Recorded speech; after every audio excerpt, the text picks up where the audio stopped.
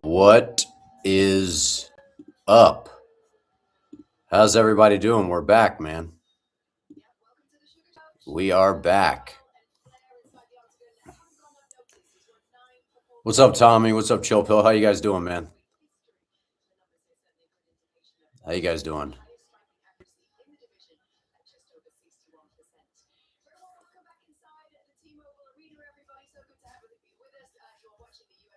What's up, Klaus? How you doing, man? What's up, Phil? How you doing? You're hype? You're excited for the Paramount era, huh?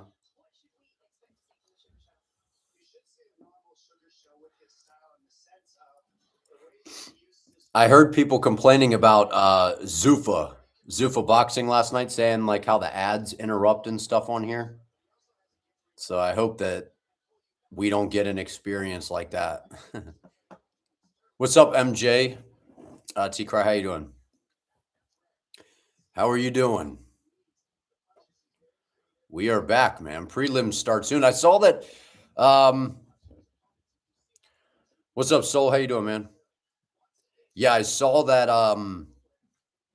Johnson versus Hernandez is off, and then I saw that Smotherman is off. I don't know if you guys saw that. He fainted, passed out. That was rough. That was crazy. And then obviously Harrison versus Nunes, which we knew for weeks about that one.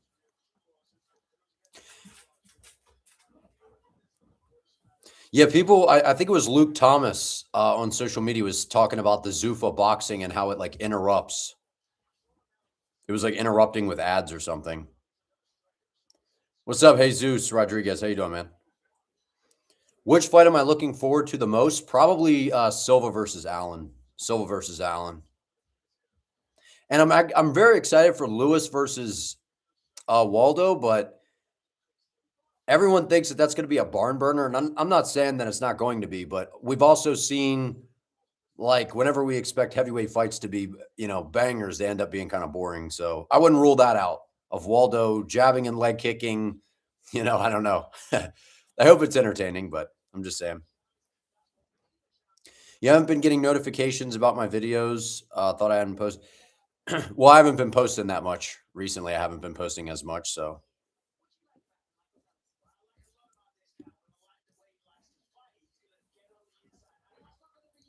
Yeah, I saw. What's up, Black Phil MMA? How you doing? Yeah, I saw that the Johnson versus Hernandez fight is off. Because wasn't there was some weird? I saw James Lynch did a video. There was like some weird activity or something going on with the betting line. Is that what was going on?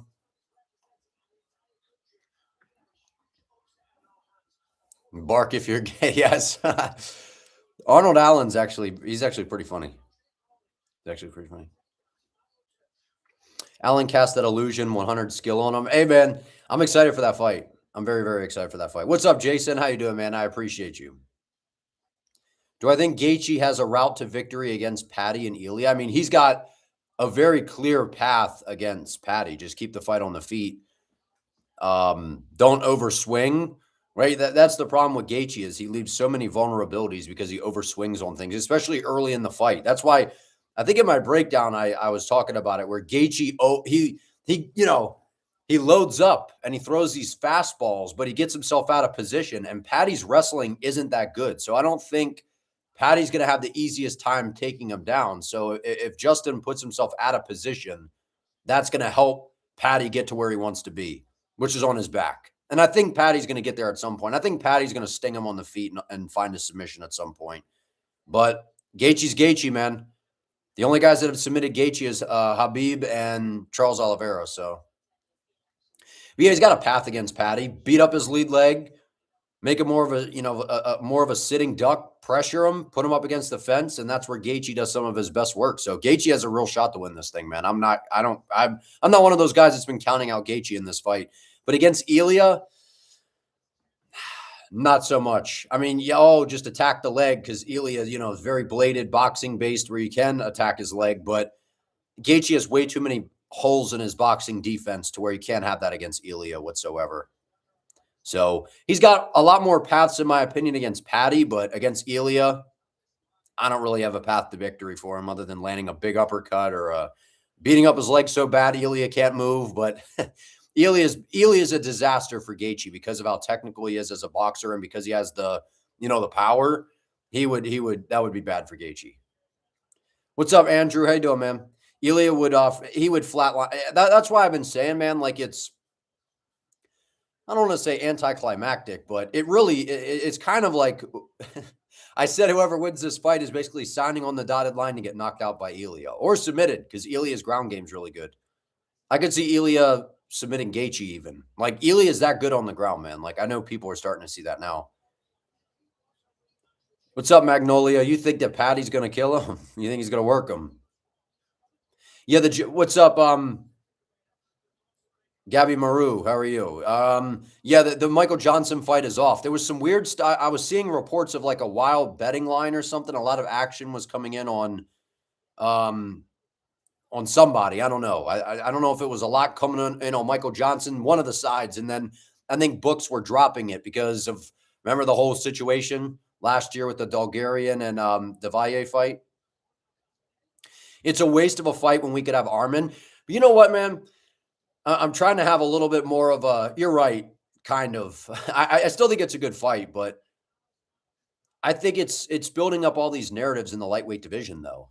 Like, think about all the narratives we have going on right now. Like, Patty's got history or like beef with Armin and with Ilya. And then Ilya's got beef with Armin. Like, they all have beef with each other. Like, the three of them all don't like each other. So it's like, I don't know. And then the winner of Max and Charles puts themselves right in the conversation, too. So I think lightweight's actually, depending on what happens tonight, it'll be interesting. I wouldn't be surprised if Gaethje wins. Like, if they end up doing, I don't know if they're going to do Gaethje versus Ilya. I don't know, because did you hear how Ilya said that about Gaethje? He's like, well, if Gaethje wins, I really can't talk about it, but they're probably going to do something different. So I don't know what he meant by that. You think this fight goes the distance with a bad beating on Patty? I mean, maybe. You think he gives him the Ferguson treatment? Is that what you're saying? What was going on with the guy who passed out weighing in? Dude, I don't know, man. There's been a lot of cases where you see fighters, they, when you weigh in, man, you're so dehydrated and, lightheaded and you're just feeling, I don't know, you're not feeling great, and then you get up there and then the next thing you know, being lightheaded, anything can happen. So I don't know. To be honest with you, I'm surprised it doesn't happen more often. And I don't mean that in like a negative way, but when you're cutting large amounts of weight, it messes with you. I don't know what's going on with this here. I'm trying to fix there we go. Trying to learn the new Paramount app here. You guys liking the Paramount app so far? I like how organized it is. And how you get all the old fights. It's basically like UFC Fight Pass on there. Johnson and Hernandez don't strike you guys as to guys who would fix a fight, but both have been professional for a while. Yeah, I wouldn't. But see, those are the fights, though. Those are the fights, the ones that you don't expect. It wasn't Wake. I don't know. I don't know what. I didn't hear anything from Smotherman or whatever. I didn't see anything on any of that. I just saw the video of him dropping. So sometimes you could get too lightheaded. I don't know. You stand up too quick. You're just dehydrated, malnourished, whatever. There's a lot of things. Or there could be something else going on. Yeah, they're not taking any risks with something happening on the first card under Paramount.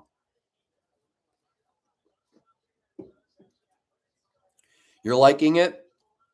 Kind of wish it was easier to pick what old fights you wanted to watch, but otherwise Paramount is good. Yeah, I like Paramount. I've had Paramount because I watch, I don't know if you guys watch Landman, then there's Mobland, Tulsa King. So there's some good shows on there, man. So I'm pulling up the UFC's website so I can see the new bout order here. So we start with Fugit Ty Miller is going to be the first fight.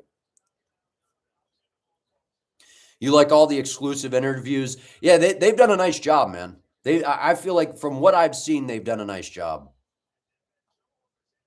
Check out that new multimedia camera view. I got to check that out too. So I wonder if that'll have commentary. Is that going to have commentary? You know how there were those videos on social media where like people show where they're like, I don't know where they are, but it's like a unique view of the fight. I'm like, dude, I hope we get that. I hope that's an option with like no commentary and just like straight audio of like the arena or whatever. That'd be crazy fun. They're saying this starts at 5:30, but we'll see. We will see. I'm just trying to make sure that, yeah, I haven't seen any other news in terms of anything falling off with any other fights. But yeah, did you guys see that? So Dana White announced that the bonuses are doubling from 50K to 100K. So normally what was a 50K bonus? So I think that was what performance of the night and fight of the night was 50K. Now it's 100K. And then if a fighter gets a finish, so a KO, TKO, or a sub, 25K. So basically putting bounty, put a bounty on everybody. So that should deliver, man.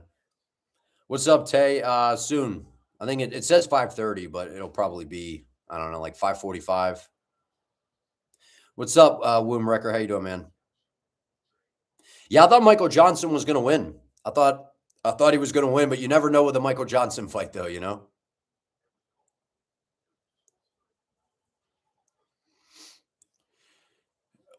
Wait, what? The first fight? Yeah, the first fight.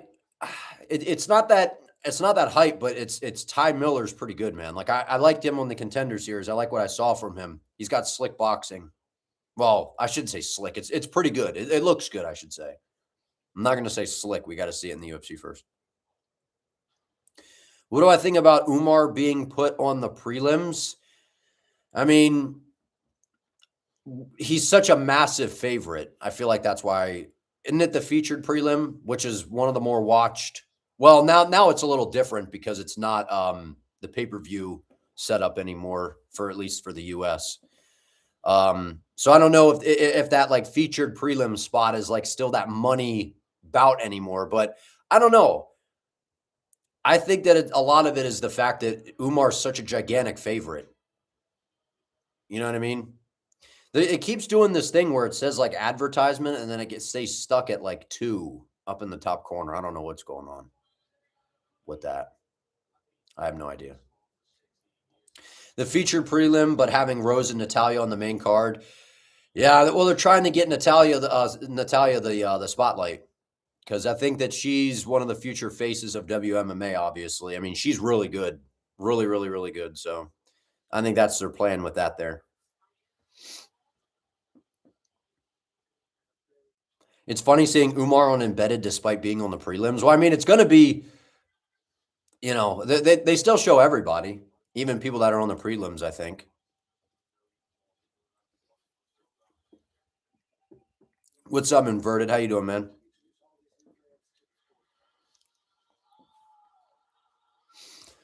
When do the fights start? An hour at 6. Well, it says 5:30 Eastern time, but who knows? Probably end up starting closer to 6. I don't know. I don't know because we also lost a couple fights. Yours said 6. Well, what? So we got 2 early prelims now. So we got 2, 3, 4, 5, 6, 7, 8, 9, 10. We have 11 fights now. So we were at 14. Now we're down to 11.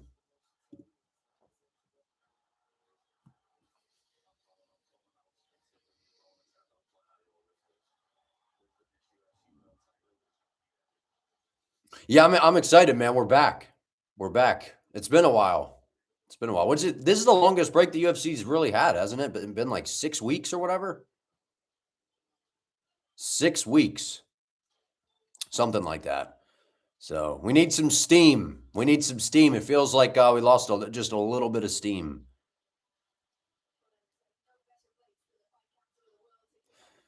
Umar had one of the lowest. Well, what he didn't headline a pay-per-view though.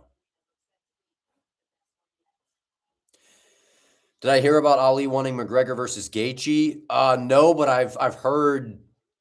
Was it Brendan Schaub or was talking about it? I was listening to Schaub the other day. I think he was talking about that being a possibility. if Gaethje wins this fight, doing McGregor versus Gaethje at the White House.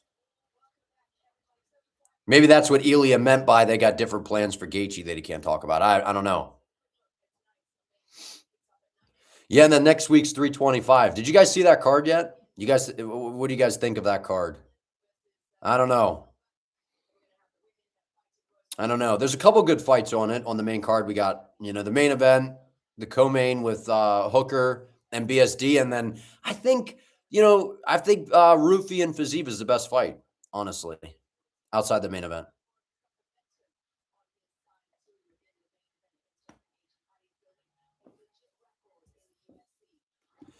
Don't sleep on Andre Poliev. Yeah, he's pretty good. He's a solid striker, but I don't know that he has anything. What's up, Tehran, by the way?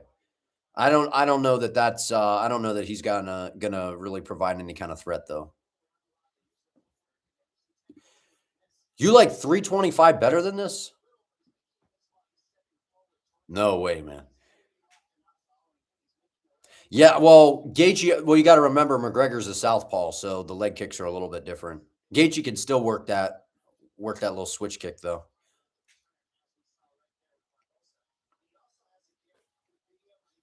You haven't seen the whole card. How are the prelims? There's 4 road to the UFC fights to start UFC 325 off.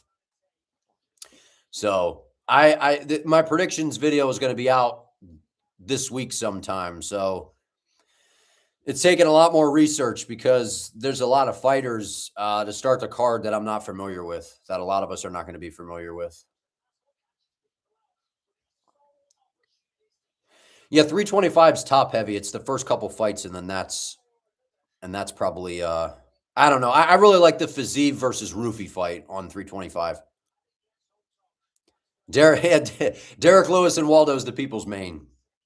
You think that's why they aren't in as big of a rush to get Umar back to a title? They thought he wouldn't be a big draw, they thought he would be a big draw, but he wasn't.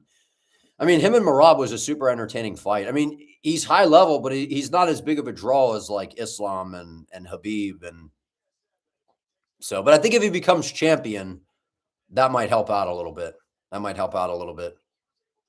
don't know. Do I think it's possible to have some announcements of important fights today, like some White House fight or something? Didn't Dana say the White House announcements were going to be February? I think he said something about February. What's up, Horse Beef? How you doing, man?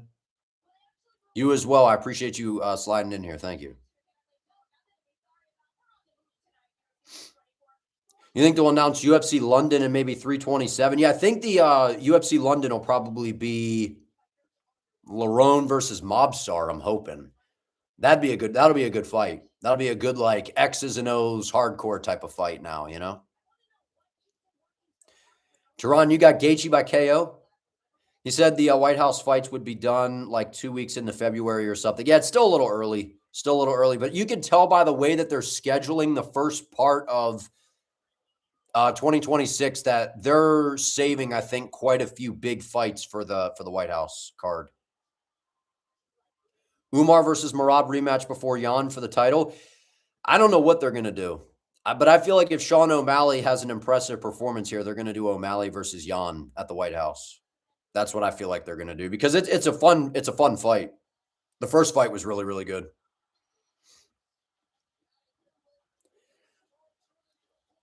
Did I see that I was one of the top 5 predictors in 2025? I did see that. Somebody sent me. Wasn't that UFC prediction trackers video or something like that? Yeah, someone sent me a link to that. So yeah, I appreciate it.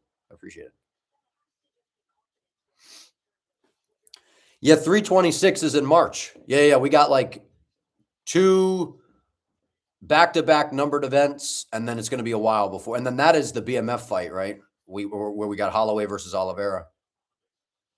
When he becomes champion, people will love him. He is so humble. Well, I feel like, again, when fighters win the belt, it just takes you to that next level. All the media obligations, the sponsorships, all that. I don't know. It just seems to really help fighters build their brand even more. Like, that's what'll happen with Patty, even though it's an interim belt. If he wins the belt, he's already pretty popular. But what do I think the big fight on the White House card is? They're the big fights. I feel like they're going to do Alex Pineda versus John Jones, or they'll have him against Cyril Gane, depending on how long Aspinall's out for. But I think they'll have Connor on the card. I just don't know the specific matchups, but the names, I feel pretty good that Poatan will be on the card. I feel pretty good that Connor will be on the card. Some of the biggest names, probably Ilya, Sean O'Malley if he wins against Jan or something. I don't know. You don't want to live in a world where Patty is the interim lightweight champion. Hey, in a few hours' time, man, it might be a reality. You got DuBronx beating Holloway. By how? You think he subs him? If Gaethje wins tonight, they're definitely doing him versus Ely at the White House. I can see that. I could see that. You're thinking Pineda versus Gane, so Alex could be a 3-division champion. That's what I'm thinking. That's what I'm thinking. That's a fun fight, too. That's a really fun fight, stylistically. Do I see Patty knocking out Gaethje? Because you see a lot of people saying he will. I think he can hurt him on the feet. Gaethje's pretty easy to hurt on the feet if you can land clean on him. We see him get wobbled a lot. He hurts basically everybody he fights, but he also gets hurt by basically everybody he fights. So, yeah, I think Holloway is a bad matchup for Oliveira, man. But again, Charles has a very high-level ground game, and his wrestling's gotten a lot better, but Max has really good takedown defense. But we haven't seen Max against an elite-level grappler, per se, at least in a while. So I think Holloway's a bad matchup for him. You got Charles dropping him and then subbing him? Wow. Yeah, I don't know about that one. Yeah, I don't know what they're going to do for the White House card, Jason. I don't know who's going to be on there, who they're not going to allow to be on there. I don't know. I've been seeing all kinds of crazy stuff. So until I hear actually from the UFC, I'm not believing anything. If Patty knocks out Justin, please end you. Dude, that'd be nuts. That'd be nuts if Patty flatlined him or something. I don't think that happens, but that'd be crazy. That would be crazy. Charles could potentially knock out. Charles has got crazy power, man. He's got crazy power, but his defense is so bad. And he's very hittable. He's very, very hittable, and I think Max is going to be a problem for him. Lightweight Max is a different breed. Connor would main event, right, despite Aspinall, Jones, or other big names. If so, Connor will fight for a title. That's what I'm wondering. What do they do there?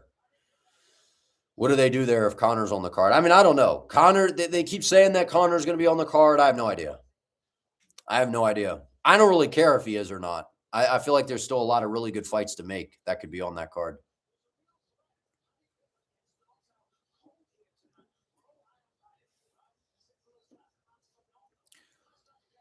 What do I expect of the featherweight division if Jean Silva wins tonight? That I don't know.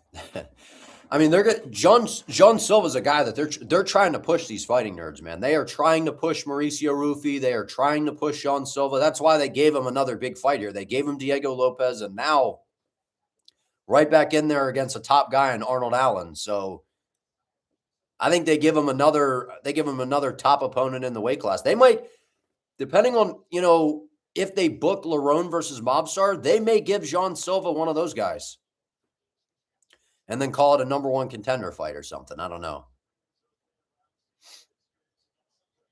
Charles striking has looked really slow in his past 3 fights. Yeah, he's very hittable too. Even in the Gamrot fight, he was getting tagged up by Gamrot a little bit. But we know Gamrot doesn't really have any pop, though. You could see Max dropping Charles and trying to finish him, then getting subbed. I don't think Max will play that game. I just think he'll tag him, let him get back up, play that kind of game. No, I didn't see Jean Silva with the belt. I didn't see that. I saw him in the back of what were they doing, an interview or something? And Silva's in the background checking out the PI, or I don't know what he was doing. He was looking at some new equipment that they got.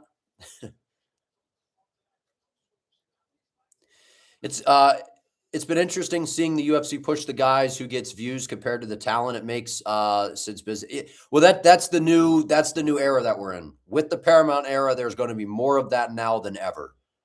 It's all about entertainment now. I mean, it's kind of been, but even more so now. It's going to be about who's putting butts in seats, who's entertaining, who's building a brand for themselves, who's marketing themselves. That's what it's going to come down to. It's no longer going to be, well, oh, I'm, 8-0 in the UFC and I got 7 decisions and 1 submission. Like, it's not getting it done at this point. It's not getting it done. You got to talk a little bit on the mic. You got to have a personality to you. That's the route the UFC's going. That's they're going, which I get it. And I think that that's great. But also, it's nice when they don't forget about kind of I don't want to say like the hardcores per se, but kind of what got us to this point a little bit, Like I like seeing the number one guy fight the champion and seeing those matchups instead of like these, I guess, strategically picked fights. But either way, I mean, they're all good fights at the end of the day. They're all good fights. The more I think about them, and we complain about them, but they're still all good fights. You think Jean might burst into tears after round 2? He was screaming and crying with the belt while doing photo shoots. He's an interesting individual, isn't he? He's an interesting fellow, man. If we're talking about getting a push to the Paramount era, Peyton Talbot is up there. That's why they gave him Cejudo. So did they move the time back, I guess? Because it's 5:45, man. NBA is kind of similar. They're wanting certain teams to be in the finals. Yeah, it feels that way. Well, again, it's, they want what's best for business. And especially now, now that you're in the Paramount era, right? It's a new platform, new opportunity, new audience. Well, not a lot of us are, it's the same audience, but a chance to bring in a new audience, new people. So they want it to be entertaining. And I like that they're bringing out more money for the bonuses. So that's going to encourage, hopefully, more finishes. You were still impressed by Talbot's grappling improvement within the year? Very much so. Very much so. From that Barcelos fight to see where he got in that Lima fight and then against Cejudo, it's impressive. It's impressive. They got Weidman and Bisping doing a little breakdown right now.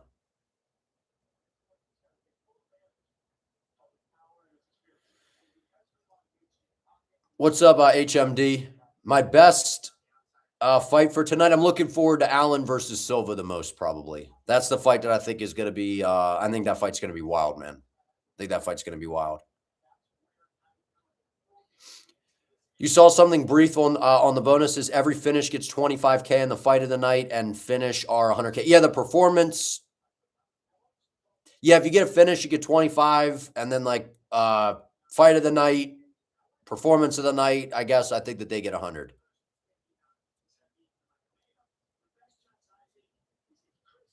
Yeah, if guys are just straight grapplers, man, and they're not finishing fights, you're not getting pushed by the UFC unless you have a crazy personality or something. Like you're really good on the mic. Or if I could pick a fighter to push, who would I pick? Ooh. I don't know, man. You got me on the spot here. I mean, I like Kevin Vallejos, and they're kind of pushing him already, so I guess they're doing that one. I like Kevin Vallejos a lot. Chanko. Hey, this is big disrespect, brother. John Pork. 2-time Muay Thai champ. Yeah, I think Chanko, man. Did you see the views on that? Was it Red Corner MMA's YouTube channel? They had a video of Umar, and they collabed with Habib's YouTube channel, and I think it had like 200 and some thousand views. And then the video of Chanko had over 500,000. So 200,000 views and then 500,000 for John Pork. So yeah, I would push Chanko, man. I would push him. He's going to have like the most highly anticipated debut, one of the most highly anticipated debuts in UFC history. He is. He's a top 5. I agree. He's a top 10 star, I'd say. Probably. I mean, he hasn't even had a fight in the UFC. He had a crazy, I mean, that if you guys did not see that DWCS fight that he had, that was crazy, man.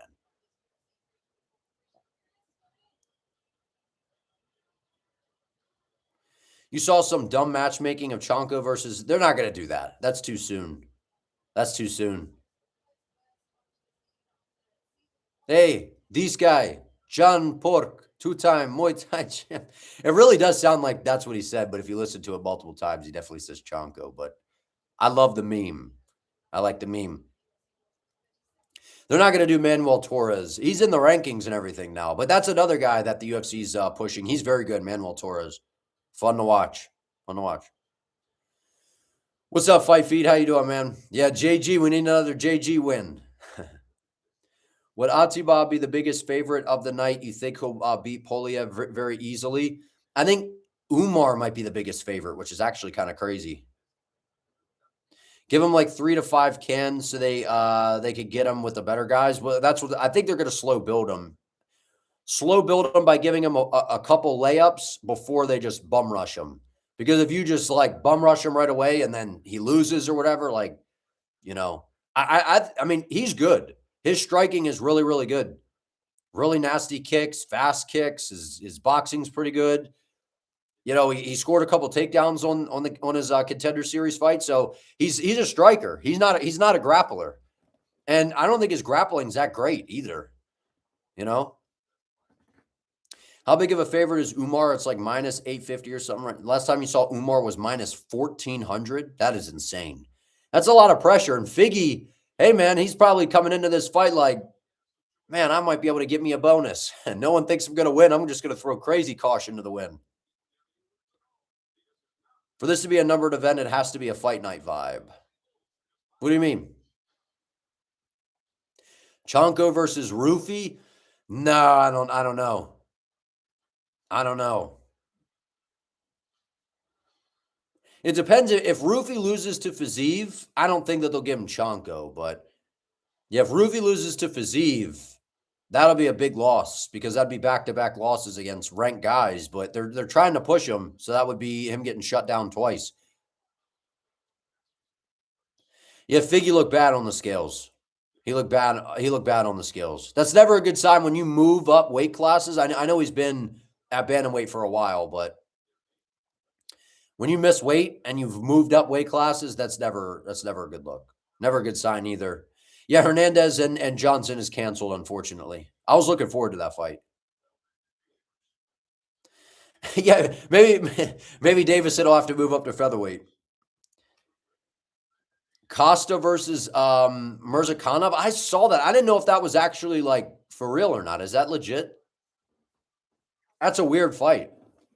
I think Mirzakhanov will probably knock out Costa. I mean, I know Costa's durable and stuff, but I don't know. He doesn't have crazy power at middleweight. I think he gets wrecked by Mirzakhanov, man. That's not a good fight for Costa at all.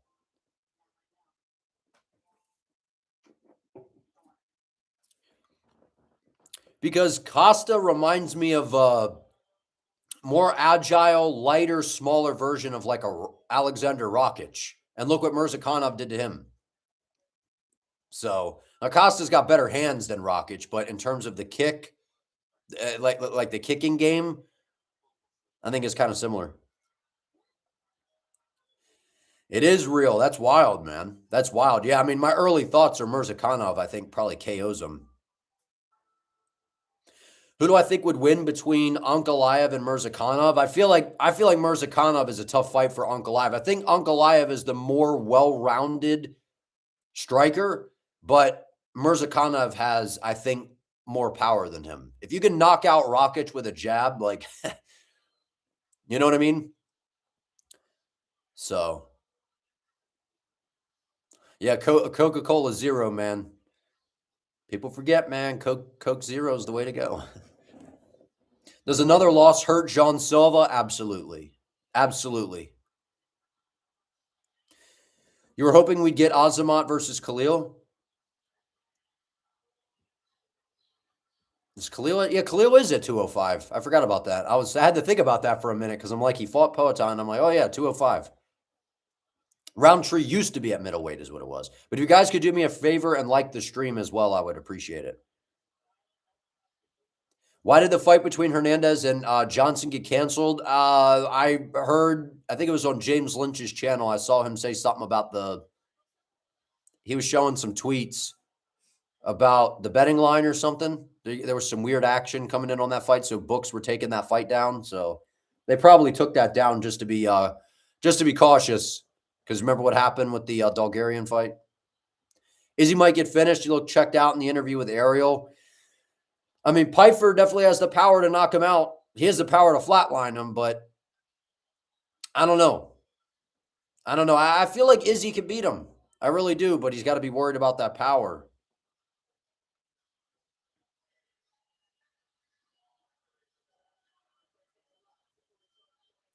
What's up, Fight Roast? No, it's because it said that it was 5:30 was when it was starting, and now I guess it's 6. So if Silva loses tonight versus the winner of Vallejos and Emmett would be amazing. Well, even if Vallejos wins, I could see them giving him like a big fight. Let's see. So, they ran that too quick. It was showing the odds. You feel like the UFC is doing this on purpose for all Costa's fight cancellations? Well, some of them have been on Costa, and other ones the UFC like pulled him and has moved him around too. So, who do I have for the main event? I got Patty by sub, but we'll see. I kind of like to see Gaethje win, but I don't know. I don't know. All right, I'll put up our first poll for the first fight we got. We got Adam Fugget and Ty Miller.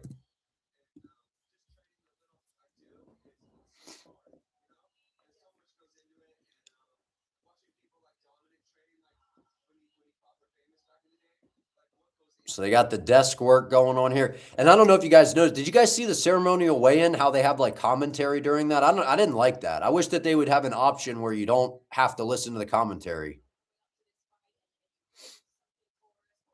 I like the ceremonial weigh-ins when there wasn't commentary, but it's obvious to me what they're doing. They're like because the way that they were talking about the fighters during the ceremonial weigh-in, they're like clearly trying to help educate viewers, like the ins and outs, because they know that there's a lot of new people that are going to be watching this. So they're really trying to get into the weeds, a lot of the generic information, which I think it's all great. I would like an option for the ceremonial weigh-in where we don't have commentary, unless they had that on the YouTube channel, and maybe I have to go there to see it. But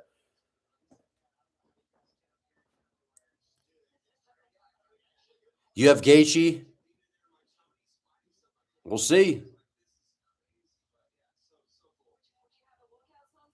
Imagine if Justin somehow wins, the UFC's plans for Patty would be ruined.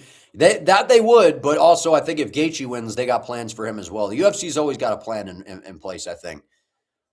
But Fight Feed, you got Miller. I got Miller too. I got Miller getting it done. Yeah, the clip of Bisping saying it's the easiest job, and then right behind him, dude, that was so crazy. That was so crazy. It's not funny, but it was just like it was like it's like funny because of the timing of that. It's like it was scripted. It was like it was acting. It's like someone was like, and 3, 2, 1, action. And then Smotherman was just like, boom. And like, it was literally like, as soon as Bisping said it, then he just collapses. I'm like, dude, it was like they were filming like dark humor. Like I don't think it was funny that he fainted. It was just the way that it went down. It's like, as soon as Bisping said the words, he just, boom. Dana said his first question was, does he still have his teeth? Dang, man. I mean, when you fall straight down like that, his shit bounced straight off the ground, man. So that was rough. That was rough. Yeah, like I said, it wasn't funny. It was the fact of it was literally like they were filming that intentionally, like it was a skit or a stunt in a movie. Because as soon as Bisping said the words, you just see him go boom. I was like, the timing could not have been much better than that. The way that went down, that was wild, man. And the way Bisping reacted, I know.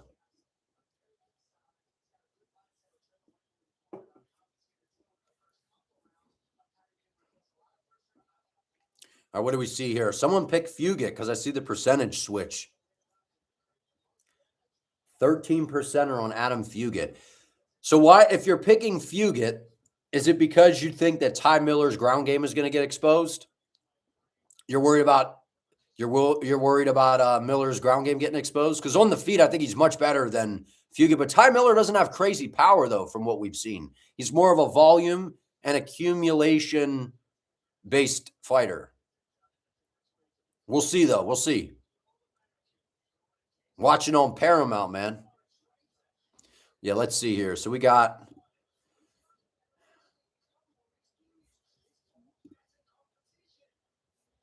Yeah, we got the Paramount era, man.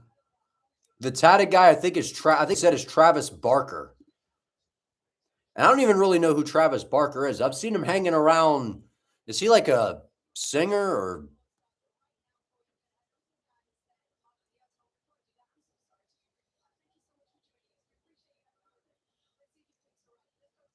Blink-182 drummer.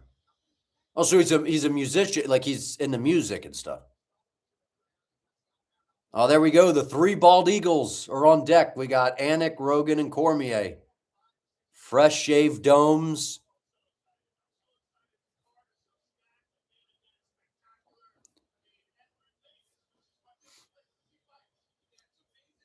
I'm excited, man. The 3 bald eagles stealing that. It's the MMA YouTuber with the wig. You want me to take my wig off? You want me to take my wig off? Here's proof that it's not a wig, man. Ready? It's not a wig. I'll go Wolverine mode for you. Yeah, it's not a wig. Anik looks like he was hanging with McGregor.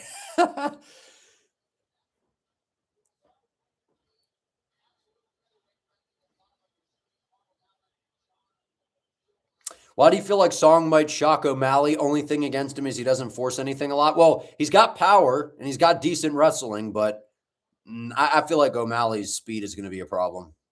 I appreciate it, Jesus. I appreciate it, man. When I look up Travis Barker, he comes up as a Kardashian baby daddy before a drummer.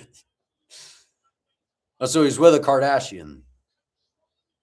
I'm surprised he still got his life together then, because everyone that ends up with a Kardashian, they go full wild mode. The Hernandez fight being canceled.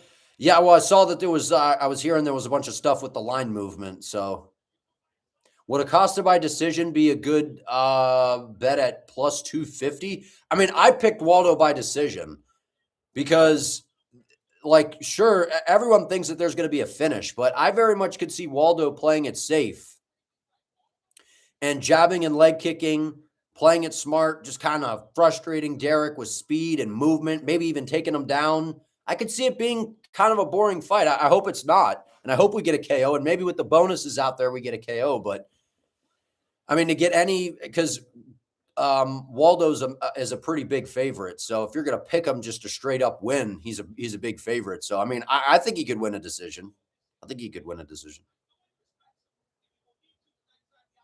But I don't know, man. It's hard to call heavyweight fights. What's up, 85K9? I was doing a stream, the Ankalaev card. That was a while ago. That was UFC 320. Tell my dad Hugh Jackman to stop making movies. Unk doesn't have it anymore. I'll let him know. There hasn't been a UFC card where all the favorites have won in over 15 years. What underdog do I think pulls it off on the main card? I wouldn't be shocked if Derrick Lewis gets it done. And I wouldn't be surprised if Gaethje gets it done. But I can see Derrick Lewis catching Waldo, man. Derrick Lewis seems motivated. Even though I picked Waldo, I definitely could see Lewis getting it done.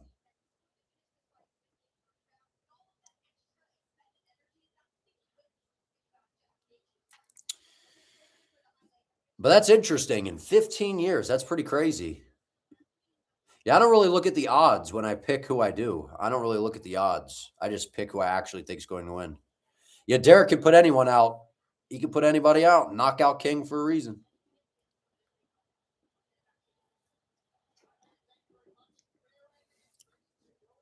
So we got Fugit, Miller, Hokit, Freeman, Perez, Johnson, Krylov, Bukauskas, Gaethje, Pulev, Nurmagomedov, Figueiredo.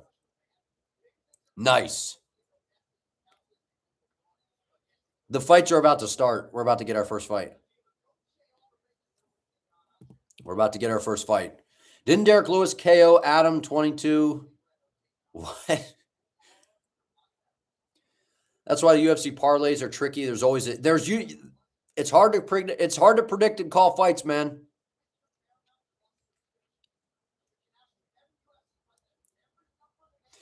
So with the Paramount subscription, you get every numbered event every fight night, and then you get Dana White Contender Series and the Ultimate Fighter. Man, that is sweet. And then basically the full fight library. So that's something that I also want to start doing for members. So those of you that are members of the channel, I greatly appreciate you guys, man. We're going to start doing some film breakdowns because the UFC are copyright hawks on YouTube. So you can't really use much footage. So if I do members, we can actually, I think, use footage. So, and now that we got it all on Paramount and everything, we're going to probably start doing some fight breakdowns. So keep an eye out for that. So members, that's something we're going to start doing.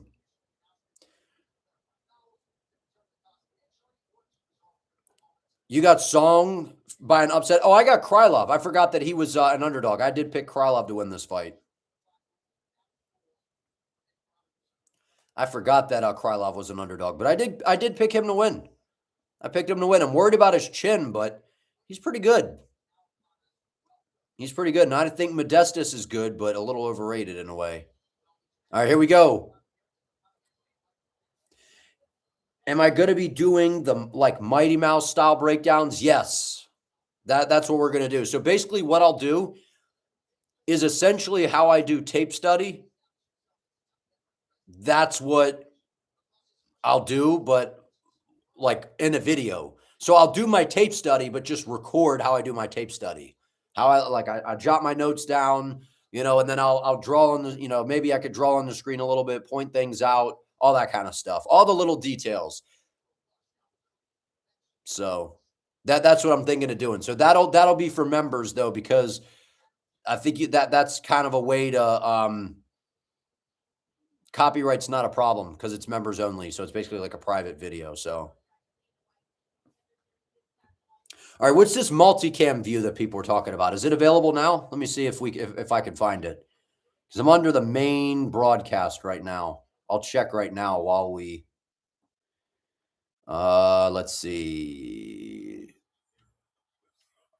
I just see different length. Oh, I see it. The multi-view. Oh, that's at 9. Multiple camera angles giving you dynamic perspectives of every moment inside the octagon. So that's at 9 is when that opens up. That's when they do the multicam. Good to know. Yeah, just for the main card. I didn't know that it was just for the main card, but I'm going to do that. Available for 9. I'm gonna flip it to that. All right, here we go. We got our first fight of the night.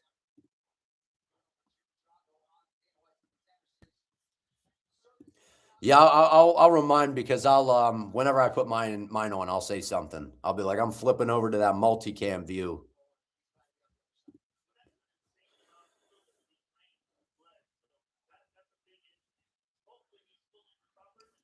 But are any of you getting impacted by this big snowstorm we're getting? Hopefully my power stays on, man, and the internet. I'm sure quite a few are. Yeah, we'll see if Daniel Cormier did some research. He's had, 6 weeks to get ready for this. We'll see if he actually did some research for these fights and knows who everybody is. What happened to Ankalaev? We didn't hear anything since the KO. He's taking some time. I think. Yeah, Klaus, that's right. You're in Tampa. You're in Florida, so you're good. It's cool there, but you don't have to really worry about it. Jason, it's cold and snowing where you are. You must be in, I'll guess, New York. New York.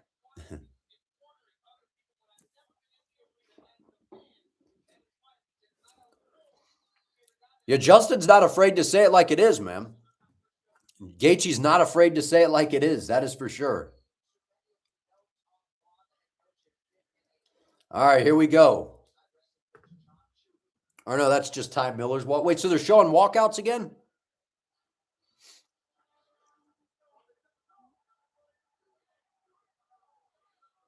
Oh, Jason, you're in West Virginia. Nice. It's cold where you are, Ashtray, but hasn't done anything yet, and you're not getting much. Well, I wonder where you are, because what I was seeing in the forecast is it looks like it's now like down below, like more southern. You got the that ice, the ice stuff that's coming.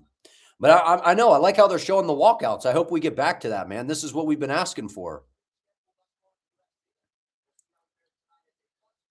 And look at the website. They actually got the website all together here, man. The UFC's website actually was looking pretty updated pretty quickly.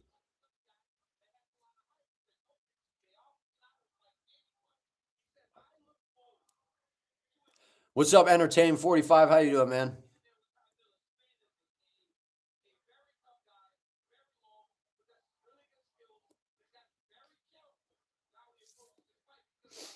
Yeah, because Adam Fugit just got knocked out by Islam Dulatov. That was brutal. He got thumped. Yeah, it only took 7.7 billion for them to start doing the things that make sense again. Those are the things they need to do to be taken seriously as a sport. Or you hope they always show the walkout. It broke your heart when they went to a Burger King on Tony's last walkout. I know, man. Yeah, the walkout, it's like all the little things, dude. Like, it's just all the little things, like simple things that aren't, like, shouldn't be complicated. Things that should not be complicated, at least that I don't think are complicated.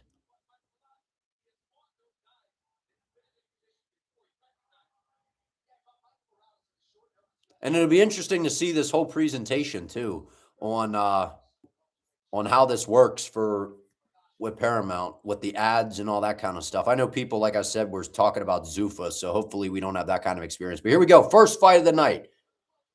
Adam Fugget. He's a plus 420 dog. Wow. He's a pretty big underdog. Did you guys see Ty Miller on DWCS this year, man? He looked clean on the feet. A plus 60, a 560 favorite. I know he's a big favorite for a debutant. I know. Imagine Fugit pulls this one off. Let me check the poll here. What do we got? 73% are on Miller. Yeah, I think Miller's gonna be he's gonna be a problem, man. He's good.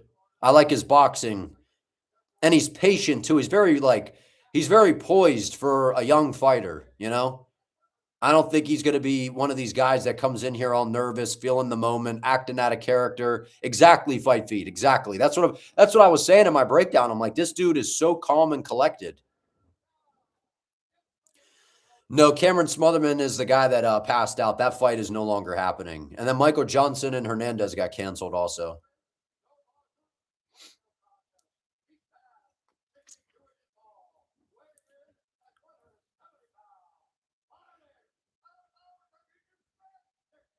No, they're showing Fugit.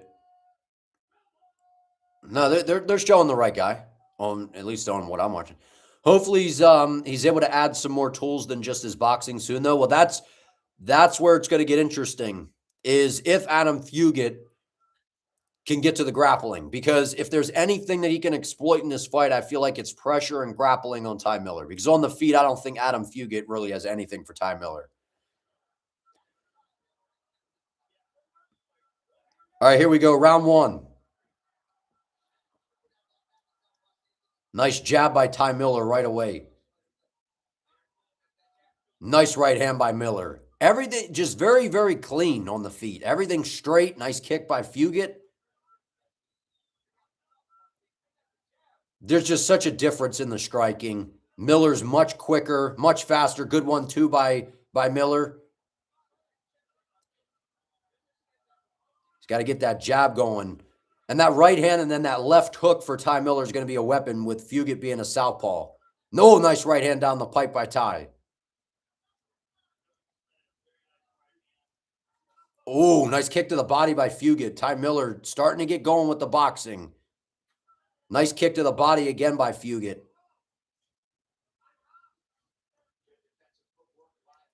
I feel like if Miller starts to open up and rip to the body, that left hook I feel like is going to open up at some point.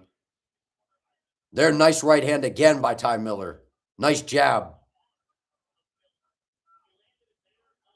Ooh, good kick to the body by Fugit. Fugit better be careful spamming those body kicks, though. I can see Ty Miller timing it with a right hand. Well, good right hand by Miller. Good jab. Nice check hook by Fugit.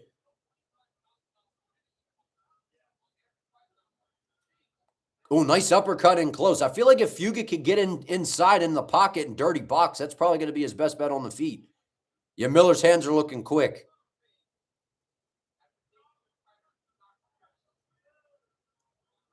I like the, oh, nice 1-2. That was a fast right hand by Ty Miller. Now Fugit looks to clinch. Nice knee inside. Good head position by Fugit.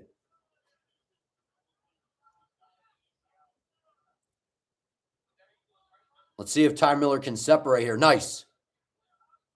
3 minutes left in round 1. He throws his hooks a little bit like too noodly, though. Ty Miller. If I have to critique his boxing at all, his hooks are like slappy. They're like noodle armed.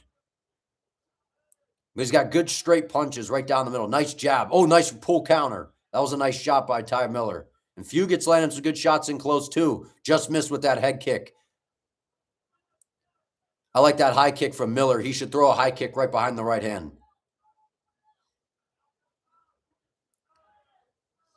I like that little feint level change, throwing an uppercut by Fugit. Fugit looks like he's breathing kind of heavy. Is it just me? Nice right hand by Miller.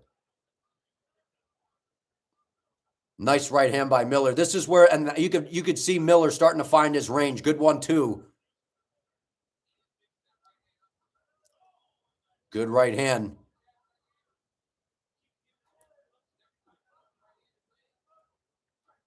Good right hand. Nice check hook by Ty Miller on the way in. Good right hand by Miller. Fugit tries to level change. Nice job by Miller to defend. Oh, nasty right hand down the middle by Ty. Fugit's just kind of chipping away with these kicks, though. Inside leg kicks, ripping to the body well. That's tiring, man. Spamming a bunch of kicks, and he's getting himself out of position. Ty Miller needs to step in and time that body kick with a right hand.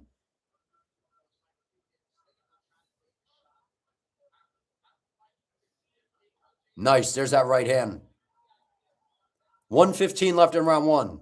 Yeah, Miller's takedown defense looks pretty good so far, but we haven't really seen Adam commit to anything, though. Fugit looks a little labored to me. I'd like to see Miller needs to get back on that jab, man. He was busting, and that'll affect the breathing, too. That's probably one of the reasons Fugit looks like he's mouth breathing a little bit. Oh, nice spinning elbow by Fugit.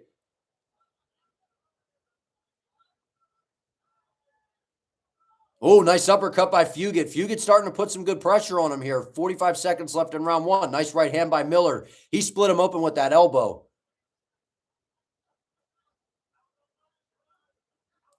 Good first fight, man.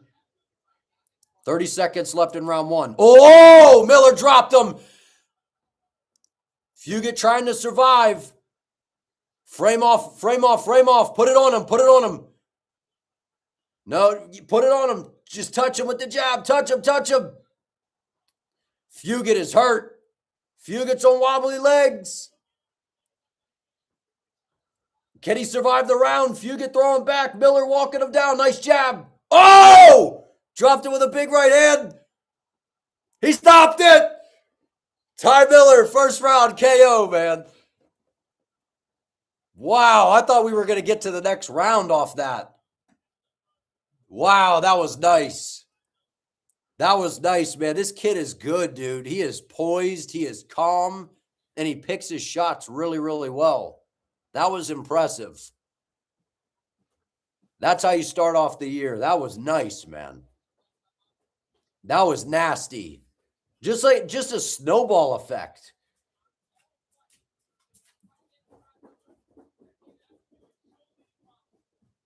That was nasty.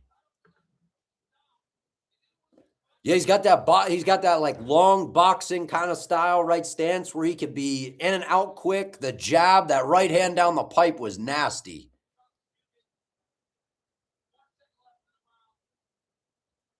But if you guys could do me a favor and like the stream as well, I would really appreciate it. You predicted a round 1 KO. They are never correct like that. Yeah, hey, man, good call. Good call. I can't remember what I said. I think I said like a later round TKO, or I said a decision and then a late round KO. I don't remember what I said. I definitely picked Ty Miller, though. High shoulders and straight punches. I know that was good stuff, man. Brother, when they going to check the grappling, brother? Yeah, someone better. His boxing is slick. That was a great way to start, man. Great way to start it off. All right, now we got Josh Huckett versus Denzel Freeman next. Yeah, that was a nice elbow by Fugit. That was a nice elbow.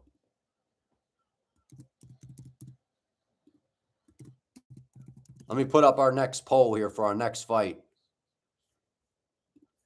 Make sure all right, there we go.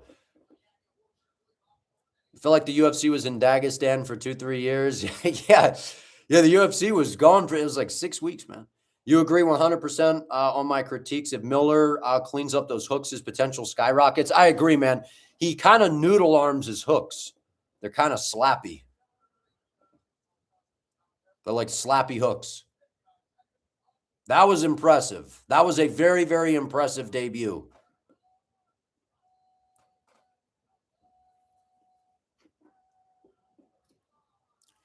He did that faster than Dulatov, didn't he?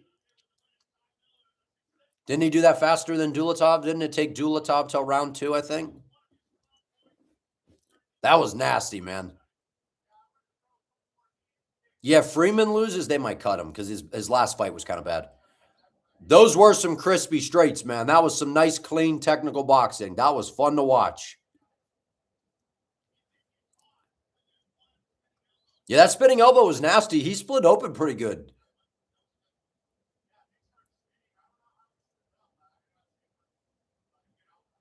That was nasty. And you know what? I obviously don't want to get cut, but he got hit a little bit, got tagged with some shots, and Ty Miller showed, man, he's durable. I don't know who he fights next. The UFC will probably give him a slow build because he's only 25, and he's only got like 6. That was his 7th pro fight, I think. So he's, what, 7-0 now? So if you guys could do me a favor, like the stream. If you're new, sub to the channel. Help me out. We're trying to hit 10K. On the road to 10K, man. But I don't know who he fights next. The middle welterweight, there's some contenders now. So I'm excited for that multicam view. I'm very, very excited about this. Whenever we get this multicam view for the main card, I'm looking forward to that.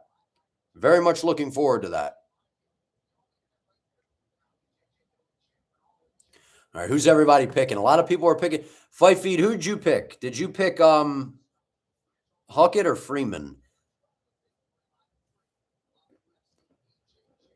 I think this fight's interesting. The Huckett fight I think is actually very interesting because I didn't like the way that Josh, when he got leg kicked by Max Geminis, he had a horrible reaction, man. It like compromised his entire, like his lead leg was clearly compromised. So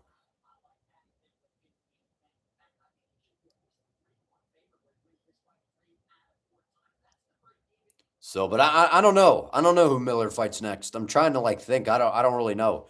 I think the UFC will give him a slow build though. They should give him a slow build.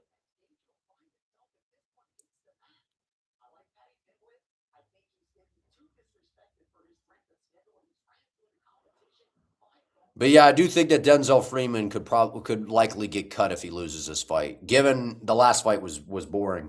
But he's pretty good though. I think he's like 6-1 as a pro, if I'm not mistaken. I think he's 6-1 as a pro, isn't he, Denzel Freeman? So put some respect on his name. Let me see here.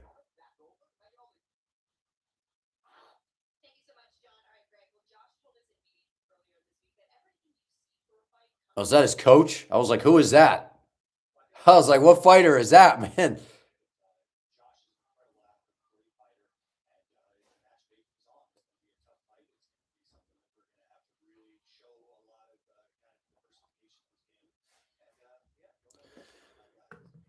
Yeah, we'll see, man. I don't know. I'm like, I'm just not sure with Josh Huckett. I think he's very skilled. He's got good wrestling. Right, he was a football player. He's a good athlete, lower center of gravity. He's very explosive, but on the feet with that Max Geminis in his last fight, Geminis hit him with a leg kick, and I just don't know the way that Huckett reacted. I don't know. That leg kick affected him, and Denzel Freeman's a much better striker and a much better overall MMA fighter, I think, than that guy was, Max Geminis.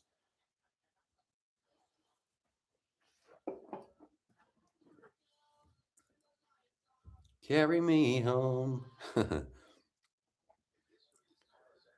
Wow. That was a great way to start the card.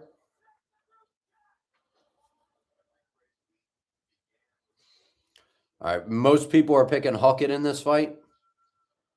I'm not surprised.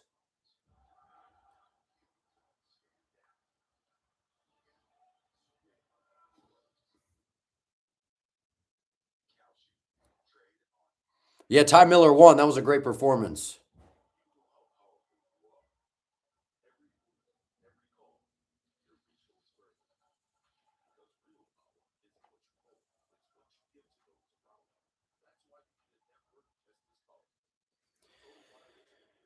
All right, what do we got here? Some people are picking Denzel Freeman, though, huh?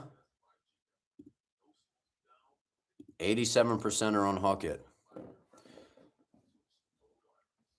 You missed it? Yeah, Ty Miller dotted him up.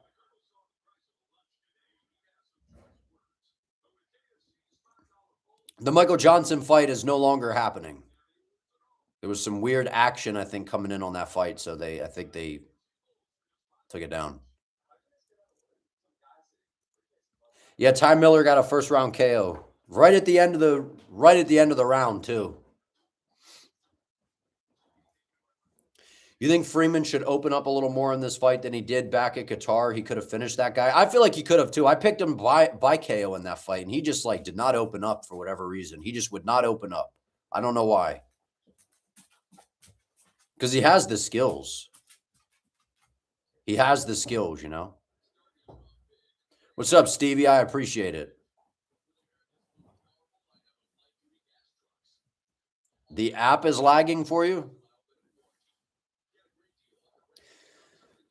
Yeah, I've heard mixed reviews with the Paramount setup.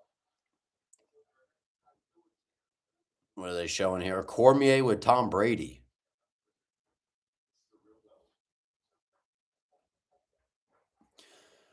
What's up, Alejandro? Haven't seen the next fighters. What's their style? All right, so let's take a look here. We got Denzel Freeman and Josh Huckett. This is what we're looking at. Josh Huckett is more of a wrestler, but he's shown that his striking is really improving, and he's got thunder in his hands. He's explosive. He's fast. He's a former football player. Played in the NFL briefly. He's wrestled as well. So, but then Freeman is very well-rounded. I think he's actually like the more technical overall fighter, but I think Huckett is probably a better wrestler. Freeman is like more of a Muay Thai-based striker. So he's got pretty solid kicks. His last fight was very underwhelming. He didn't open up a lot. He was very just kind of stagnant, didn't really open up. Where I feel like if he did, he could have won even more convincingly, like by a knockout. He did win, but it was a very underwhelming fight. Yeah, you see the little promo they ran for Diego Lopez? They're hoping that he knocks Volk out, man. Just feels that way, doesn't it? Yeah, I mean, I got it in this fight, but yeah, I think Josh will get him down and be able to work him on the floor a little bit. He's got good ground and pound.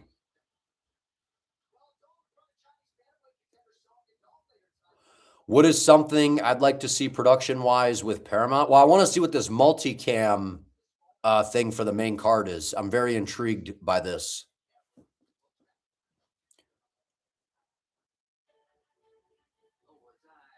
But yeah, I was saying for the ceremonial weigh-ins, I don't want them to have a commentary team, or at least give us an option that doesn't have the commentary team. I kind of wish, like for the multicam view, if there's like no commentary for that, that'd be crazy. Where it's just the crowd noise, that'd be amazing.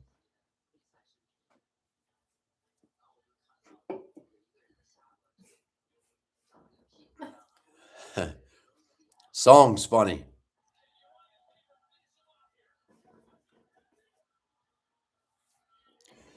It's crazy to see how far the UFC has came, huh?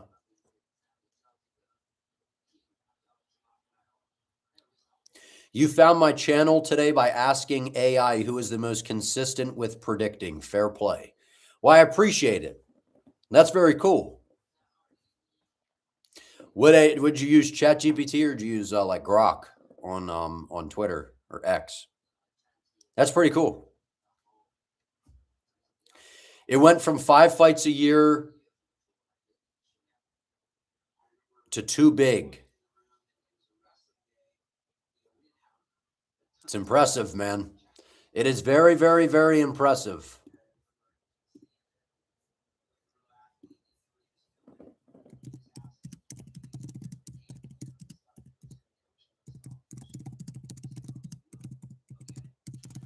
Let's see here. Song Yadong.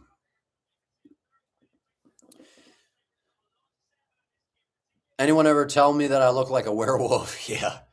Yes, someone was just doing that earlier in the chat. Did I see the odds tracker at the end of the year? Pretty sure you saw me in the top 10 category for the end of the year. Yes, I did see that. I appreciate it, man. Yeah, I did see that. I did see that.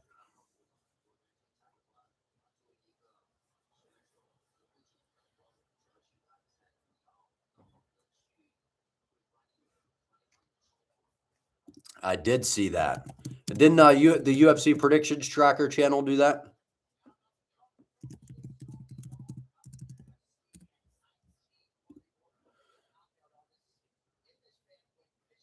I appreciate it fresh today, man. I really appreciate it. Thank you.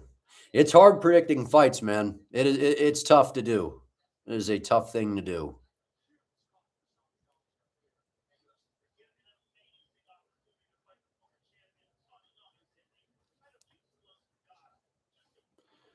Doo, doo, doo.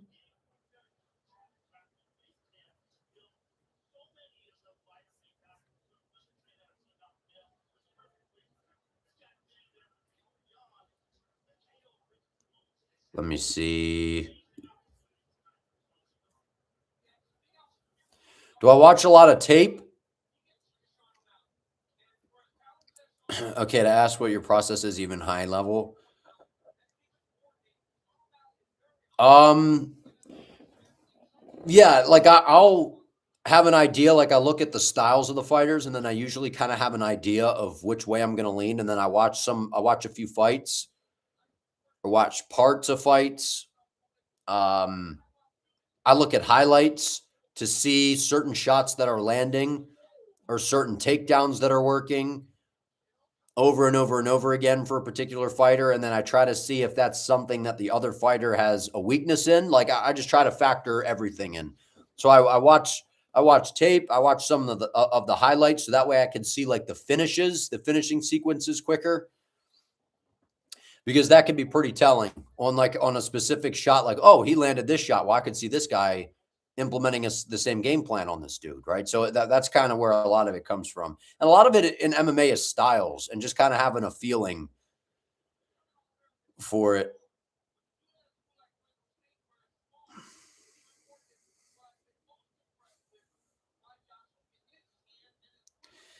Yeah, the only thing I worry about is that they're going to drag all this out. Like, I thought we would be on the next fight, man.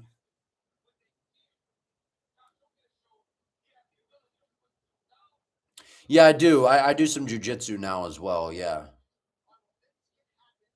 I've done striking for a while. So yeah, like I feel the striking is really where I feel the most um like I feel like I know what I'm looking at really well with the striking. Where with the grappling, I know what I'm looking at, but improving on that because grappling to me is a lot more complicated than striking when it comes to, positional awareness. What's where, if you're in side control, what positions are possible here, right? If a guy's in a turtle position, someone takes your back, what's possible here, right? There's just so many different things happening on the ground. Where on the feet, it's pretty straightforward, right? You got your standard striking, with the boxing, kicks. It's just a matter of styles, right? Some guys are more boxing based, some guys are more Muay Thai based, some guys are more karate / taekwondo based, and then so it's a little bit, I don't know. Striking to me is it's a little easier to kind of see the holes and see where grappling a little bit different, a little bit different. But you see a lot of the times, like for example, if you have a guy that is a solid MMA wrestler with really good jiu-jitsu, and then he's up against a guy that's not particularly good at jiu-jitsu, but has like a really credentialed wrestling background, the wrestlers like to go to their knees when they try to stand up. Like there's certain tendencies that happen that can get guys like that in trouble. So that's kind of, I'm still very much learning with the grappling. You know what I mean? Like I know a lot about, jiu-jitsu, wrestling, all elements of grappling. But to me, that's when you train jiu-jitsu, that it's like endless learning. Like it feels like every single day that you go, there's something, you learn something new. You're like, what? I didn't know that. And it's something usually so simple or a small detail.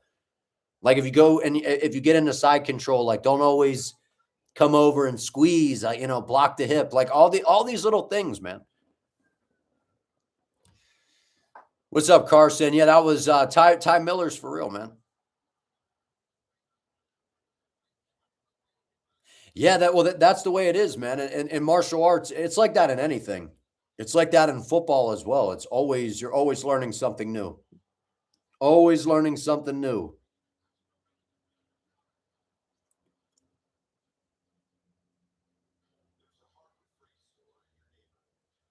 Oh, I like a good Harbor Freight commercial. Harbor Freight.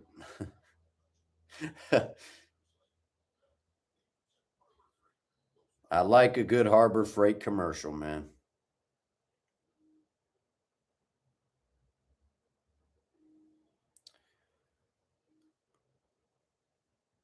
So I wonder how long they're going to be in between fights, man. This seems like it's going to be a while every time, huh? Yes, I did my NFL picks. They're on that. I assume you found that channel, huh? Yeah, they're. I posted my picks for that.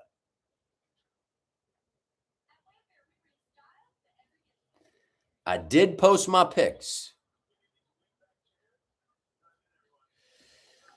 So I did like a breakdown too for each game. AFC NFC Championship game. Who are you picking, Carson? Who do you got?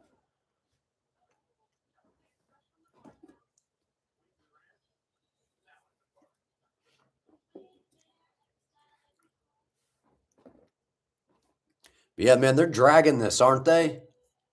Because it was a quick finish too. Anytime we get a quick finish, they always just you're gonna give it a watch. Patriots all the way. So you got New England. Yeah, I feel like New England's gonna win, but I don't know. I like Jarrett Stidham. I'd like to see him play well, but realistically, I feel like even if Denver had Bo Nix, I still would favor New England to win.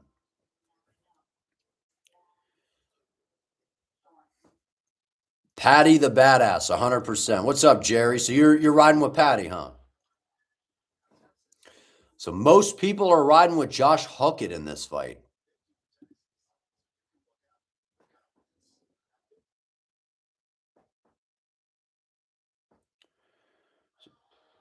All right, here we go. No walkout shown this time. They said, screw the walkout, man. You got Huckett by decision or KO? I feel like if he could take Freeman down and control him on the floor, he can work his ground and pound, but Freeman's a pretty solid grappler. I think that Freeman's the more polished fighter on the feet, but that doesn't always mean everything, especially when it comes to heavyweight. And Huckett is explosive. He is very, very, very explosive. We'll see if Freeman opens up a little bit more in this fight. I feel like he's only 6'1". He looks taller than that. These heavyweights, man, these are some of the shorter heavyweights, huh? Would you guys could do me a favor and like the stream? We almost got 40 likes up in here. I would appreciate it. I would appreciate it. The Umar Nurmagomedov fight is the featured prelims. We still got a little ways to go before that one. We still got a little ways to go on that one.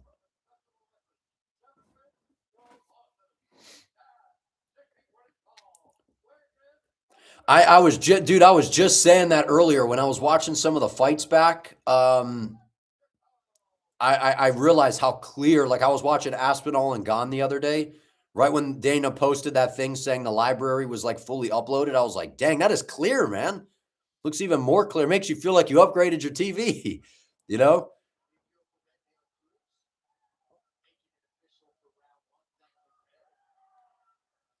All right, here we go. We got round one. Huckett, Freeman, here we go. I miss Mike Goldberg sometimes, man. Oh, big right hand by Huckett. Huckett getting in on a single right away. Freeman defending. Oh, nice takedown by Huckett. Puts him right on his back right away. That was too easy. Went right after him, throwing bombs away with the overhand rights. That was too easy for Josh Huckett. Now, Freeman's got his butterflies in here. Nice job by Freeman. Now, Huckett's on his back. That's what I've wondered about Huckett. What is his jiu-jitsu game like here? Because it's one thing to wrestle and drag him around and control him, but what is I know he's got good ground and pound, but what does his jiu-jitsu game look like? We're almost a minute in, and it's been all Josh Huckett so far. Very dominant.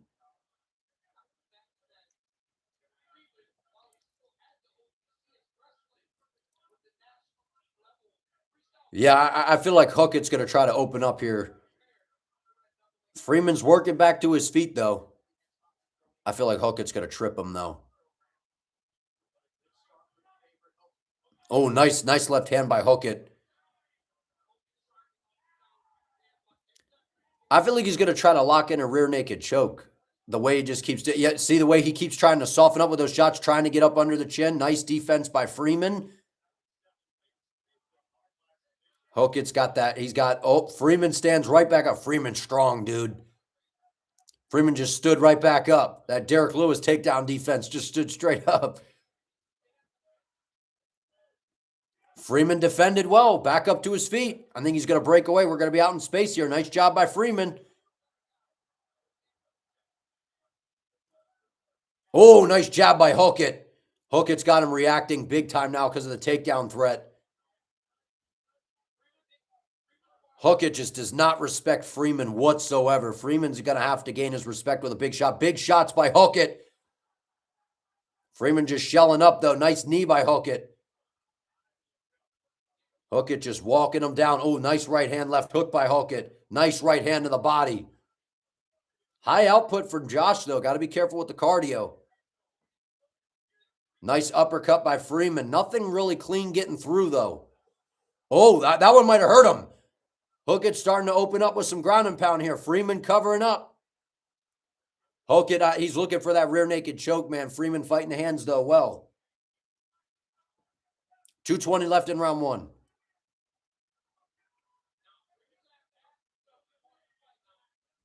Oh, Freeman. Oh, no, that's not good. Huckett's going to try to flatten him out. Freeman rolled over to his back, and then Huckett just started opening up with that ground and pound.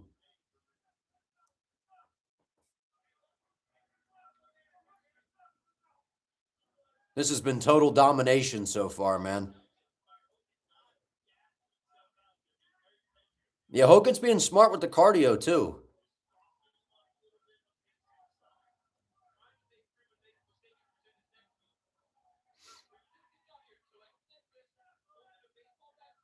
Yeah, 135 left in round one.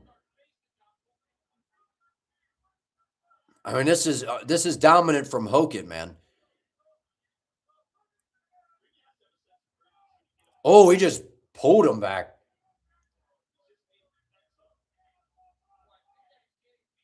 He's hitting him in the ass cheek.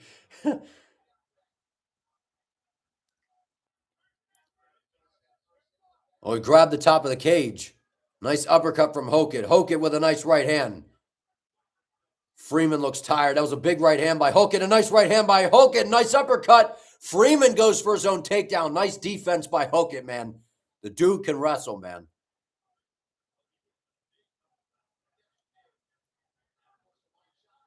Freeman is exhausted. Hoket walking him down now.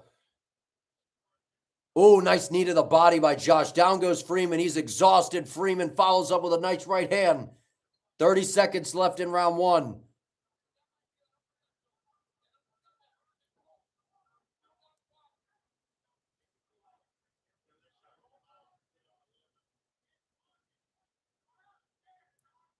Nice knee by Hoket. Go to the body. Just rip to the body. Rip to the body. Oh, nice knee by Hoket. Nice knee again. Nice elbow. Freeman is exhausted, dude. Oh, nice right hand by Hoket. Oh, throws a little kick. Freeman stumbling, and he flips him off and walks away. Oh, man. He waved it off. He waved it off. I think he waved it off. Wow. That was domination. One-sided by Hoket.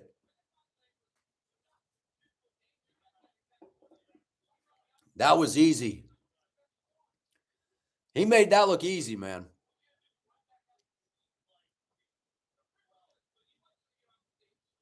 That was a crazy pace.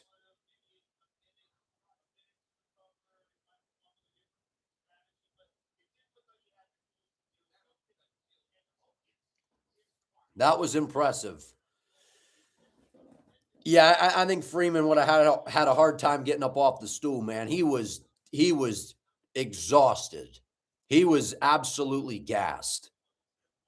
He was absolutely gassed. That was just easy. That back-to-back first-round finishes. That's how you start the new year, man, the new Paramount era. Back-to-back KOs, and that's your early prelims. And then we got Perez versus Charles Johnson.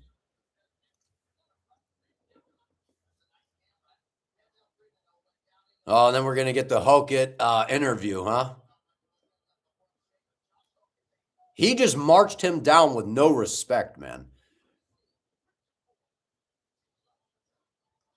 That was a dominant win. I like the graphics, too. The graphics look pretty cool tonight, too. Yeah, that was dominant. Very, very dominant and easy.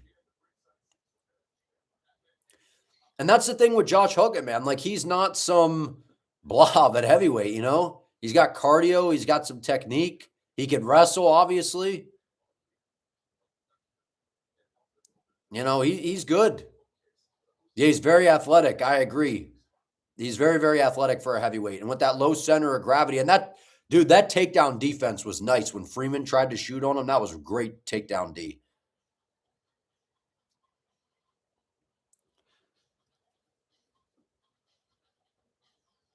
Yeah, I hope this continues, man. I hope this continues. I hope we can fly through these fights, though, instead of waiting so long in between.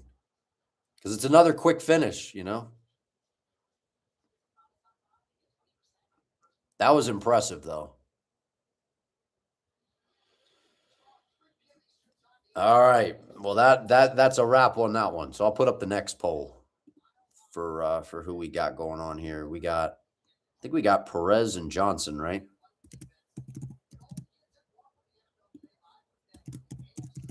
That's cool, man. We're getting football announcements on these broadcasts now because of CBS.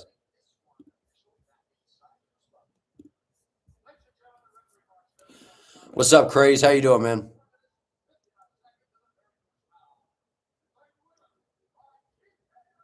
That was easy. I know, yeah. He got the walk away, flipped the bird. Mark Smith saw the disrespect. Saw the middle finger. He's like, I got to stop this thing, man. All right, let's hear the post-fight interview.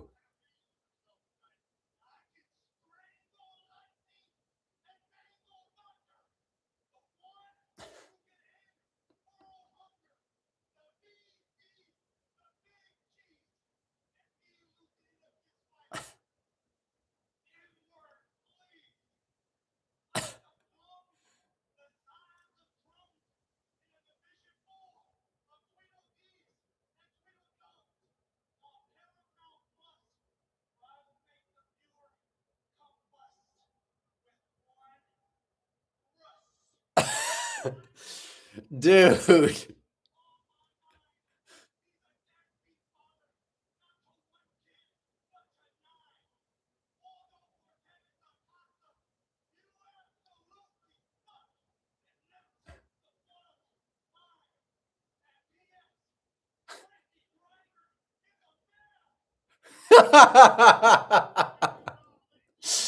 Oh, dude.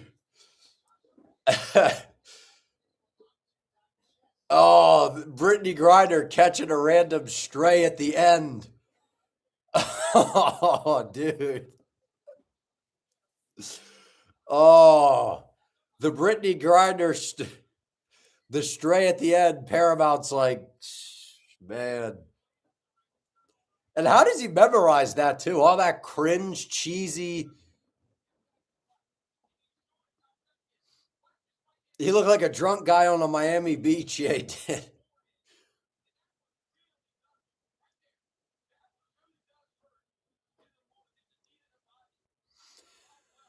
Oop voted Perez by mistake. Forgot who he was fighting. What's up, Teal? How you doing, man? What's up, Craze? You got the I got the Seahawks winning tomorrow too. I got the Seahawks. I think it's going to be a nail biter though, because Sam Darnold, man, struggles against those Rams. Please post more videos. I appreciate it, man. I appreciate your support. You listen to them while you're at work. I appreciate that, man. We're gonna have more videos coming. We were in a little bit of like idle mode during the 6 weeks. So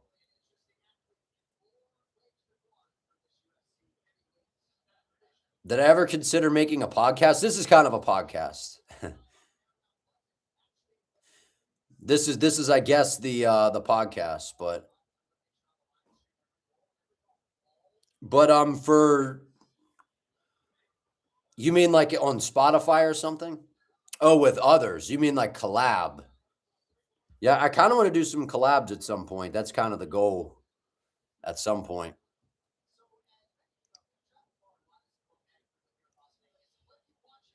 But if you guys could do me a favor and like the stream, I would greatly appreciate it as well. So we're moving on now. We got Perez and Charles Johnson. I feel like I'm picking Charles Johnson in this fight. I picked Charles by I think I said KO. Either way, I'm picking him to win. I think he wins this fight. I appreciate you, Stevie. Thank you, man. Why do they keep saying not since Conor McGregor have we seen someone like Paddy Pimblett, like literally Ilia Topuria?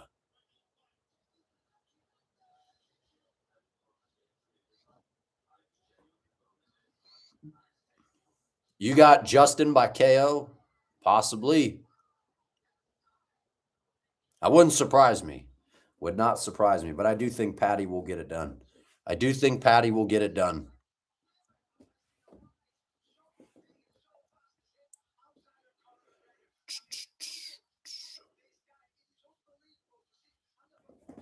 Get that spam up out of here, man. So, Mooney, you got Paddy by finish. I did, man. Yeah, it's every time people do that, come in spamming links and all that kind of stuff. Dana White needs to be gone as a promoter. Oh, yeah, I see what you're saying. Sometimes Dana's like in it, and then other times it just seems like he could care less. Ilia Topuria needs to get humble, man. He talked too much about people without even having any beats with him. I mean, Ilia's just marketing himself. That's the way I look at it.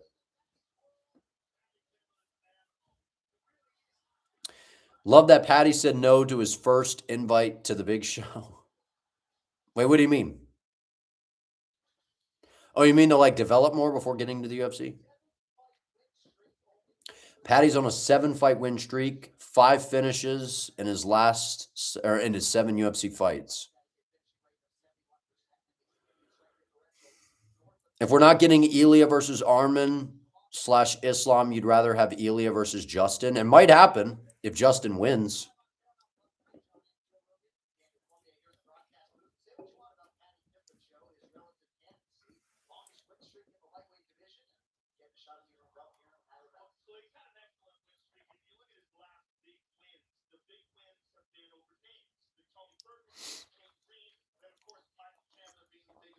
Oh yeah, to develop more, and that is smart. Well, wasn't it Mason Jones? He came into the UFC, and then he didn't want to renew his contract or whatever, and then he was like, I want to take some time to improve, and he came back and he's looked quite a bit better.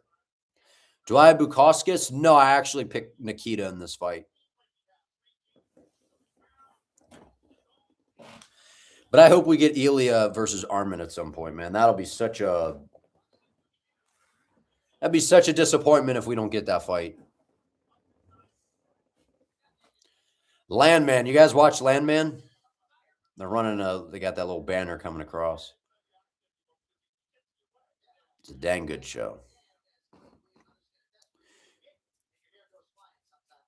You would laugh if Conor comes back and screams on the mic for a title shot.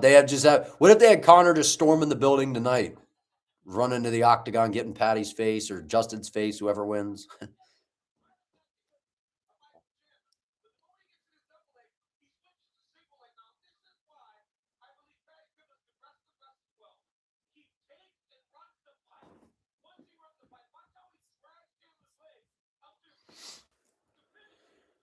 But I don't even know if Connor's coming back. We keep hearing different things. We hear, oh, he's coming back at the White House, and then I don't know. I don't know. I'll believe it when I see it. Is the way that I feel about it. You think Sage Northcutt moved up too fast? Not saying he could have been pound for pound, but too much too soon. I agree.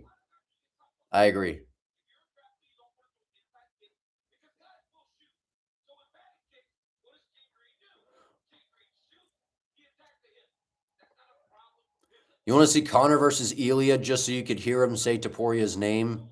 Yeah, Top Toro, or what did he say? Topurio or something like that.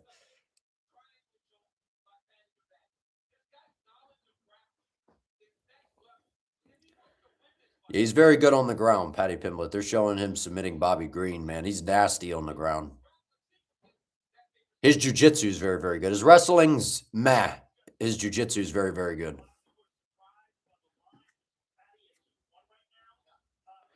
I mean, I think Bukauskas can win. My worry is Krylov might be over the hill at this point. He might be over the hill, and his durability might be completely gone. I don't know. The staph infection talk. Well, I saw him. He had like a little patch covering it, and then didn't he say it was an ingrown hair or something like that. So if it is staph, it's the antibiotics or whatever. I think that when you take the antibiotics, it affects your gas tank.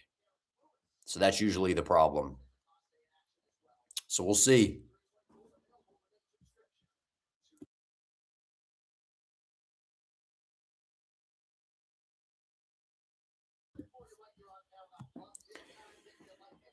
If Justin actually has staph, you're going to cry if he loses and makes that excuse. Hey, people forget, man, but when you're on the antibiotics, it affects your gas tank.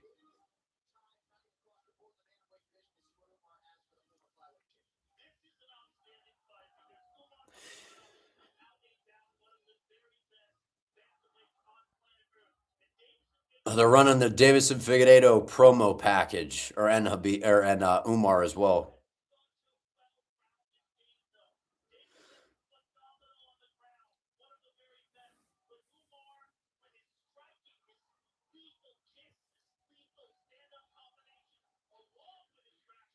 Ateba Gauthier, man.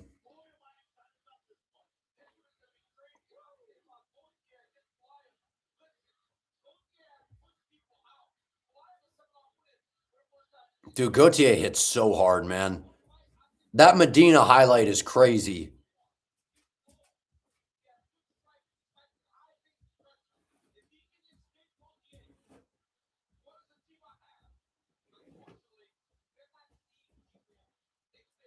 All right, we got what, 75% are picking Charles Johnson?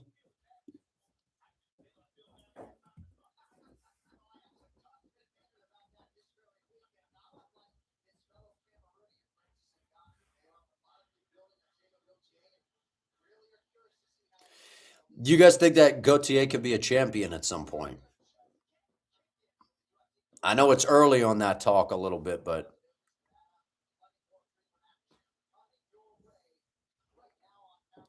all right. So where are we? That was only 2 fights in, but that was we're down. So we got 2, 3, 4, 5, 6, 7, 8. We got 9 fights left. So we got 1, 2, 3, 4. We got 4 prelims.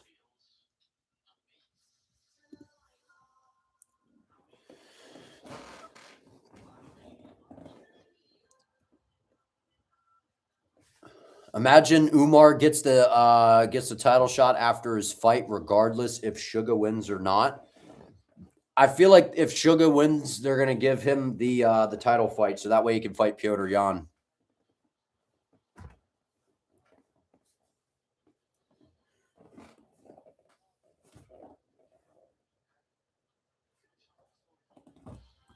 I think they're trying to do O'Malley versus Jan next is the idea, probably, because the first fight was crazy.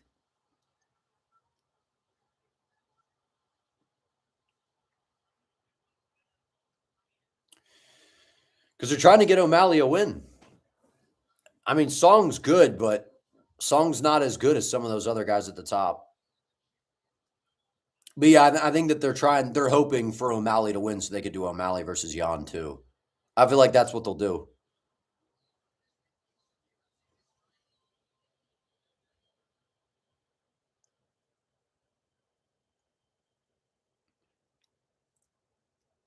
Yeah, I think in a 5-round fight that favors Jan even more. But I don't know. Their first fight, even though I thought it was, I did think Jan won that fight. It was still a very good fight.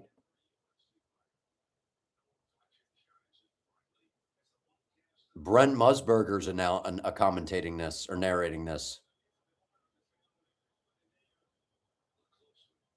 College commentator for college football, right?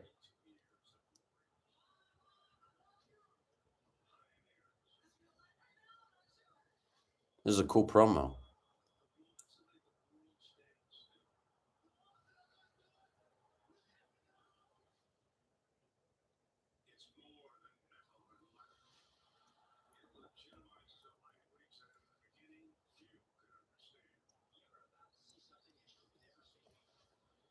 The good old days, man.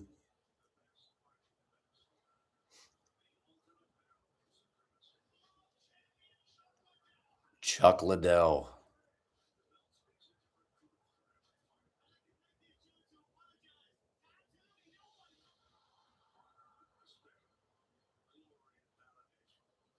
Time flies, man.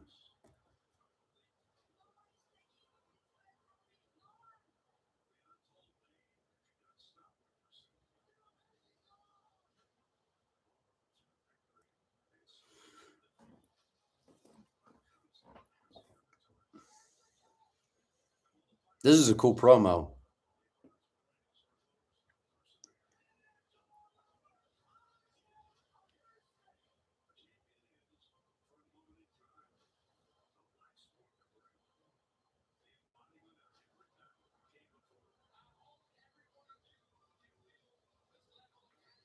Sugar landed damage, but Jan had significant strikes and control in that first fight. Yeah, I mean, Jan was even not controlling O'Malley on the ground. You know what I mean? And I think Jan's a better grappler than Song. I know this promo is good, man.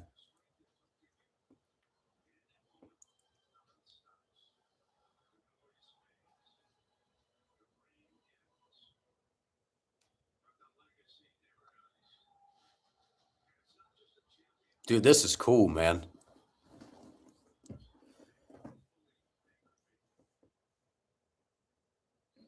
Very nice.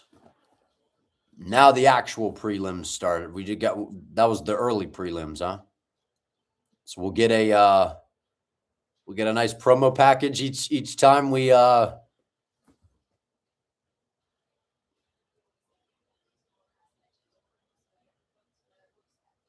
Brent Musburger, college football announcer, CBS. Think for CBS, obviously.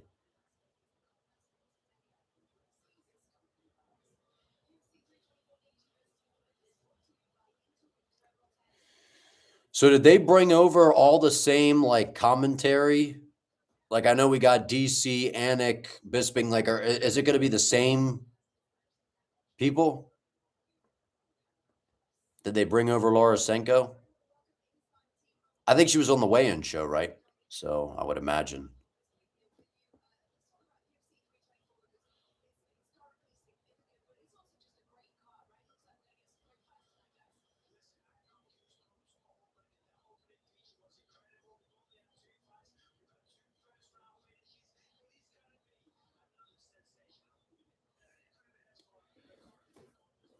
Yeah, dude, these promos, man, they're knocking them out of the park, I think.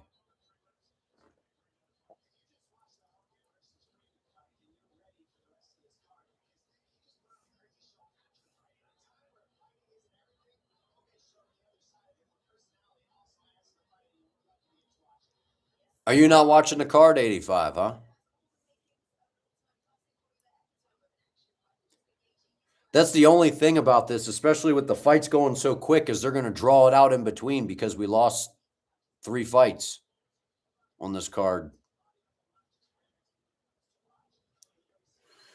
When's the last time Gaethje's had a KO? Now that they're against Poirier in the BMF title fight, right? That was his last KO.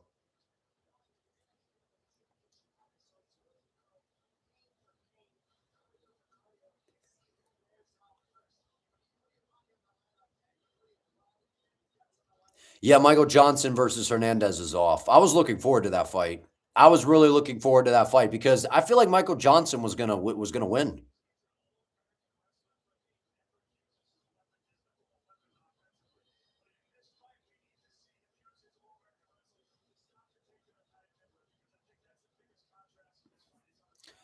Yeah, I think someone was gonna get knocked out. I agree because Hernandez he's been finishing people, man. Finished Chase Hooper, finished Diego Ferreira, I think as well, right? He's looked good.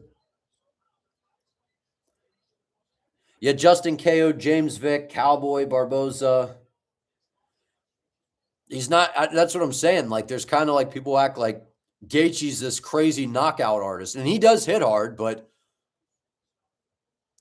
outside of that Poirier head kick setup, like where he's like knocking somebody out with his hands, it's been a while. It's been a while. But in every fight, though, he hurts his opponent pretty much every single fight. Gaethje's got 20 knockouts. Patty's got 7 knockouts, 10 submissions. Striking defense. Interesting.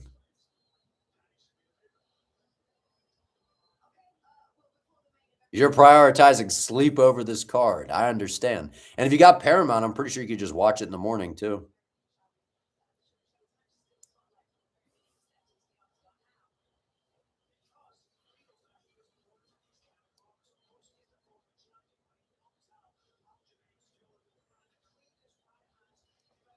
Sean O'Malley's the minus 215 favorite coming into this one. Interesting. I mean, I figured he would be the favorite, obviously, but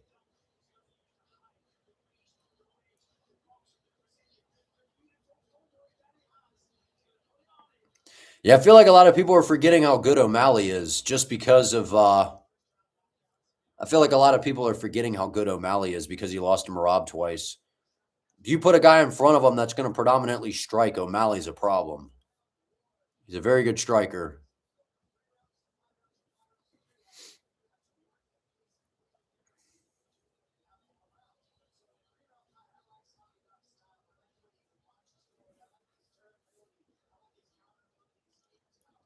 12 knockouts for O'Malley, 9 for Song. O'Malley, 6.3 significant strikes per minute. 61.2% striking accuracy. Neither fighter has been knocked down in the UFC. Interesting. Is Yadong's wrestling good enough? I don't think so. I think Jan is a much better wrestler than Song, and Jan was not able to keep O'Malley down. So we got Perez Johnson, then Krylov, Bukauskas, Gauthier, Poliev, and then Umar versus Figueiredo. If you guys could do me a favor, like the stream, I would appreciate it. Man, they're dragging this out, man.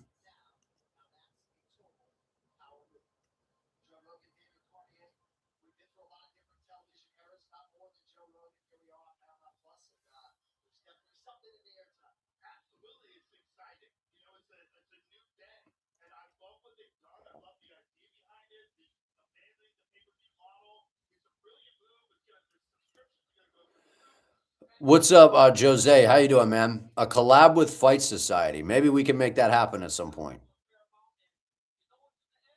People have been saying that to him, and people have been saying that to me. So maybe we'll have to, at some point, do that.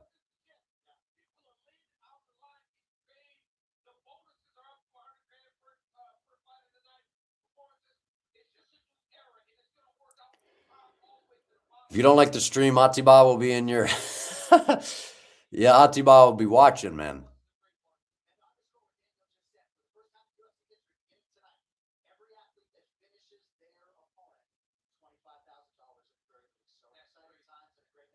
I like the bonuses, man.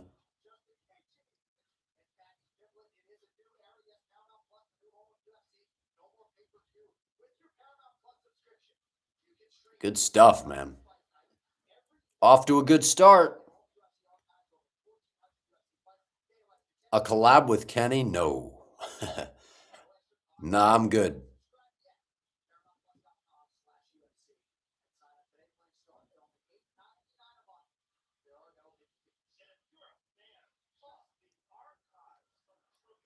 Yeah, I was gonna say the archive part is amazing. How you can go see all the all like previous fights and everything.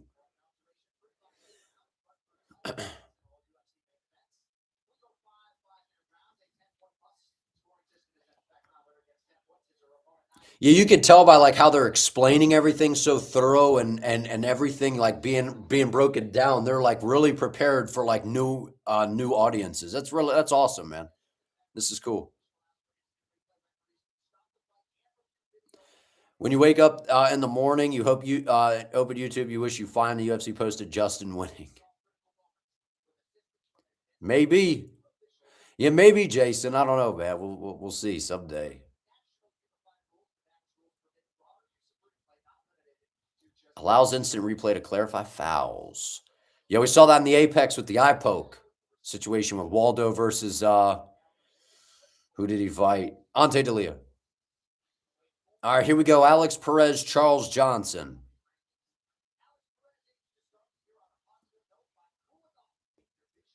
When did this start? At 6?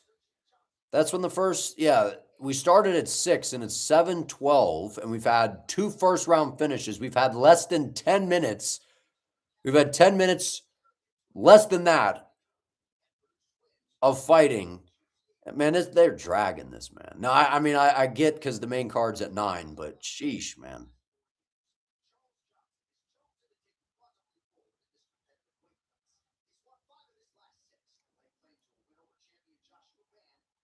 And I get it because they lost a few fights and stuff, but and I like the earlier main card start time as well at 9. That's much better than 10 Eastern time, at least.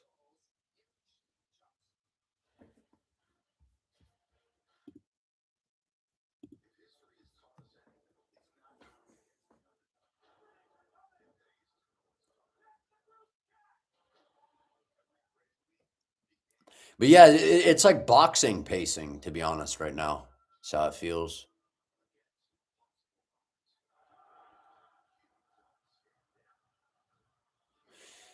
$325 is loaded with fights the week after. I mean, I was looking at that card. There's a couple fights on there that I'm excited for, but I don't know. I don't know how excited I am about that card. I mean, it's good, and I'm like looking forward to like some of the fights, but I'm not. There's like 4 road to the UFC fights to start the night on that card. Yeah, they are dragging it out because they lost a total of 3 fights, and then yeah, and then they said the main card's at 9, so we know that they're going to drag it. Would I ever consider doing a fight/training videos for my YouTube, kind of like how YouTubers go to Thailand and train? Yeah, absolutely. That's stuff that I would love to do. Absolutely.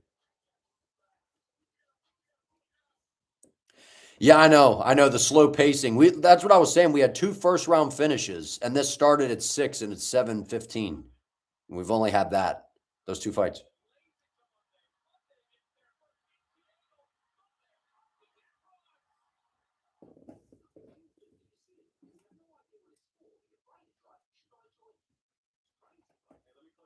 Yeah, Rufi versus Fiziev is probably my favorite fight on that card. I like Rufi versus Fiziev. You got the flashy, dynamic Mauricio Rufi versus the fast Muay Thai striker Rafael Fiziev. I still don't know who I'm picking in that fight. My predictions video will be out during the week probably, but I don't know. I'm having a hard time deciding who I'm picking in some of the fights. But I have my predictions locked in, but a couple of them I'm kind of sitting on before I like make my video and Fiziev and Rufi is one of them because I said early prediction I said Fiziev, but they both don't really have great cardio, you know? They both tend to fade as the fight plays out. And I know that Rufi lost to BSD, but it was because of the grappling. Like Fiziev's ground game isn't great. I mean, we saw him put Gaethje in a bad position in their last fight, but I feel like a lot of that was Gaethje probably wasn't expecting that at all. But Fiziev's rounded out his game pretty nicely. Like Fiziev's good. He's very, very good. But he doesn't have crazy power, right? He's got fast kicks. Rufi, to me, has more power than him. But yeah, I feel like cardio, it'll be interesting. But the thing is, Rufi holds his hands very, very low. He holds his hands low. I don't know. And Saint Denis was landing some good kicks on the feet as well.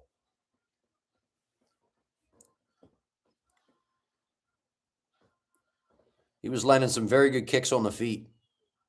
Which I get that as well because, Rufi's obviously anticipating that he's going to get taken down, so. You feel like Fiziev struggles at lightweight due to mid-cardio and being slightly undersized.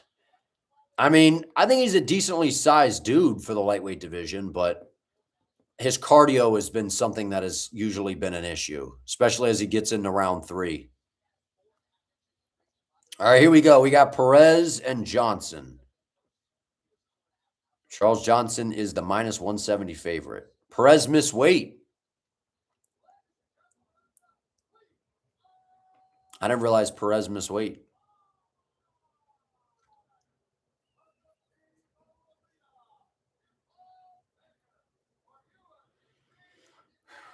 All right, who most people are picking Charles in this one? 80% of people are on Charles. You said Charles looks old? Yeah, the ad thing keeps doing that in the top left where it says 2. And it says advertisement with the circle around the 2 or whatever. Yeah, I don't know what's going on with that. This is a big opportunity for Charles Johnson, man. He's been very, very inconsistent against the established guys in the weight class. He's been taking out all the talented prospects, right? He knocked out Josh Van, knocked out Loner Kavanaugh. So if you could beat those guys, you should be able to beat Alex Perez. Like those dudes are way better strikers, in my opinion, than Perez. But Perez is experienced, very experienced.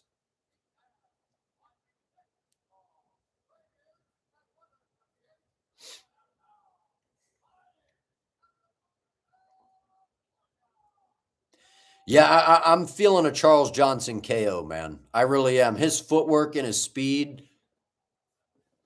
We'll see if, and he's got to be able to keep the fight on the feet as well, because I think Perez is going to try to get, he's going to try to get him, he's going to try to push him up against the fence, get to his takedowns, because Charles is a handful on the feet, man. If you're knocking out Josh Van and you're knocking out Loner Kavanaugh, like, you're clearly good. And the thing with Charles is he builds as the fights go too. He's got very good cardio. All right, here we go, round one. I just like how smooth Charles Johnson is, man. Oh, good right hand by Perez. Nice job to circle off. Nice shot by Johnson. Good front kick to the body by Charles.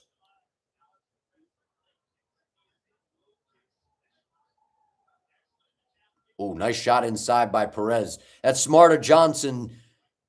Keep moving. Yeah, stay, because there goes Perez with those leg kicks.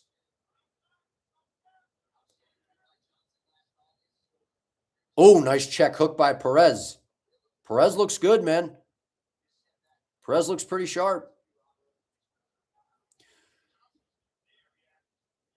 Charles is going to have to open up with his hands. Otherwise, Perez is going to get ahead by just chipping away at his base with those leg kicks.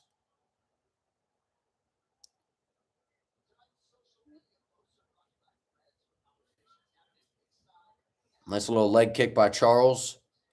Nice blitzing combos by Perez, though. Perez is doing a nice job entering. That was a nice left hand by Charles. Oh, nice kick by Charles Johnson. Nice leg kick by Perez. Oh, nice jab by Charles Johnson. Nice check. Oh, Perez rocked him. He's hurt. He's going to get stopped. That was a massive shot by Perez. Johnson gets back to his feet. He grabbed the fence. Oh, big right hand by Perez. He's on wobbly legs. He's got to be real careful here. How did Charles Johnson survive it, man? He is wobbled bad. Perez looking for the finish. Oh, nice knee by Perez. Johnson circling off. How is he surviving? Well, watch the knee. Good knee by Perez. Johnson wobbled. Oh, nice hook by Perez. Johnson bouncing off the. How is Johnson still up on his feet, man? Johnson on his bike, just trying to survive. Watch those shots in close. Good uppercut by Perez. How in the world is Charles Johnson still in this thing? Perez is looking for that big shot here. Nice shots to the body, but oh, man. Johnson trying to grab him. 2:25 left in round one. Charles Johnson shoots for a takedown. Stuff. Perez is he's gonna transition, get to the back. He's probably gonna submit him. Johnson is so rocked, dude. Oh, Johnson is somehow still surviving. 2 minutes left in the round. Charles Johnson needs another big right hand. He's just jogging away here, trying to survive. Oh, good knee by Johnson to the body. Good kick to the body by Johnson. Perez with a nice shot on nice right hand. Johnson taking some deep breath. Oh, he got dropped with the left hook. That's it. Alex Perez gets the KO. Wow, man. Woo. What a performance by Alex Perez. What is with Charles Johnson, dude? How do you KO Loner Kavanaugh and Josh Van, but then Alex Perez just punks you? I don't get it. I don't get Charles Johnson, man. I don't get Charles Johnson. Great performance by Perez. I just don't understand Charles Johnson. Boom. That was a nice left hook right on the chin.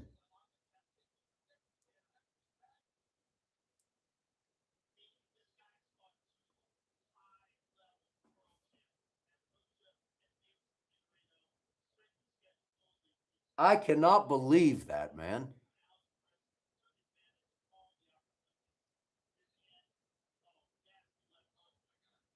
Sheesh, man. Charles Johnson.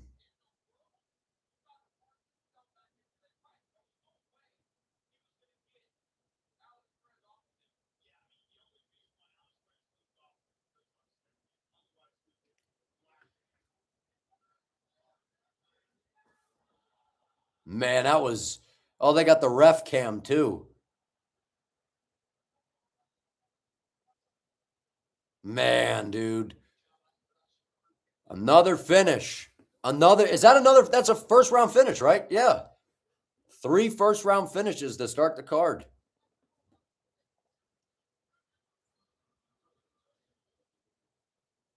Dang, man. Charles Johnson.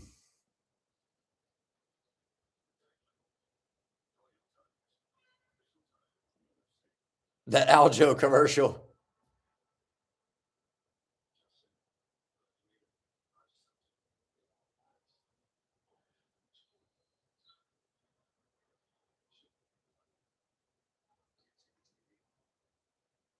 Man, dude. Charles Johnson. Well, there goes our shot at predicting a full card correctly, man. All right, what fight do we got next? Oh, we got Krylov.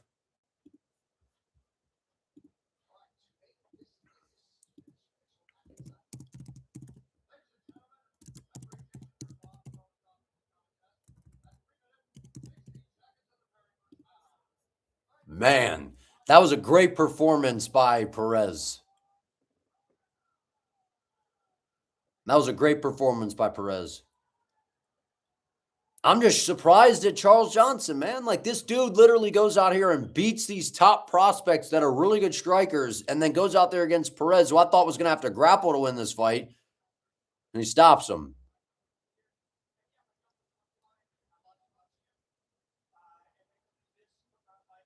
Wow. Yeah, he missed weight too. I forgot about that.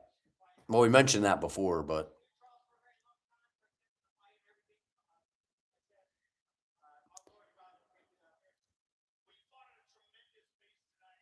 man.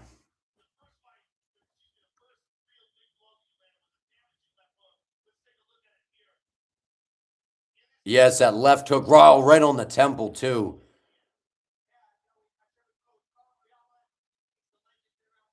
There it is, countering the kick. Countering the kick to the body. Yes, yeah, he does get a percentage of Perez's purse. What, 20% or?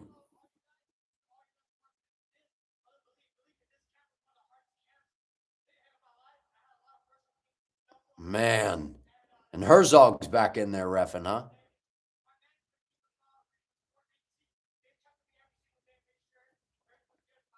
That was rough.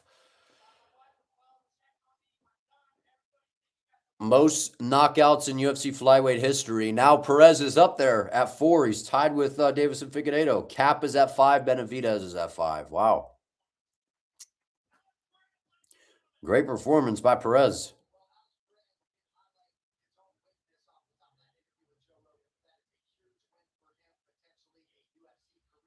Man.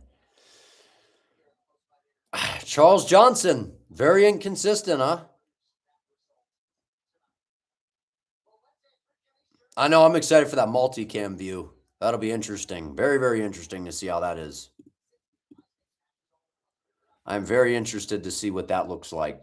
The vision that I have in my head for that is that on Instagram, I've seen it where I don't know like where it is where they're watching the fight and it's like this weird, it's like this cool camera angle where it looks like inside the octagon almost. It's really cool. I don't know if that's what it is, but that's what I keep thinking of for that. The multicam view is for the main card, I think. You have to like select that option, I think. And they're doing coaches interviews in the back now.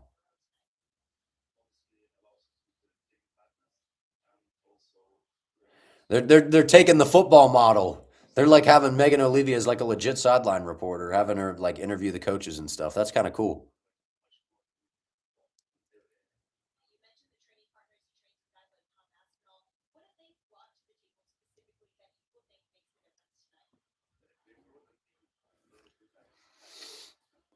Imagine if we could watch from the ref cam. That'd be crazy, dude.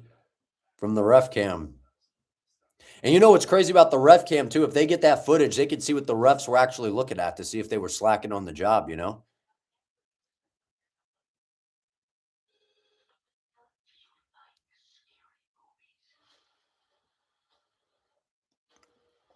Man, I am really surprised at that fight right there. I'm surprised, man. I guess I can't really be surprised because Charles Johnson's inconsistent. But I know Perez is good, but I just felt like this was Charles Johnson's fight.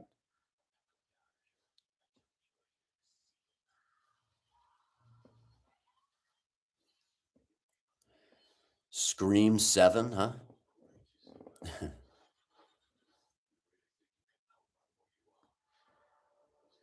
All right, so we got Krylov and Bukauskas. You'd love to be a ref, get paid to have the best view of the fights. Well, yeah, I mean, you do get the best view, but you also got to be on your P's and Q's and be watching for everything. I mean, these refs, man, they miss eye pokes, they miss all sorts of stuff. So I think they're enjoying the fight too much, you know. Yeah, I don't being a ref, that'd be hard because you're like, man, well, I'm watching this fight up close, and then next thing you know, a foul happens and you better have seen it.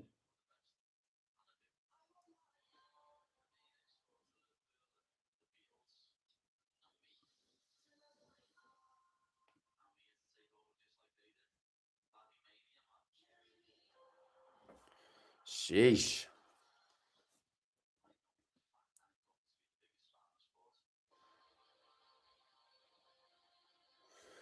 Man, they're really putting all the eggs in the Patty Pimblett basket, aren't they?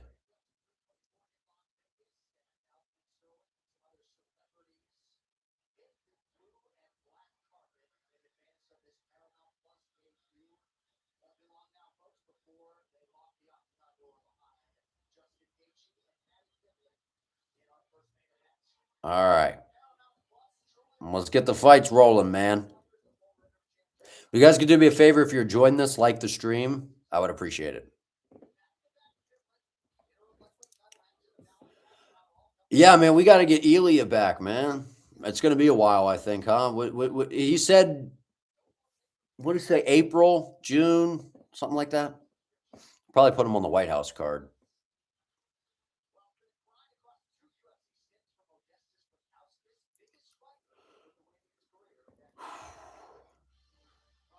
You voted for Krylov? He might win, man.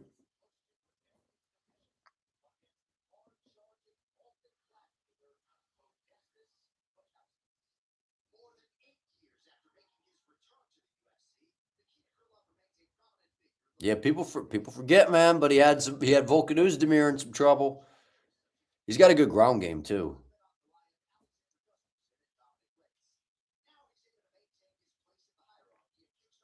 Yeah, Krylov just hasn't really looked the same since he's came back. But again, he's fought two really dangerous strikers.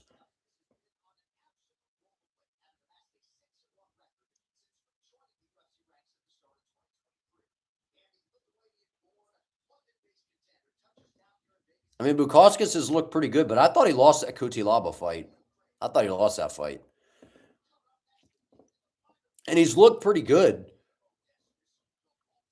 We'll see. We'll see, man.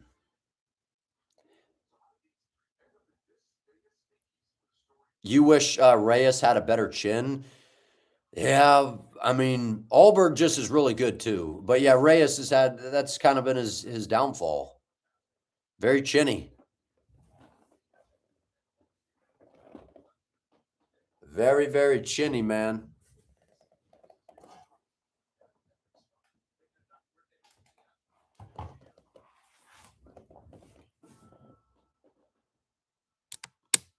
Yeah, Yuri with the spinning elbow, and then Jan Blachowicz too with that. I mean, Jan Blachowicz put some. He landed some massive shots on Reyes in that fight, and then remember the kick to the body. He literally left a footprint on Dominic Reyes's like rib. That was insane.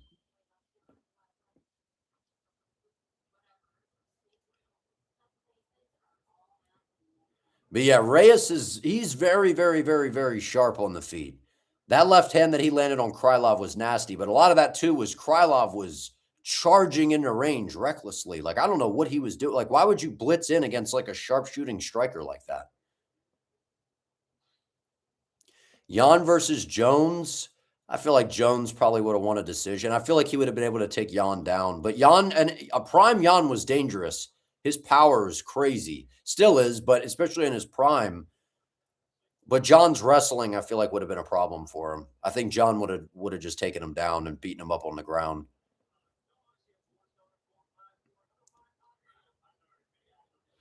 But I don't know.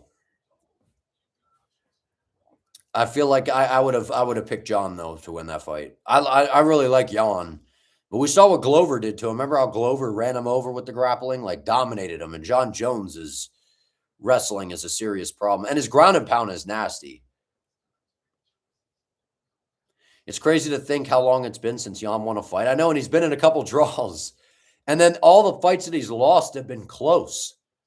The Olberg fight, the Poatan fight, like they've all been so close. Yeah, Jan has had the luck, huh? Jan has had the luck with all that.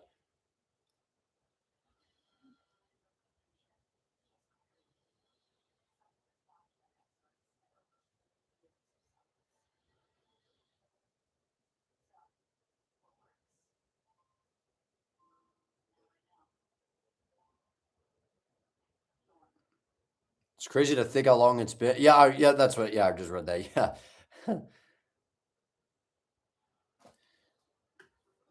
When was Jan's last win? I don't even remember when his last win was. It's been so long. That I do know. That I do know is it has been a very long time. Because I know the Ankalaev fight was a draw. The Alex fight was very close, but Alex won. The Alberg fight was close, but Alberg won. And then it was a draw with Guskov.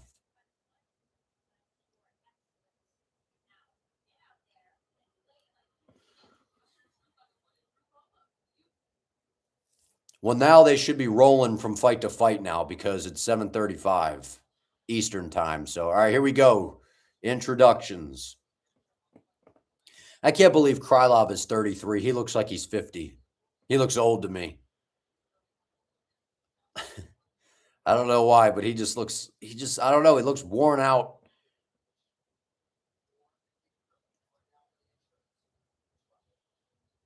Here we go. Intros.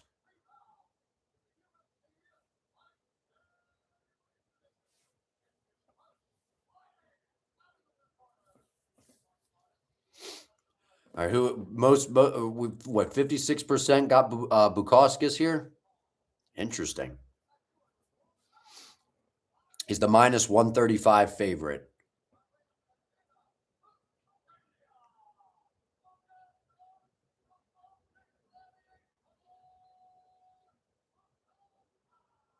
Nice.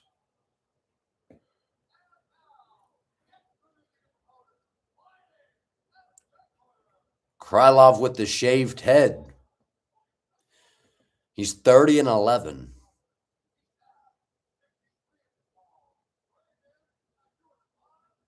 Look how many empty seats there are, man. This is like getting it. This is the prelims, and there's like nobody in there.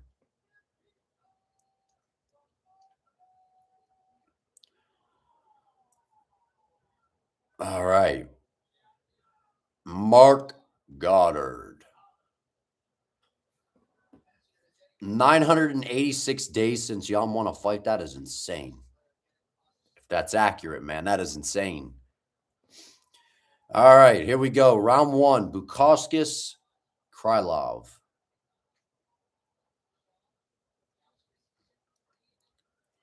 I'm worried about that Krylov chin, man. But I picked Krylov to win this fight, by the way. Nice little front kick by Krylov to start. Bukauskas coming out southpaw. Nice leg kick by Nikita. Oh, Bukauskas throwing some big shots. Clipped him with a nice 1-2. Nice kick to the body by Nikita.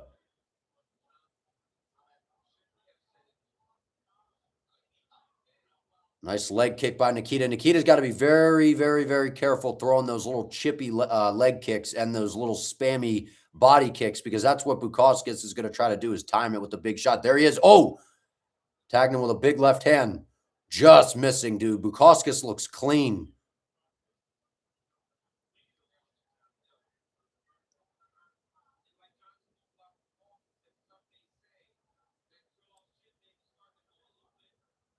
Nikita trying to get a takedown here. Pushes him up against the fence. That'd be a smart path to victory for Nikita, man. Bukauskas looks sharp on the feet. His striking has gotten much better over his past few fights.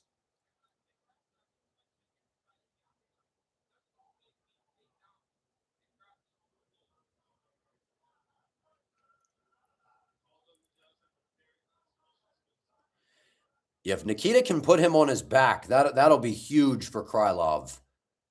But Bukauskas is defending very, very well. 3:15 left in round one.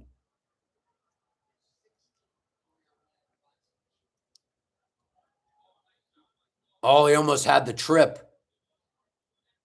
Good defense by Bukauskas, man.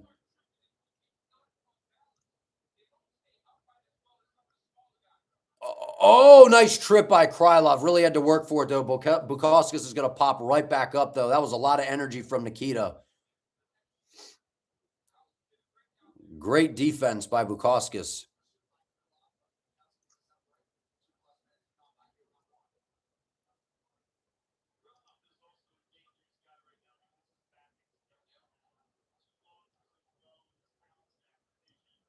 Yeah, his takedown defense looks very, very good right now. And Bukauskas was looking fast and explosive on the feet. So this is smart of Krylov to try to make him grapple a little bit, try to tire him out a little bit, because Modestas, man, he's really feeling his striking these days.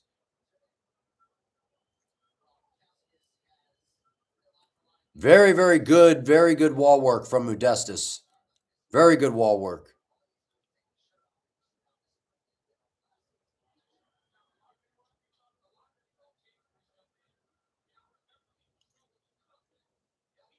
Nikita's on the single. He's not going to get it. Nice defense nice high kick by Nikita.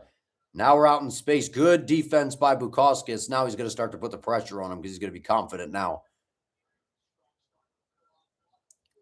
Oh, nice right hand by Krylov. Timed him on the way in.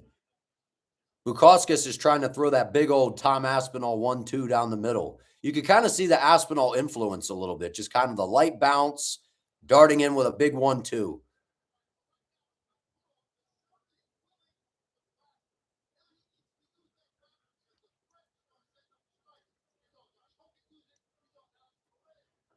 $110 left in round one. Oh, big right hand by Bukauskas, but then Krylov landed. I don't know if he landed something, but Bukauskas he slipped. Okay, yeah.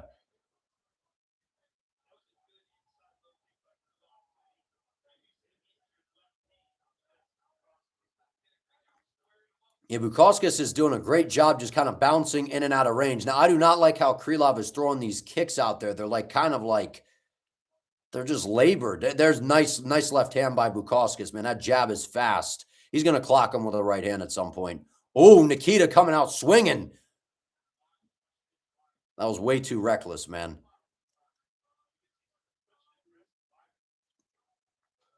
Oh, that's where Bukauskas can catch him, when Krylov gets overly aggressive. Oh, big right hand. Oh, nice right hand by Krylov. He's got Bukauskas going backwards, but he's got to be careful he doesn't get countered. Well, that's what I said about Bukauskas, man. His striking defense is suspect to me. And he's throwing 1-2s, trying to set up the right hand. I think Nikita's got a little bit of a read on that now. Well, there's our first round. That was close. I think Krylov probably, what do we say, Krylov?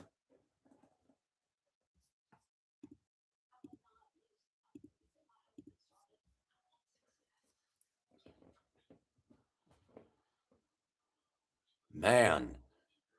I don't know. Bukauskas, yeah, Krylov looked all right. He looked all right in that round. And the good thing is he ate some shots and seemed to be all right.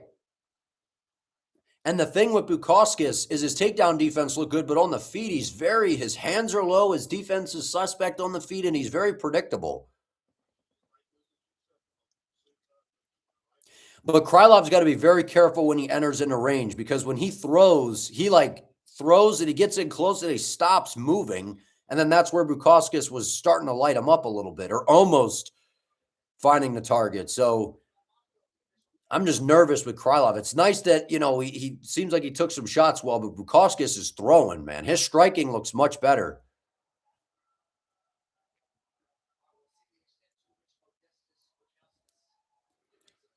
If Krylov can get a takedown, that would be massive. Getting Bukauskas on his back, and Bukauskas going southpaw is, I wonder what they trying to set up a left hand, maybe like what Reyes did. Oh, there's that 1-2 by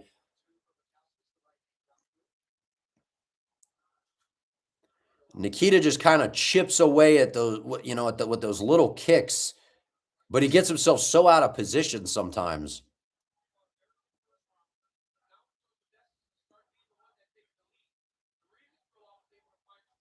Oh, little front kick from Krylov. He throws and sometimes just sits there like a sitting duck, man. Oh, Bukauskas is trying to find that right hand. He's getting close. Oh, that right hand's getting close from Modestas.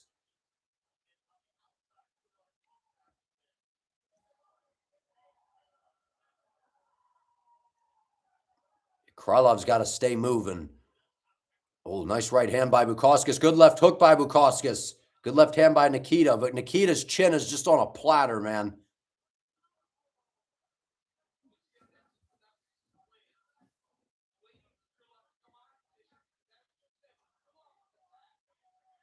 And Krylov pushes him up against the fence, ducks under. Bukauskas was just trying to wait and counter.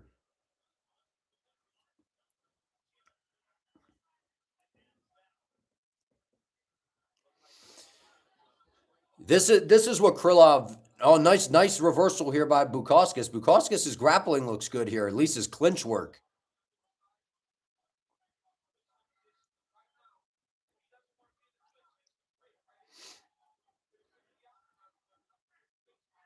Nikita defending well. I don't even know if Bukauskas is trying to get his own takedown here. Bukauskas should try to separate. Now Nikita gets the reversal. He's got his hands locked. Good knee by Nikita.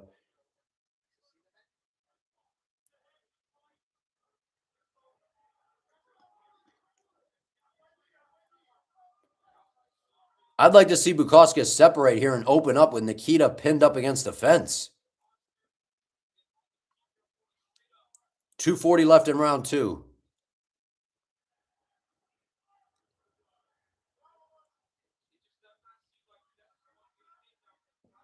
Yeah, he's not even trying to get a takedown even. So I'm just separate, dude. Start to open up with some of your shots. Good shot and good defense by Bukauskas. Nice little shoulder strike, I think that was from Nikita. That was sneaky. Yeah, I felt like Bukauskas, he should have tried to separate and create. Now we're out in space. Dropped his mouthpiece, picked it back up. 2 minutes left in round 2. Those chippy kicks, Nikita's got to be so careful throwing those, man, because Bukauskas is going to counter him with his hands.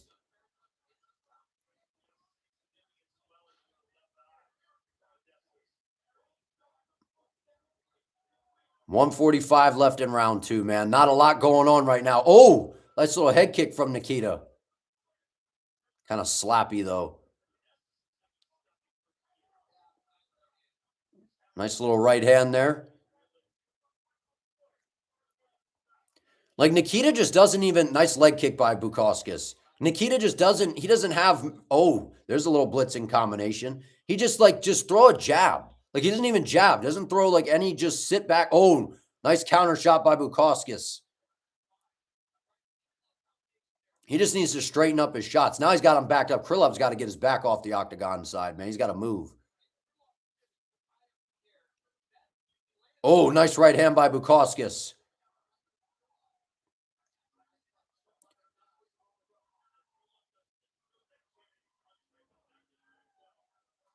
Oh, nice leg kick by Nikita. Feinted a right hand, threw a nice little leg kick behind it. That was nice. 45 seconds left in round 2. Nice kick to the body by Nikita.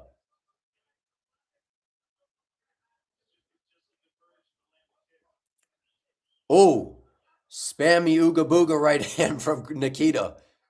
30 seconds left, round 2. Ooh, nice little right hand in close by Bukauskas right off the break. Yeah, both guys have bad striking defense, man. Bukauskas is just winging right hands, man. Why can't Nikita fight behind a jab? Now Bukauskas is going to try to load up and throw a big shot because we got 5 seconds left. Dude, that Nikita chin is just on a platter, man. Probably 1-1, if I had to guess. Probably one apiece.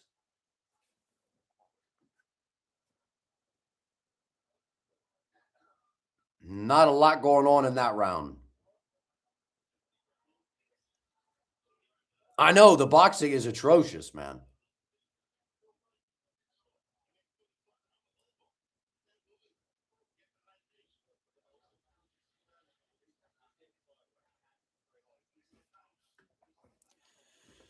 Bukauskas is so inaccurate with his hands and predictable on top. 100%.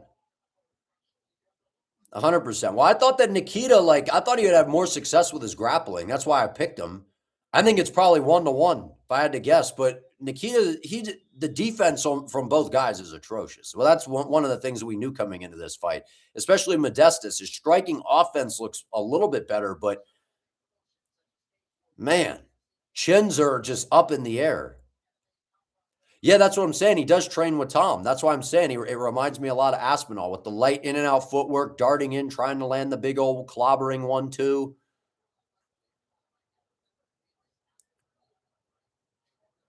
And Krylov, when he throws, nice front kick by Krylov, but his head just sits right on. He's just a sitting duck. Every time he throws, his head's never off the center line whatsoever.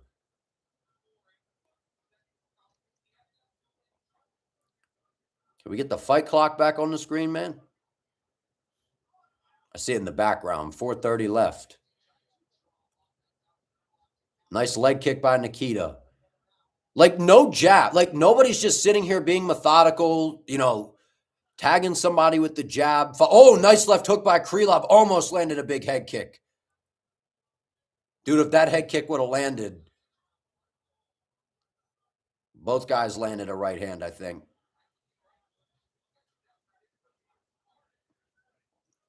And Nikita's just throwing. You know what I mean? Bukauskas is just kind of waiting, which is the time to catch Krylov on his blitzes. Now they got the timer back up there. 3:50 left in round 3.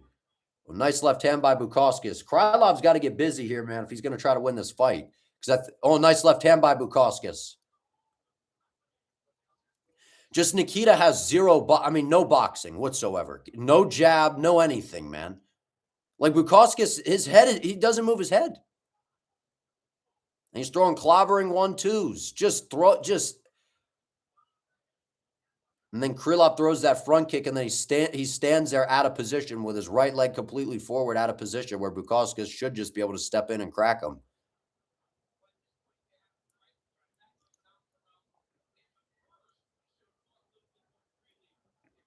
Oh, Bukauskas just missed with a right hand. Nice jab by Modestas. Good jab by Modestas. Krylov doesn't move his head, man. Some of the worst head movement.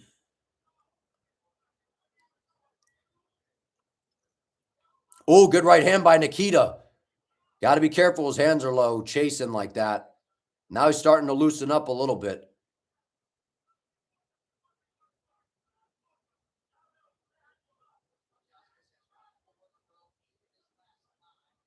2:35 left in round 3. He's got Bukauskas circling now. Got him going backwards. Good kick by Krylov, putting that pressure on him. Oh, that was a fast 3-2 by Bukauskas. Krylov got out of the way though. Nice job by Bukauskas. Good leg kick by Modestas as well.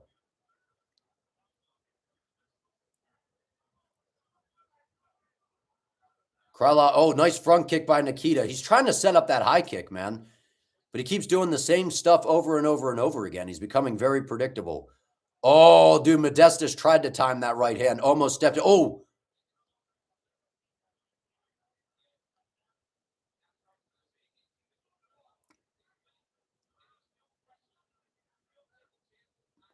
Good little kick to the body by Krylov.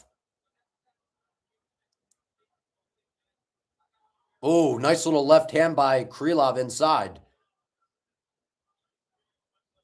You just tuck your chin, man. 125 left in round 3. Krylov's been pressuring. He's been pressuring heavy the back end of this round here. Nice little front kick by Krylov. And Bukauskas is not pressing the action, which is surprising to me.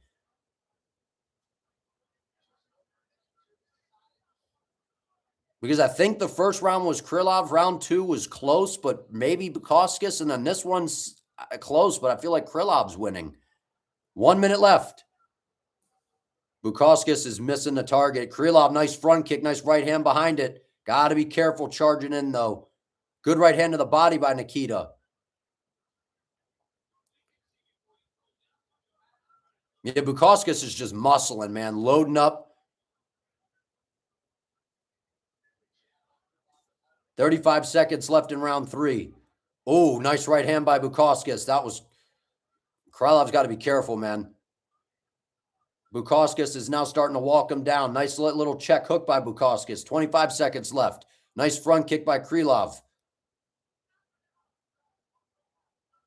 Krylov's going to try a high kick. Oh, a little spinning wheel kick from Bukauskas. Oh, big right hand by Bukauskas. Nice right hand by Krylov. Oh, Krylov dropped him. Oh, he's going to get a stoppage. Stopped him, Krylov. Woo! Nikita Krylov, man. Wow. Let's go, Nikita. I told you he might be old, man. He might look tired, but he just would find a way.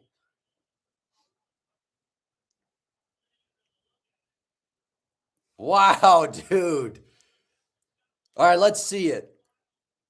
So Bukauskas steps in. The big Aspinall clobbering 1-2 gets decked with a right hand by Krylov. Well timed. Krylov goes to take his back, flattens him out. Bang! Just beat him to the punch with his own 1-2. That was nice. Krylov got his head off the center line that time. That was nice.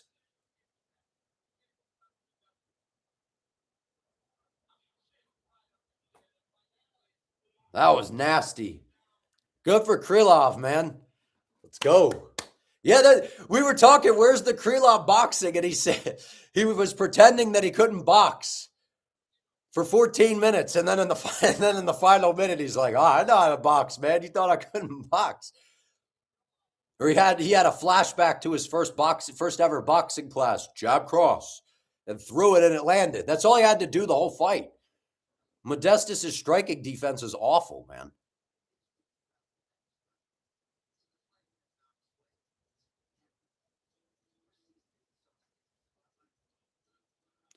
Dude, I picked Krylov to win because he's the best. I thought he was better than Bukauskas, man. Bukauskas, I will say, his striking looked a little bit better, probably because he was moving in and out of range quicker, but his defense is bad.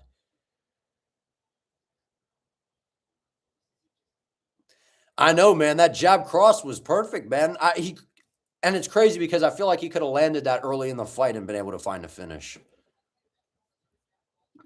But better late than never, I guess, huh? All right, we got Gaethje up next, huh?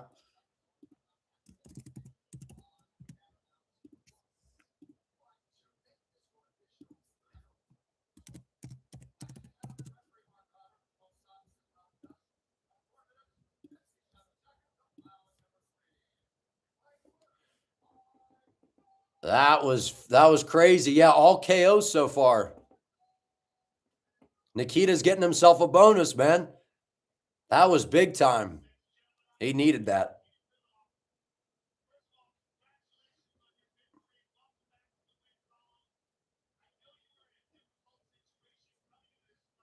What happened with Johnson and Perez? Perez ended up knocking out Johnson in the first round, man.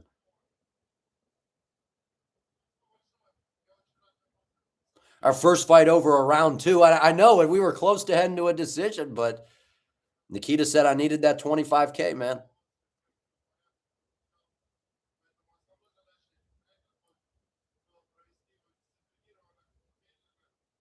Most finishes in UFC light heavyweight history, he's got 8. He's tied with Shogun, Paul Craig, and Anthony Smith.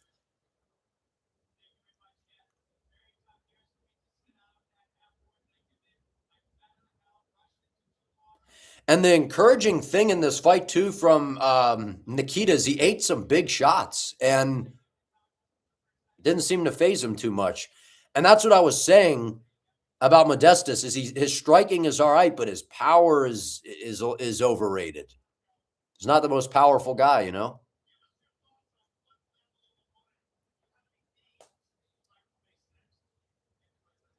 Who's he want next?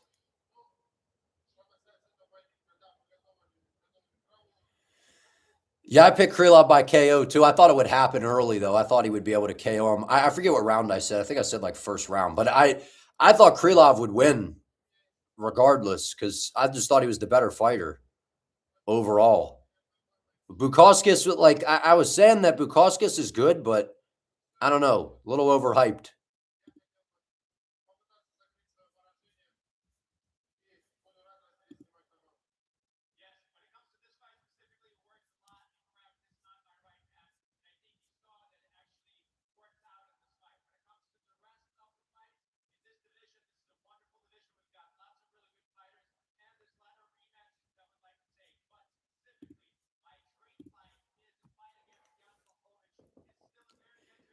He wants to fight Jan. I like that. I like Jan and Nikita. I like that.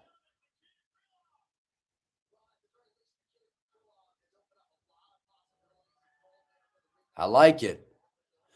And I'm going to be right back, man. I like that, though. That's a good call out. That is a very good call out. But yeah, I would pick Jan in that fight. With his chin on a platter like that, I feel like Jan would be able to beat him.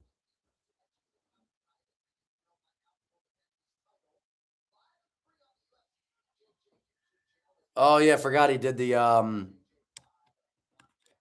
he grew out the beard and everything. All right, I will be right back.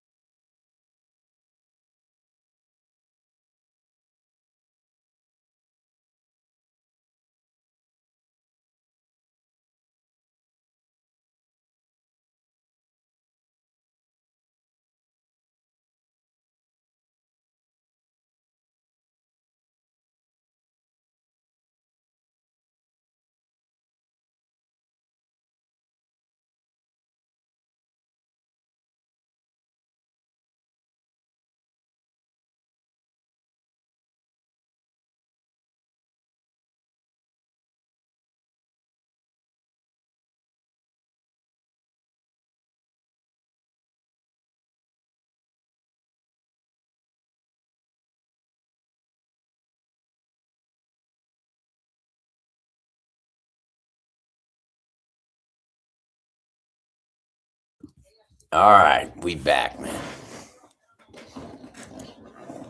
Yeah, I got Atiba by KO.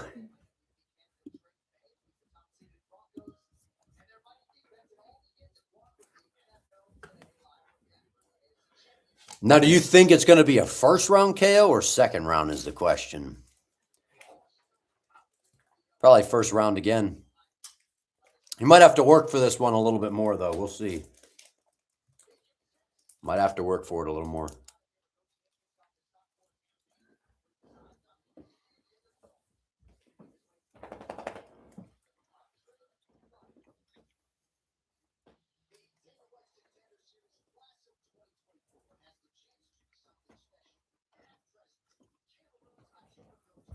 You want to see him tested in the later rounds. Yeah, so like a round 2 KO.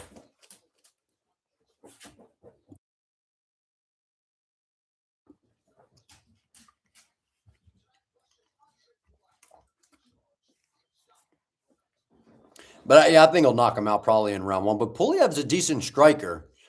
So if he fights smart and sticks and moves, he might be able to, I don't know. I feel like it'll be in the first round, man. No, I don't think he'll get a ranked fight. They might give him like a Kelvin Gastelum or something next. You guys ever had a Built Bar? These are good, man.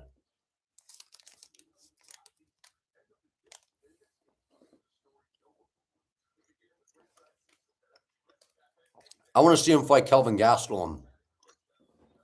Because Kelvin Gastelum's got that crazy chin. And imagine if Atiba was able to knock him out.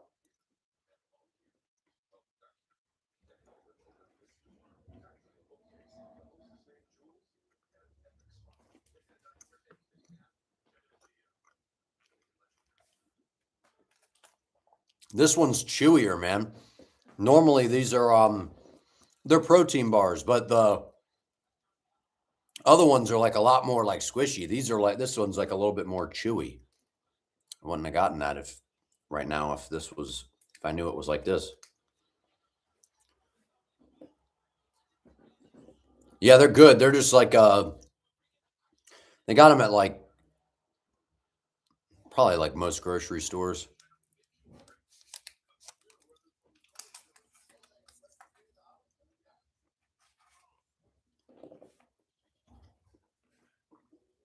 Yeah, they got like the chocolate ones and everything are really good. This one's like the peanut butter cup, and it's a lot more like gummy. I don't know.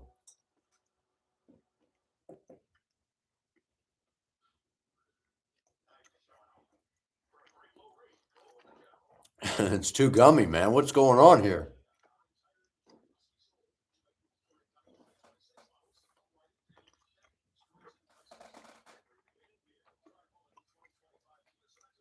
That's the only bad thing about streaming, man, during the fights. I enjoy like eating. I enjoy eating and sitting back and relaxing.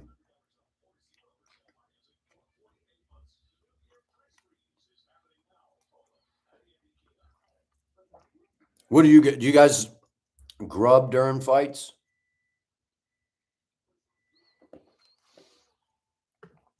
I like to. Yeah, Patty Pimblett enjoys eating too. Yeah, I become Patty Pimblett during fights, during the fights. No, I don't eat like bad food or whatever. Like I'll just like, you know, make different stuff. Do some wings, you know. I don't know. Yeah, Atiba and Ngannou, man, dude, he reminds me a lot of Francis. The thing about Atiba though is he's really technical. Like he's a more technical striker than Ngannou. Like he's actually like really, he's really crisp. I like what I've seen from Atiba, man. He's crisp, he's clean, he sets things up nicely. If you guys could do me a favor, if you're in here, if you like the stream, I would greatly appreciate it. And then if you are new, if you could subscribe to the channel and support me, I'd appreciate it as well.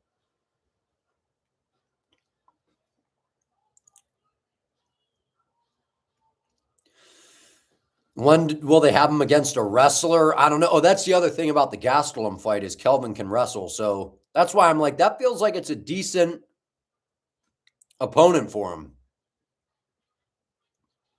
I like him versus Kelvin Gastelum next, honestly.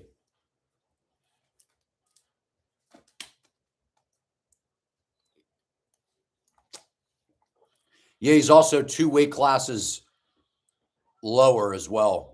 All right, here we go. Now we should be rolling the rest of the card. I like this. Now we should be rolling. Yeah. Kelvin would pull a Hamzat. He would shoot right away.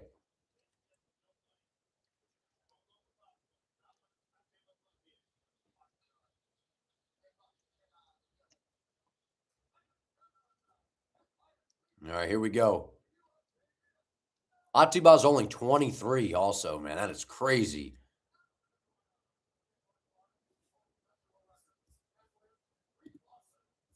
Yeah, Vittori, that's an interesting one for him. Yeah. You give him someone who's never been KO'd.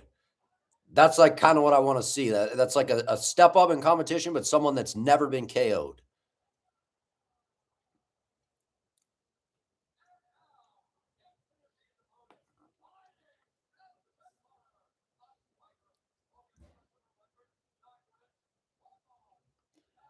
(6'4", 186, a minus 1,000 favorite. Dang, dude. 4 UFC fights, his average line is minus 186. That is crazy.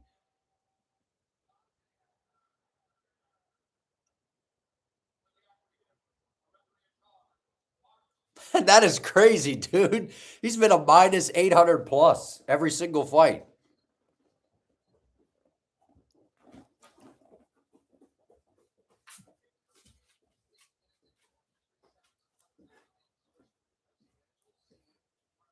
It's in the corner a minute.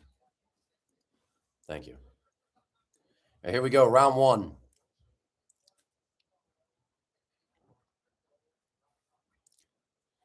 Oh, nice kick by Pulev. Pulev's tall, man.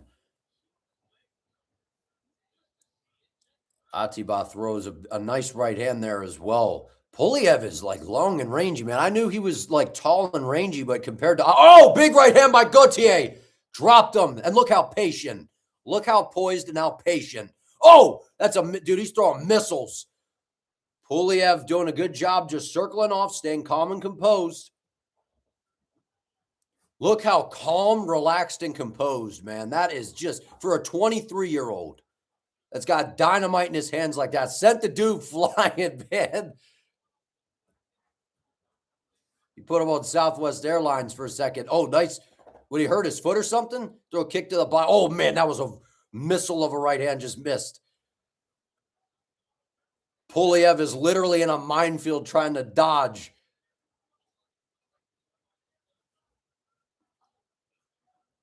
That's literally what it's like, dude. You're just like trying not to step on claymores that are just going off everywhere. Oh,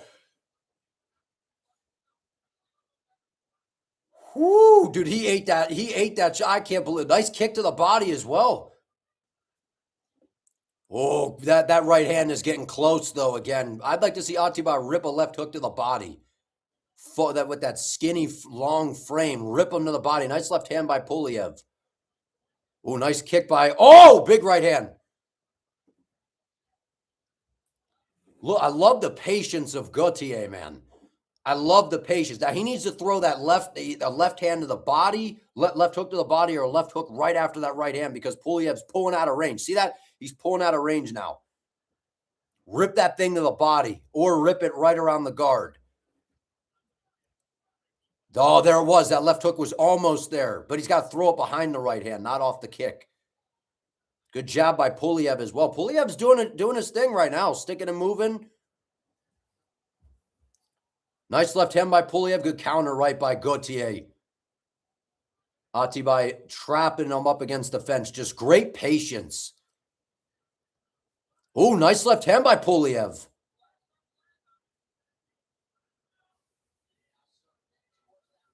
Nice little jab by Pulev. Pulev doing a good job sticking and moving. Nice front kick by Pulev. Pulev, this is tiring though. Having to be on your bike, kind of running away the whole time. He's breathing a little bit. Nice little kicks, but Gaethje's got it. I'm telling you, man, if he throws that right hand with a left hook behind it, either to the body or upstairs, he's folding them. There it was, that left hook right behind it.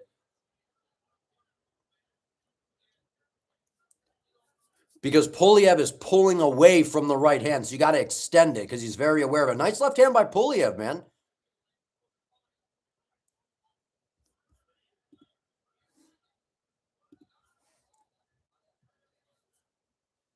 Good left hand by Pulev.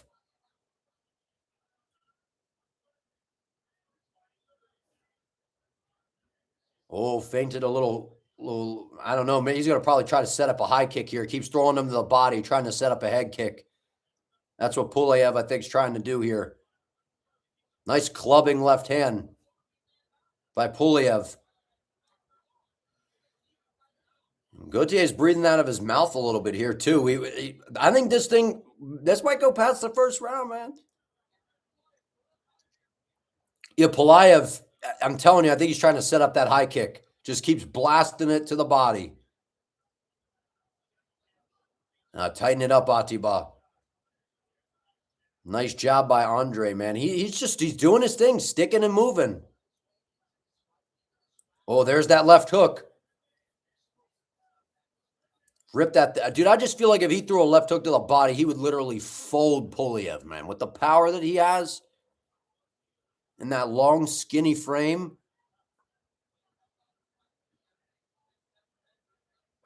See how he's missing on the right hand now? Pulayev has found, I think he's found the range to get out of the way. Now you got to extend your combination. Puliev's just banging him up with kicks from range, man. Puliev's doing a nice job. Oh, nice left hand by Puliev. What was that, a low blow or something? Or he's saying, all right, now we're back in. Final 10 seconds of the first round. Nice kick to the body by Puliev. Wow, we're getting around 2.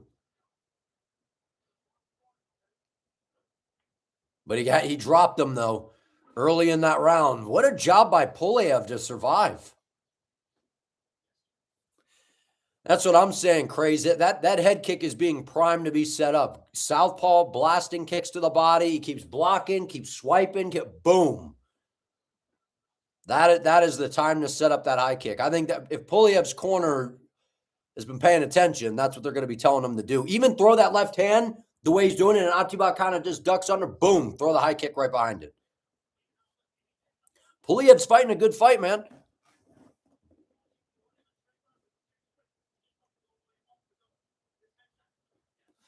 The problem that Atiba's running into is Puliev has figured out the range on the right hand, and he keeps getting way out of the way. He's kind of just like running out of the way. So he's got to extend something in order to be able to get to him.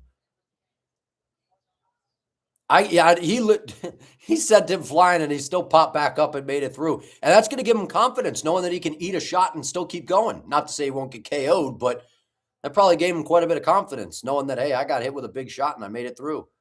All right, here we go, round 2.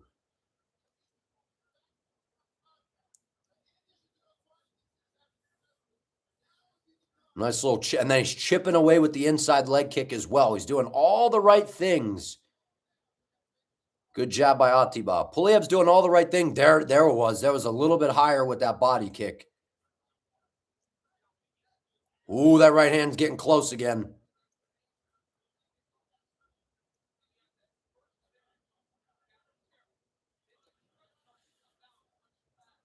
Nice kick to the butt. Puliev has been landing those kicks at will, man. Oh, nice little jab by Puliev.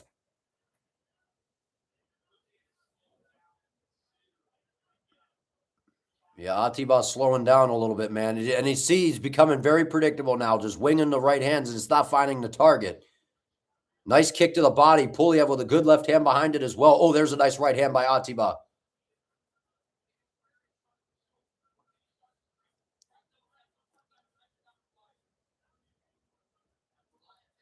You see, he's not throwing, and I know he's got the power, but he's not throwing in combinations, which is the issue. And Puliev's long and rangy and just getting out of the way. So he's got to extend in order to be able to get after him, and he's not doing it. He's just kind of hunting with the right hand. Nice left hand by Puliev.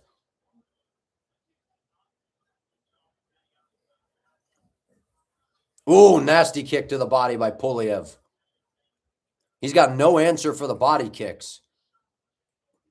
I can't believe that Andre has not even tried a head kick yet. Nice right hand by Atiba. Just kind of glanced off the dome of Puliev. 3 minutes, a little over 3 minutes left in round 2.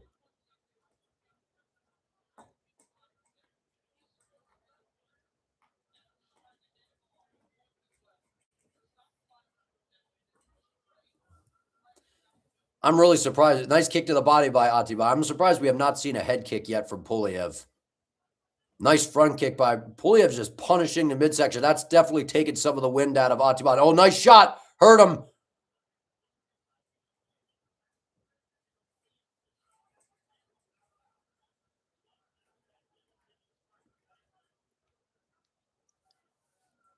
It feels like Puliev is setting up a high kick, but he has not thrown one yet.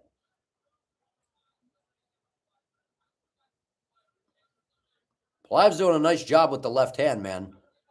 Sticking and moving, staying on his bike.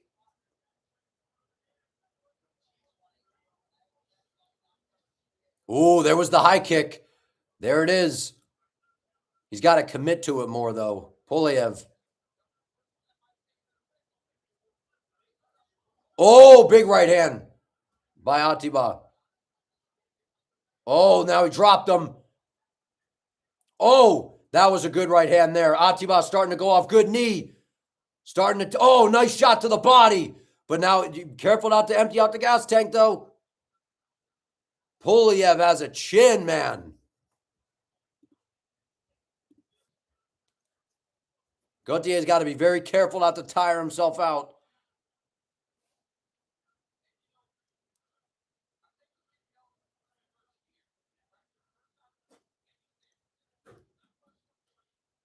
Good kick to the body by Andre, man. Those kicks to the body have been money all night long.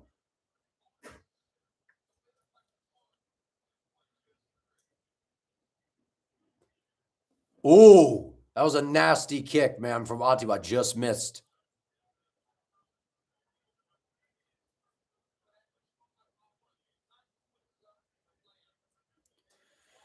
"55 seconds left in round 2.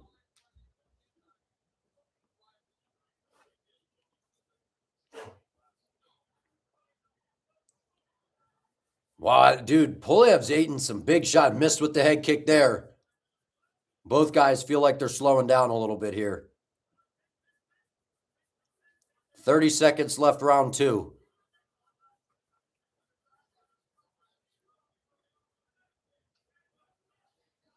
That right hand's missing a little bit. Now, I just would love for him to throw something after the right hand instead of just banking on right hands.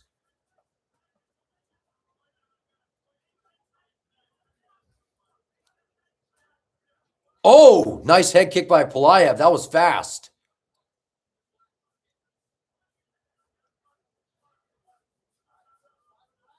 All right, we're heading to round 3. So Pulaev's been out striking him, but it's been the power of Atiba being able to drop him a couple times. That's kind of been the saving grace for him in this fight, has been able to being able to drop him, because outside of that, I mean, Pulaev's been doing a nice job sticking and moving, man. Yeah, you got your wish, man. Here we go, round 3. Let's see if we can get a finish. I'm very impressed with Andre Pulev being able to eat those shots from Gaethje is impressive. Very, very, very impressive. Yeah, it's probably 2-0 Atiba because of the knockdowns. Landing those damaging knockdown shots. So, yeah, I mean, it could be 1-1, but the first round was definitely Atiba. Round 2, I still feel like was Gaethje because of the knockdowns. Again, if you knock somebody down, I feel like that round is yours, man.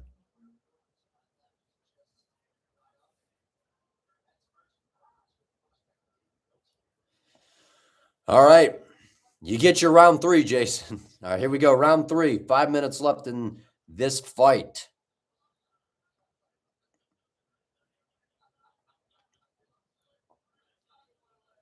Oh, there's that head kick from Pulev.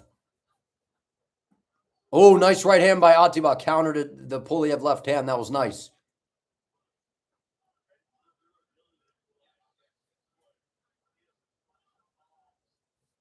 Oh, wing and left hand missed by Pulev.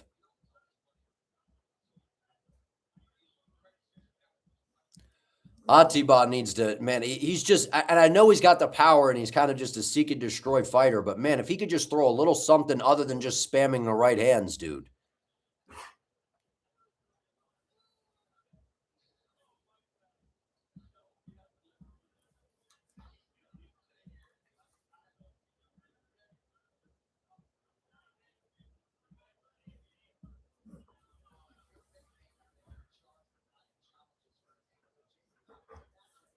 Ooh. You see, Pulev's just doing a good job just sticking and moving. That's what I keep saying, man. The left hook, see, he keeps landing the right hand, but there's nothing after it. Nice kick to the body by Pulaev again.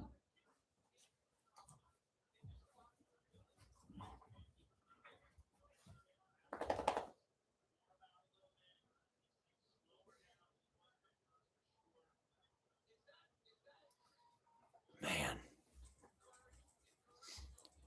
Nice kick to the body by Pulaev. Oh, that left hook just missed from Atiba. He's loading up on his shots now, though. Good front kick by Atiba.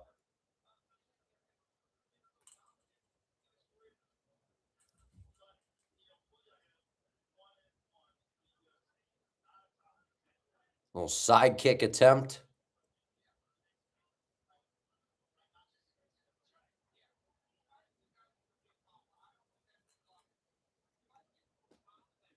.245 left in round 3. Good left hand. Pulaev, man, he's fought a good fight. You know, he gotten dropped a few times, but he's been sticking and moving, picking him apart with the kicks from range.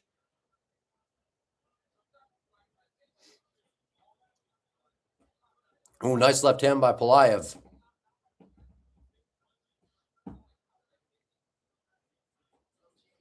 Oh, nice little slappy high kick there by Pulaev. That thing's flipping up fast, man. Oh, nice little high kick from Ateba as well. He's got a sneaky lead leg high kick. Gaethje. Oh, nice little 1-2 by Pulaev. Pulaev's stock is going to go up after this, man. This is a, whether he wins or loses.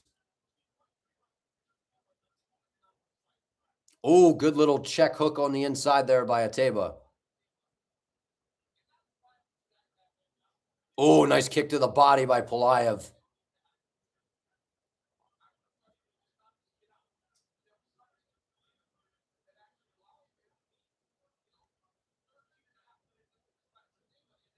.130 left in round 3.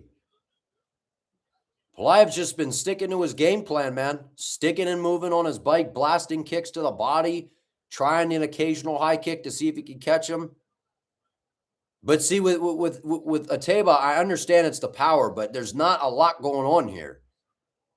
He's got to open up to try to what I mean, he may be up 2-0, probably because of the knockdowns, but we don't know for sure.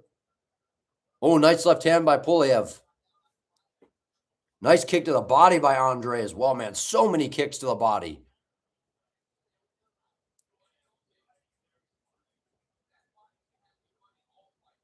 Oh, nice front kick by Ateba there.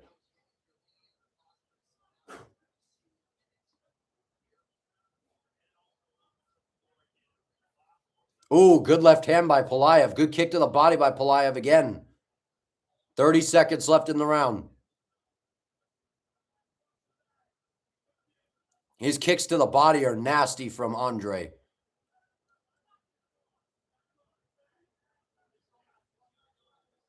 Ateba is just on cruise control right now, man.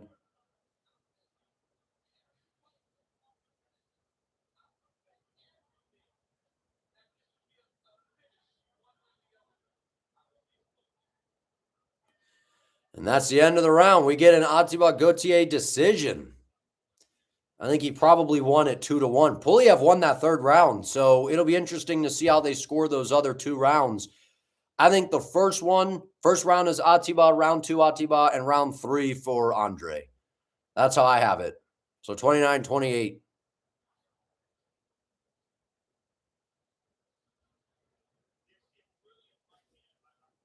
But again, I don't know. The judges may not see it that way. They may give something to Pulaev. I don't know. He fought a really good fight, man. I would love to see what the striking totals are. I'm looking on the UFC's website, and it says 65-39 in favor of Pulaev.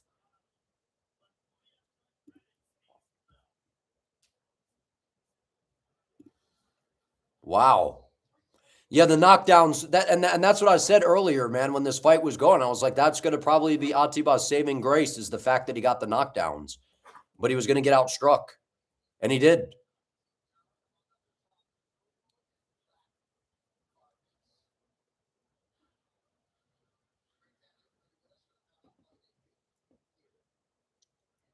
All right, let's see what the decision is. I think we got a scorecard here, right? Yep.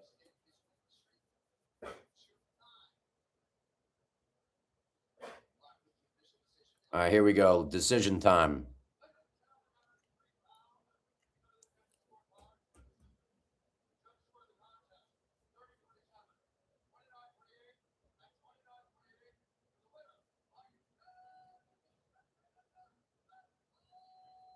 Gaethje won, but how is it 30-27? That's a bad scorecard. Because Pulayev definitely won round 3, in my opinion. I thought it was a pretty clear round 3 win for Pulayev. So, but yeah, I thought he won rounds 1 and 2 because he was able to drop them. So, good learning opportunity for Ateba. But yeah, I think the stock definitely went down, and the stock went up for Andre Pulayev. That was a good performance, man. If you guys could do me a favor, like the stream. If you're new, sub, I would appreciate it as well. Atiba landed nothing in round 3. I don't know why they gave him round 3. Yeah, I'm surprised, man. I'm actually surprised that Atiba was not able to knock him out. Now, credit to Pulayev because he fought a good fight, but the expectations for Gaethje are to finish that fight. That's just the reality. Or to dominate it. If you're going to win, it's a 30-27 beatdown. You know what I mean? Where he's basically making him look like a heavy bag type of deal. All right, now we got Umar Nurmagomedov versus Deiveson Figueiredo. Let me put up a poll for this one, man. And then we got our main card. We're moving right along.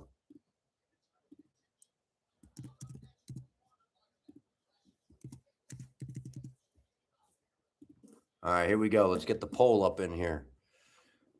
I got Umar getting this one done by sub. I picked Umar by sub in this fight. I just feel like he's going to submit Figueiredo in this fight, man. I feel like they're going to get into a grappling exchange, and Davison's going to make a mistake.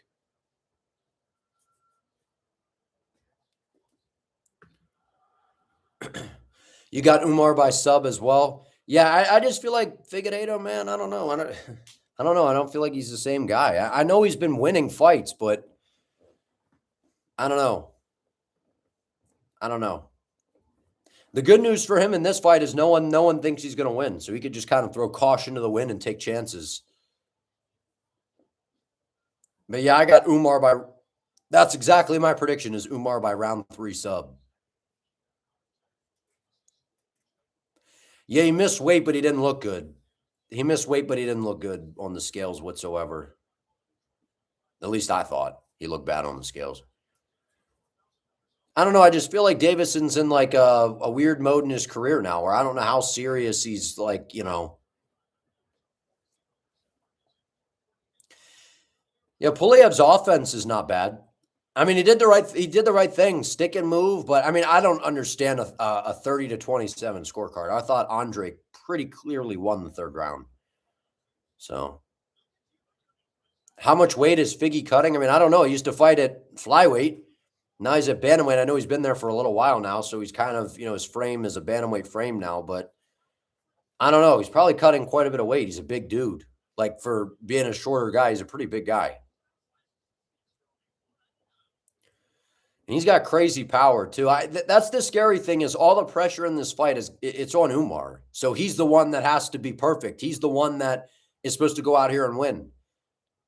So it just feels like Figgy's going to take some chances because he doesn't really have anything to lose. So that's a dangerous fighter, And he's already got some dangerous striking to begin with. And his ground game is jiu-jitsu. It's good, but I feel like Umar's grappling all around is better, though. Yeah, up at bantamweight, he's still he's like a little, I don't know. He like kind of has that stocky build to him, but I agree with you. Up at bantamweight, he's still, I feel like, noticeably a little bit smaller.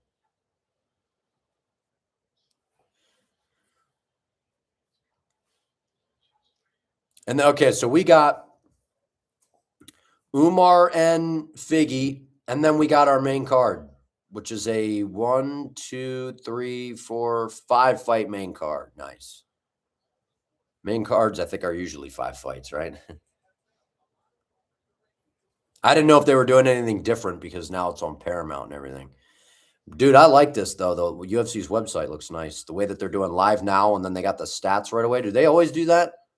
I didn't know if they always did that or not.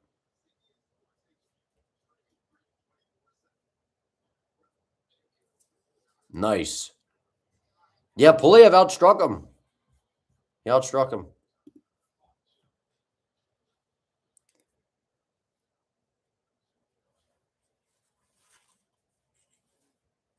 He has a similar build to Merab, but Merab is bigger. Yeah, Merab's like strong as heck, too, for the division. What do I think Umar starts with kicks or wrestling in the first round? Dude, they got out there fast. Fined 25% of his purse. So Umar gets 25% of Figueiredo's purse.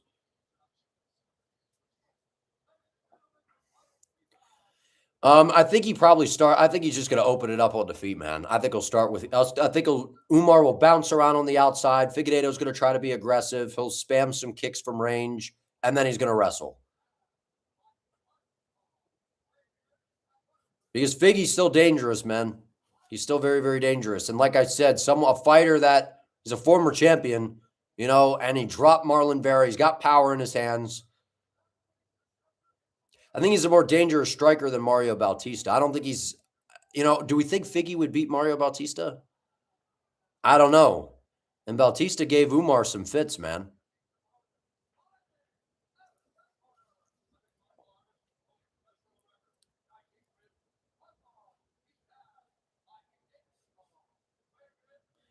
And I like the activity here for Umar as well because he just fought. What card was that?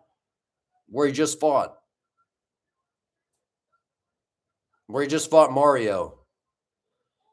Oh, the Abu Dhabi card, 321, right?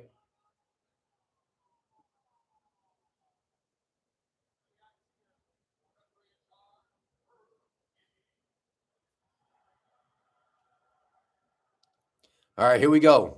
Yeah, I know. That is crazy, man. Minus 1,600. That's insane, dude.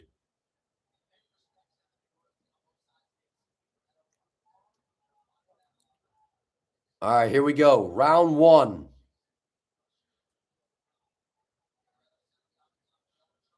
Yeah, Umar's noticeably bigger. Nice leg kick from Umar to start. But Figueiredo's got that low, kind of bladed, karate-like stance. Patient, waits to counter.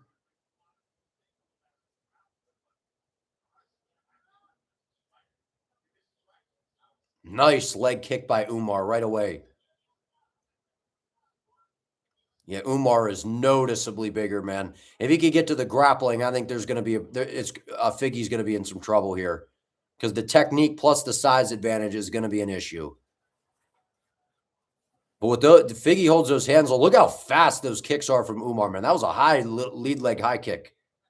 Nice front kick by Umar. Sends him back up against the fence.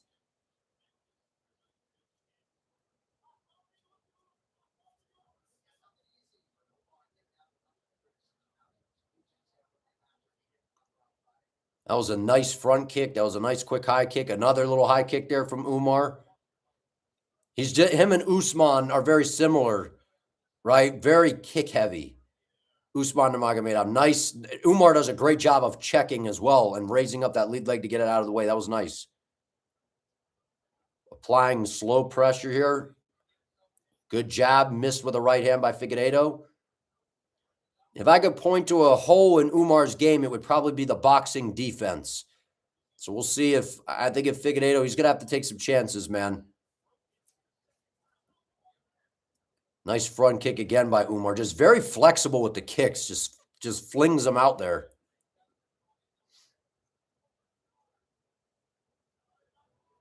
A patient approach. Oh, nice little left hand by Umar. We clinch up here.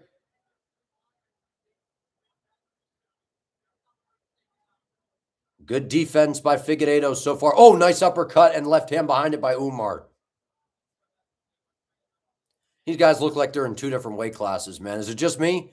Umar looks a lot bigger. He looks much bigger.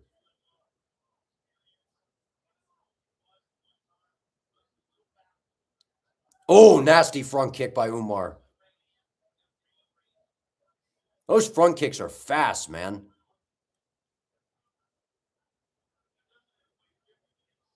And Umar does a great job of setting up his hands right after the kicks as well. Nice little lead leg kick, man. Those kicks are so fast.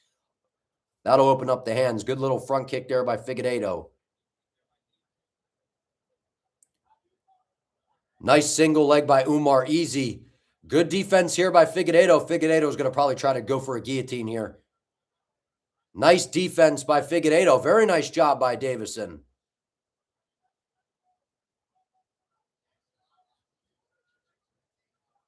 I think this is a fight where we're going to have to see Umar strike quite a bit here. That was a great job by Figueiredo with the takedown defense there.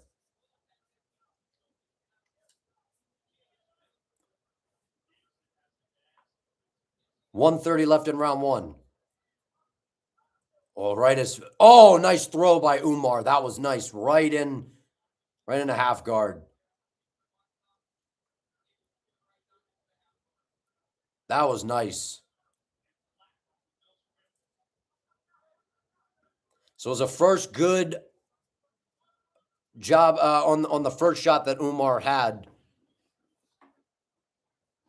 Figueiredo did a good job defending, and then that time, not much resistance. That was a powerful takedown. Yeah, that's what I was saying. Umar is like a lot bigger than him, and if you add in the technique plus the size advantage, man, it's a problem, dude. Figgy got his guard back though. Gonna push on the hips, try to create some space, maybe. He hasn't landed a single strike. We threw that little front kick out there. 30 seconds left in round one.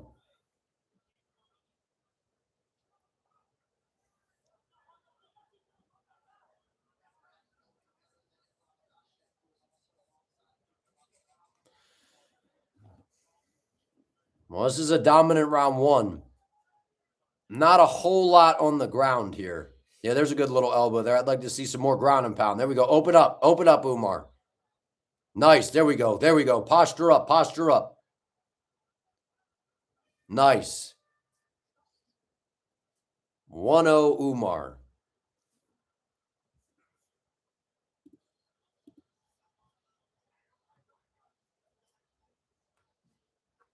That was very one-sided. Very, very one-sided there in round one.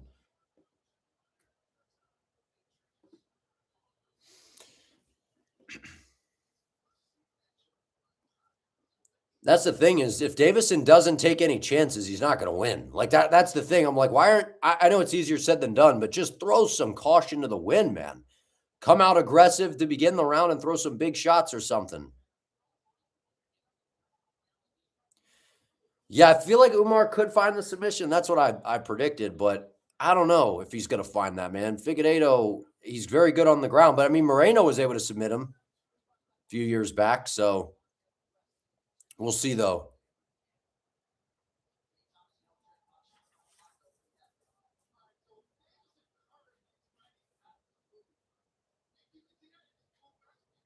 All right, here we go. Round two.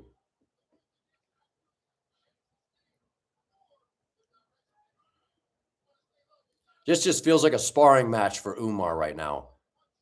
Now here you go, Figueiredo with some pressure. Oh, nice kick to the body by Figueiredo. Good counter by Umar, though. Nice little head kick by Umar. The kicks are just fast, man.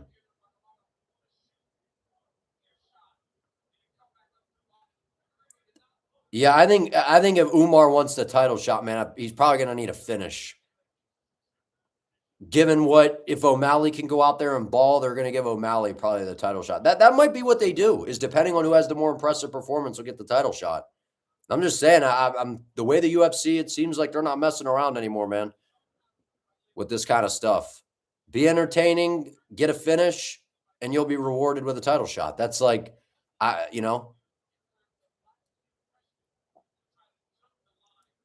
Ooh, that was a fast little lead leg high kick, man. Nice left hand in the body by Umar. Oh, that was a nice high kick attempt by Umar, but Figueiredo now on top and Umar on bottom. Now where you want to be, got to watch your neck. Got to watch your neck if you're Umar.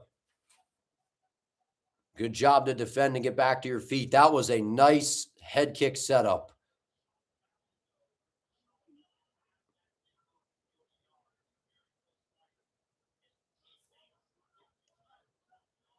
Good front kick there by Umar.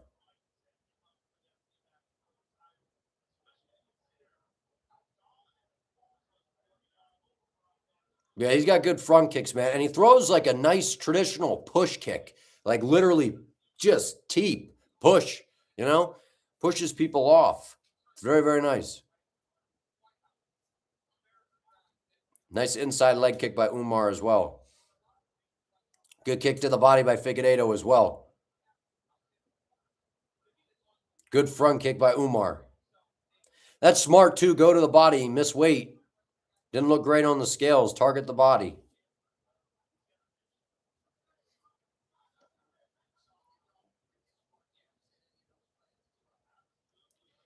Yeah, Deiveson, I agree with you. He's not opening up enough whatsoever. And he's not giving himself a chance to win this fight. And I understand that Umar's really good, but you got to open up, man. He's being way too defensive, not throwing anything.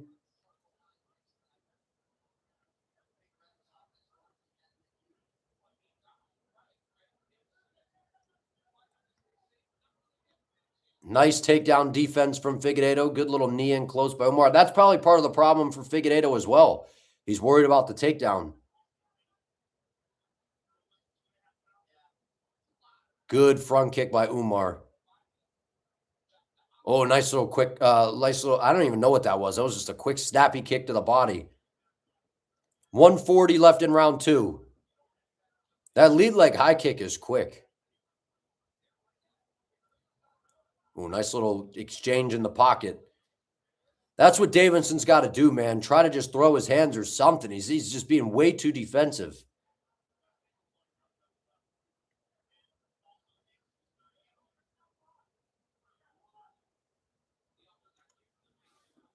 Those front kicks are so fast, man. And there's no telegraph on him. He just wings them up out of nowhere.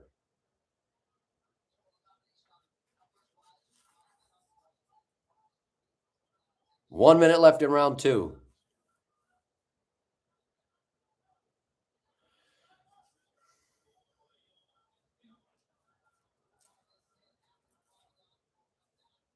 $50 seconds left in round 2. I want to see Umar. I feel like he needs a finish in order to get that title shot, man. I'm just saying. Oh, that was a good one too by Umar.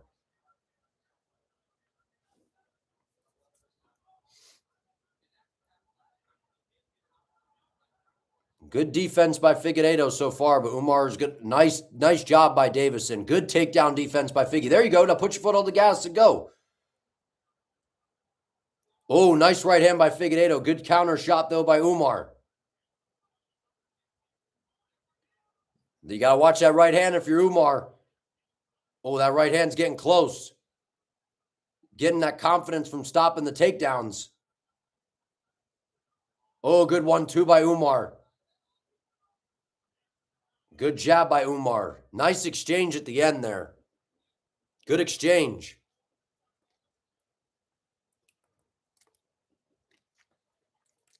That's what Deiveson, he should have been doing that at the beginning of the fight, man, to give himself a chance.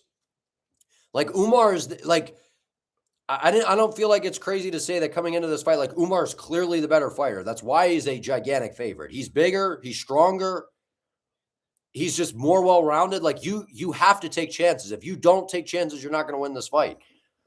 And now he's shown that he can stop the takedowns. He has shown that he can stop the takedowns. So he needs to open up even more. He needs to press the action, get in his face, and open up. I love that. Nice 1-1-2 by Umar. That was nice. Doubling up the lead hand, man. That's just good fundamentals. Good check, hook, and then a left hand behind it. And Figueiredo, man, see, Umar has that tendency, man. He slips, off to that left side. That's where Bautista caught him with that knee or whatever in their last fight. I can't remember what he landed. I think it was a knee.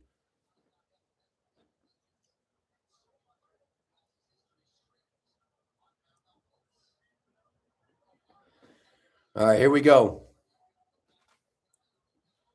Round 3. Deiveson's got to be aggressive. These kicks are fast from Umar, man. And he can literally win the fight that way, just sitting at range, throwing these kicks. Because Deiveson's way too reserved.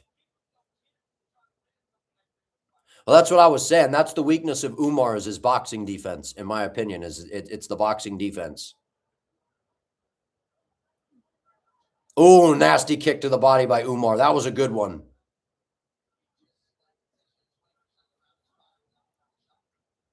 Oh, just missed with that high kick. Yeah, Deiveson's got to get to the inside, man. You sit at range, you're just going to get picked apart with these nasty kicks. Dude, these kicks are fast and they're nasty. And he's got such an arsenal too. He keeps scrambling your brain. He just throws, the front kicks to the body, rear kicks to the body, and then whips those head kicks out of nowhere, man.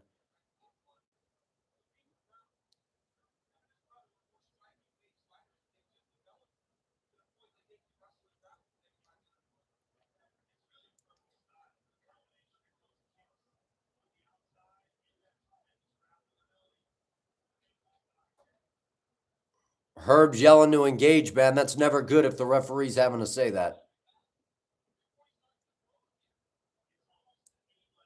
Oh, nice little lead leg kick by Umar. We need more here.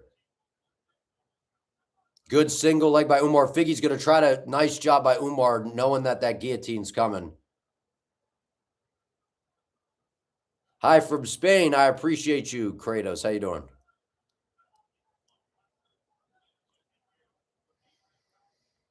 But this is where Umar, I want to see some. I want to see some movement here. Let's posture up and try to rain down some ground and pound.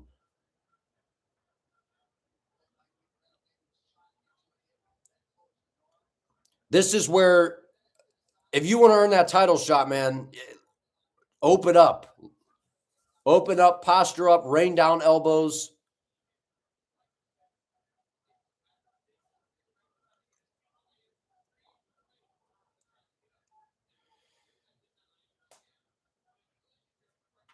.215 left in round 3. So Umar's probably just going to control him the rest of the round. But listen, Deiveson was way too reserved on the feet, man. He never even gave himself a chance. Didn't even give himself really a chance. And that's just how good Umar is too, though. He's bigger and was just sitting on the outside, keeping him at kicking range. And then he was able to counter Deiveson whenever they would get into that boxing range as well. But I thought with stopping those initial takedowns, that's where Deiveson would open up and be more aggressive. That's the time to be more aggressive.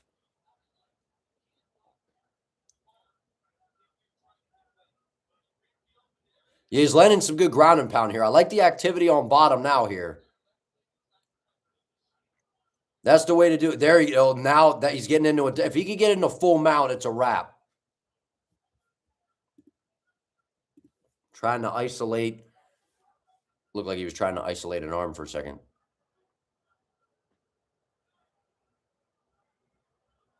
Greetings from Germany. What's up, man? What's up, Sino? I appreciate it. Yeah, depending on what happens in that O'Malley fight, man, I don't know. He's just flowing from position to position. I mean, this is domination. But the problem is the way the UFC is right now, man, they want finishes. They want action. That's just it's clear by who they're booking for title fights. That's the reality. That's what the UFC is going off of now.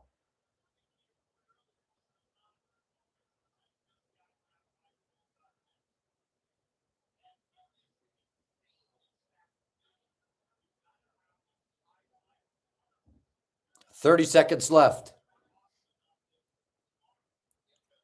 And then if you're Umar, you're giving the UFC the ammo to sit. Here we go.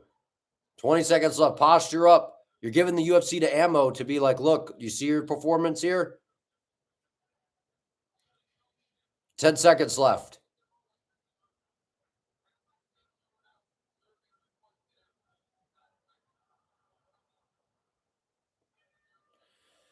Well, that's a clear 30-27 for Umar Nurmagomedov, but is it going to be enough for the title? It's a dominant win, but given the way the UFC is now, I don't know, man. The way that they've been giving out the title shots.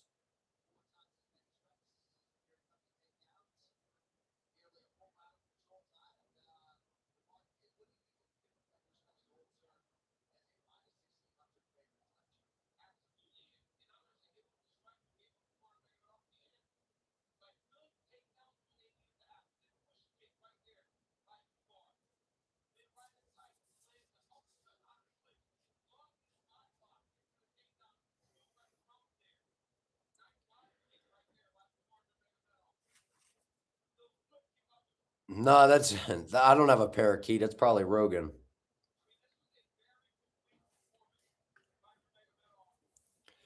It was a dominant win.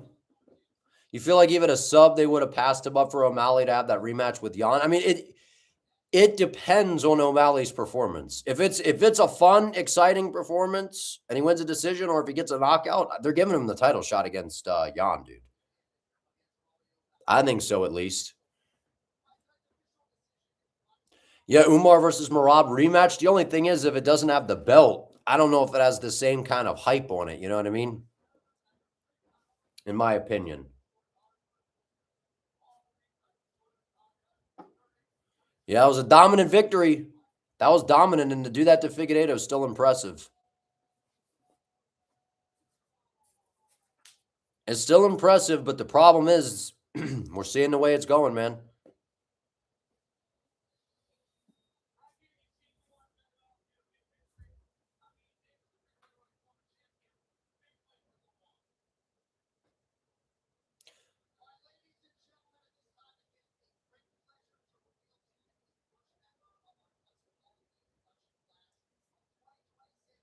Oh, we got a UFC induction.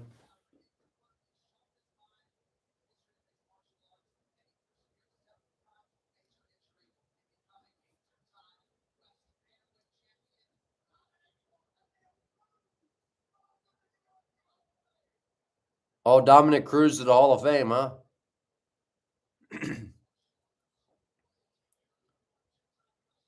Nice, well-deserved Cruz.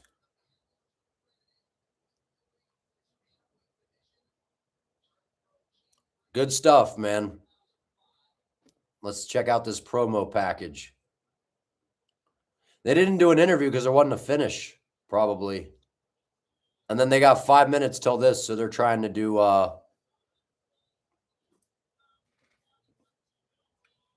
they're trying to probably get to the they got the main card and they're going to play this promo.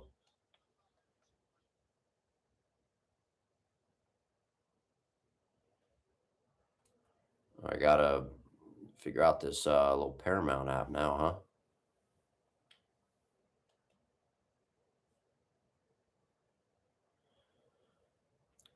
Good for Cruz though to get inducted, man. He deserves it.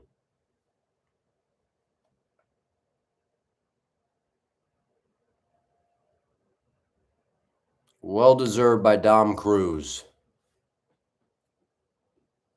Yeah, they're not going to they're probably not going to give an interview to a fighter if you don't get a finish because there's not as much time. That's part of the, like, if you get a finish, then, then you still got some time left, or whatever.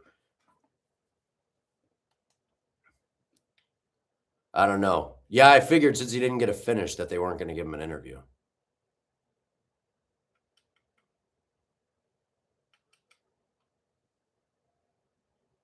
That's what I figured. I'm trying to get to the multi-view thing. This is being all slow and stuff.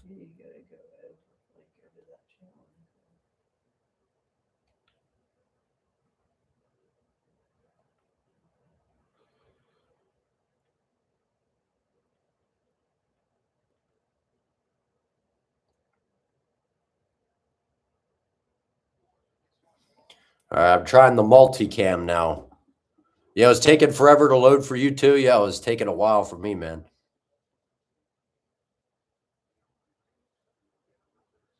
Yeah, it's on the multicam now.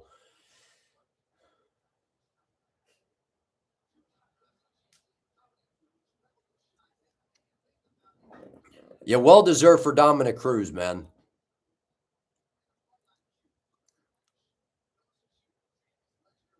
Time flies. Time flies. The rivalry with Uriah Faber, the Cody Garbrandt fight.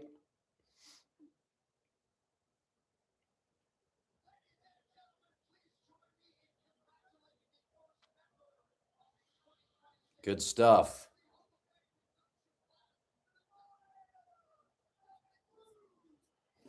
Good stuff for Cruz, man. How many more fights before Paddy and Gaethje? We got 4. We're about to start the main card.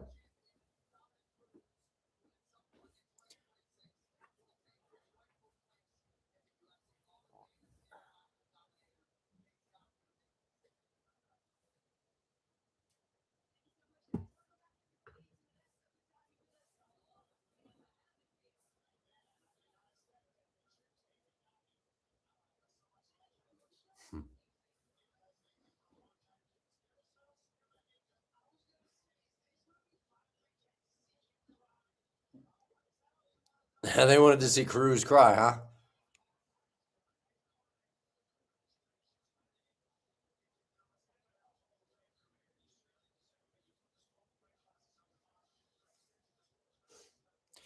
All right, so let's put up the next poll. We got Arnold Allen, Jean Silva. This is the fight I'm looking forward to the most on the entire card.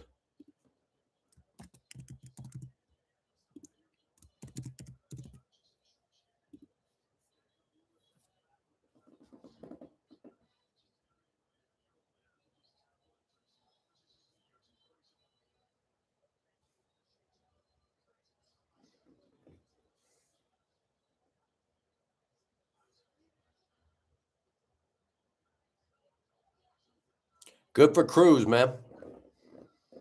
All right, we'll see what this multicam view is about. All right, main card. Let's get it.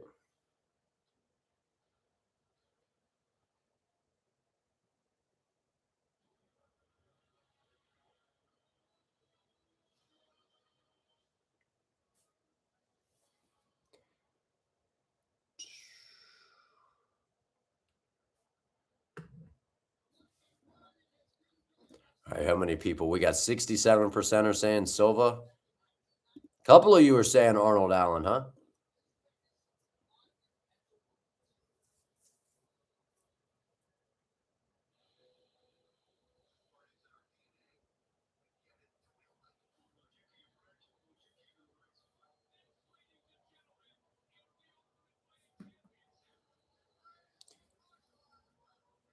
Fighters are going to have cameras on their short. Now, I wonder what the camera angles are going to be. I see the ones like the normal and then the other one's like above. I don't know.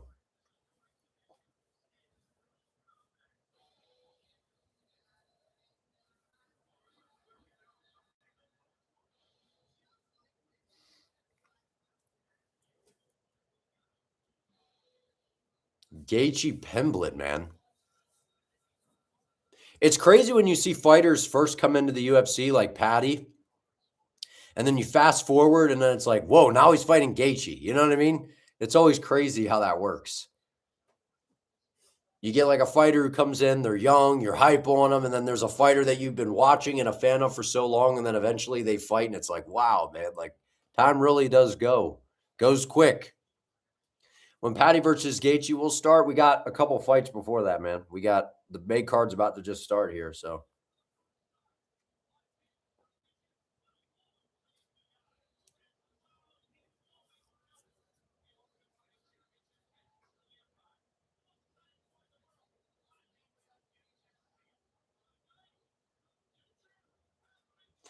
Man, I miss some of the old school days with the fighting, you know?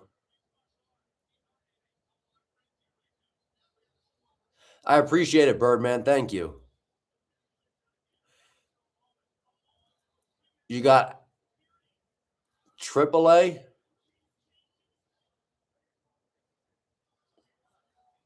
Who's AAA? Oh, Arnold Allen. Oh, and then Natalia Silva. I was confused because of Silva. There's 2 Silvas on the main card. I forgot. Waldo by KO, Sugar decision, Gaethje KO. Topuria versus Islam. How do I see it going at 155 and 170? I think at 155, Ilya's got a very good chance to knock him out. At 170, I think that very much favors Islam because he looked really good at that weight class. And I think Ilya, as hard as he hits, I think his power translates to the weight class. But in terms of his stature, I think Islam would be a little bit of an issue for him with the grappling there. But at 55, I feel like Islam's a little bit more vulnerable. So I would lean Islam at 170. At 55, I could see that favoring Ilya. But I still got questions. As good as I think Ilya's ground game is very, very good. But how is it against someone of the level of Islam is where I have my questions. Because if it's good enough to stop the takedowns and it stays on the feet, I don't know. Like, Ilya's boxing is really good, man. Really, really, really, really good.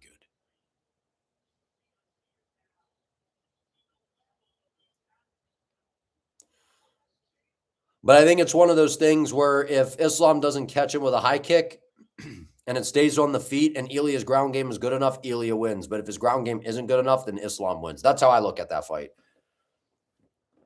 It's the question mark of Ilya's ground game. I know it's very good, but he hasn't fought that level of overall grappler. You know what I mean? So if it's good enough to stop the takedowns and he keeps it on the feet, I think he could knock him out.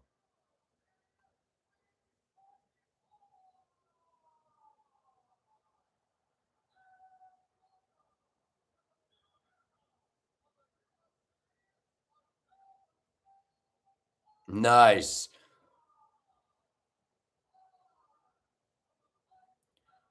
The fuck you talking about, lad? All right, so this multicam, it's like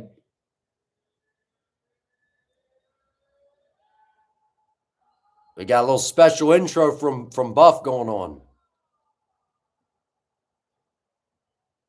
And what's going on with these cameras? Why didn't they have them set up already? You'd think that they would have them set up before the thing started.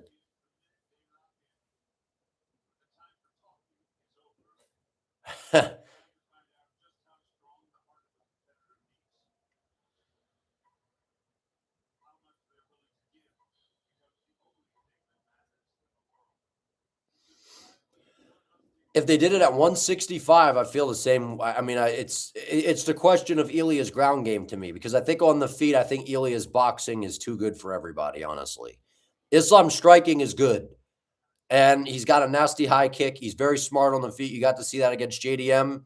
Was sticking and moving, banging him up with calf kicks. But Islam's ground game might be too much. I don't know. But if Ilya, like I said, if he can keep it on the feet, I think Ilya could beat pretty much anybody when it comes to the striking. His boxing is so good, dude. That was cool for Brucey Bruce.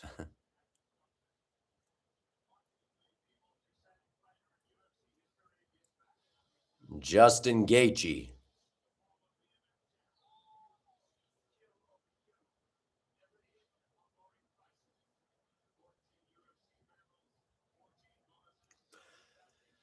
Gaethje and Pimblett, man. Tonight is the night. But if you guys could do me a favor, like the stream. If you're new, sub to the channel, help me out. We're on the road to 10K. I would appreciate it. If Paddy avoids the knockout punch, he wins easily. I think that if Paddy, I think Paddy it really is path to victory to me is rocking Gaethje and then submitting him. That's where Gaethje's very vulnerable because Paddy's ground game, like getting to the takedowns, is a little bit of a problem. Yeah, I feel like that's a pretty good way to put it. I feel like Ilya's boxing is on a different level compared to Islam, but it's Islam's ground game is probably on a different level to Ilya. So it's kind of like that trade-off, and typically the grappler wins in those aspects. But Ilya's ground game is a lot better than what people give it credit for. I've been saying that, man. Paddy can't box with Gaethje. He needs to take it to the ground. Well, he's not just going to box with him. He's going to try to kick from the outside. That's actually kind of the crazy part, man, is I feel like this is a tricky fight for Paddy Pimblett, man. To get a hold of Gaethje is tough. Gaethje has no problem taking a shot, and he swings, man, and he fancies himself a war, so.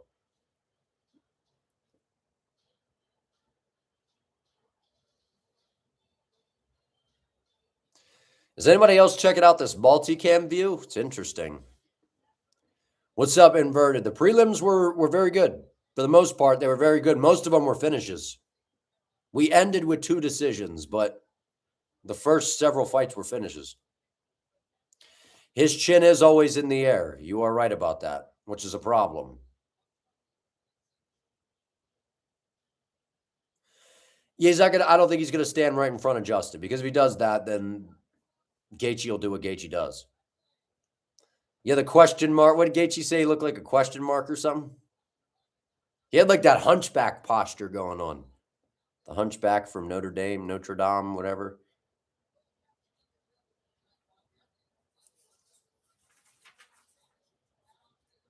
So I don't get this multicam. So it's literally like pointing at the crowd.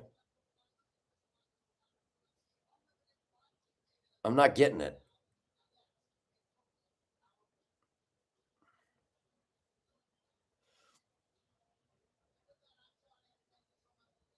I know, yeah, that is the nice thing about having the app, so you could rewatch it. Like on Paramount, they have everything archived and everything. Which they did on ESPN Plus too, but having all the fights, you could go back and watch old fights too.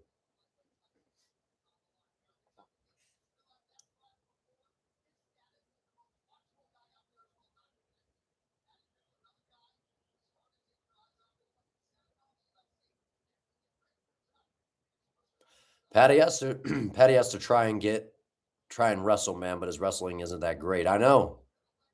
I know.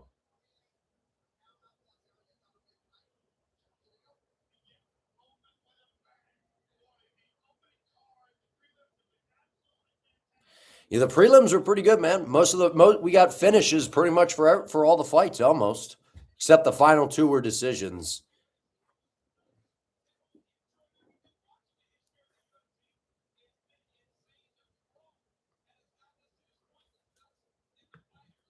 I know Rogan's always excited, man. Well, this has got to be cool for him too, because he's been there since the beginning and seeing all the levels that the UFC has went to now. Rogan, or you think Max does better at 55 with Elia? Or you're asking if I think? No, I don't think he does much better, to be honest with you. I think it's very similar, to be honest.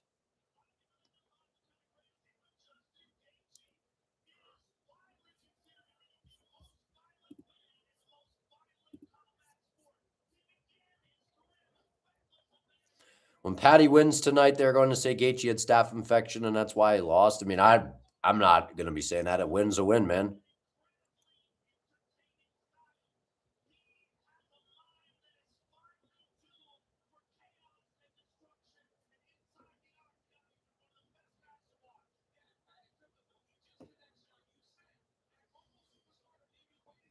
Yeah, this is big for Patty, man. If he could go out here and get this done, it's massive. But here we go. We're 11 minutes in. Let's get it rolling, man.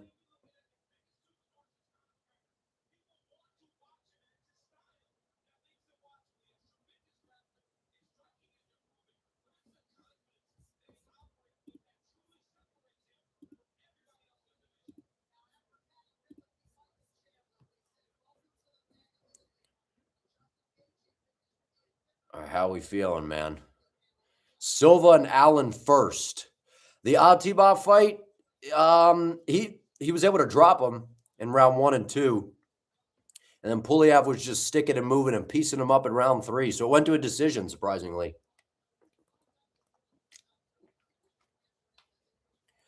Has Justin fought any good grapplers apart from Habib and Charles? Those are the guys, and they all submitted him. But those are 2 of the best,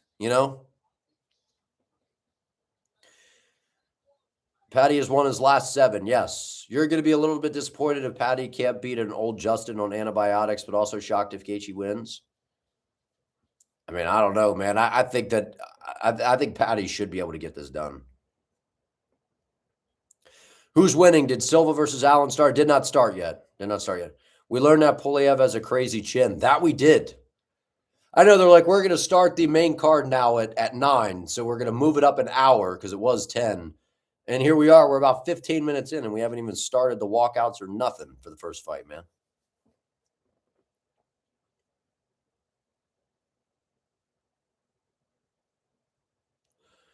What's up, Stevie? How you doing, man? So you live in Canada? They don't have Paramount Plus there? So what do you? Is it TNT Sport or how do you watch the fights?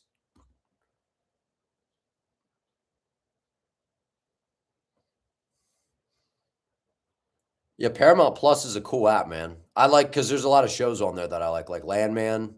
We got Bob Lamb, Tulsa King. Landman's a good show. I don't know if you guys have watched that yet. That's a really good show. You got Paramount Plus, but the UFC isn't on it. Weird. So that's only, I don't know how that, I don't know.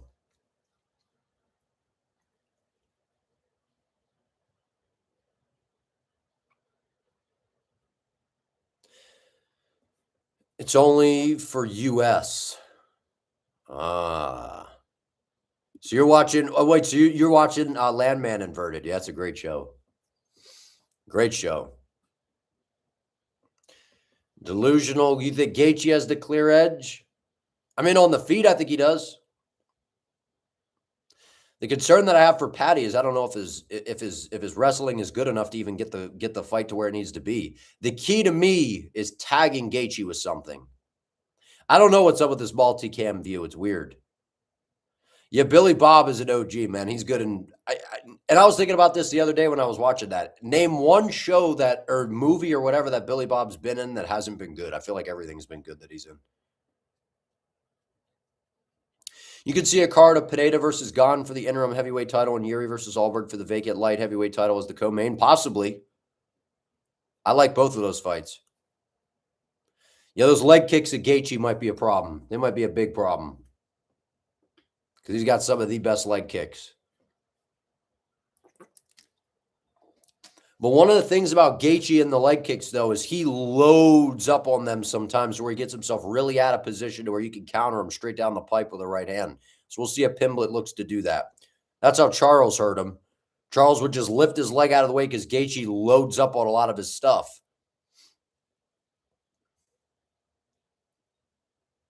Yeah, I like Yuri a lot, and I like his style, but I feel like Alberg, these pinpoint strikers that have really good accuracy and have that power, they're just now. Granted, the only guy that's really been able to beat Yuri is Peloton, right?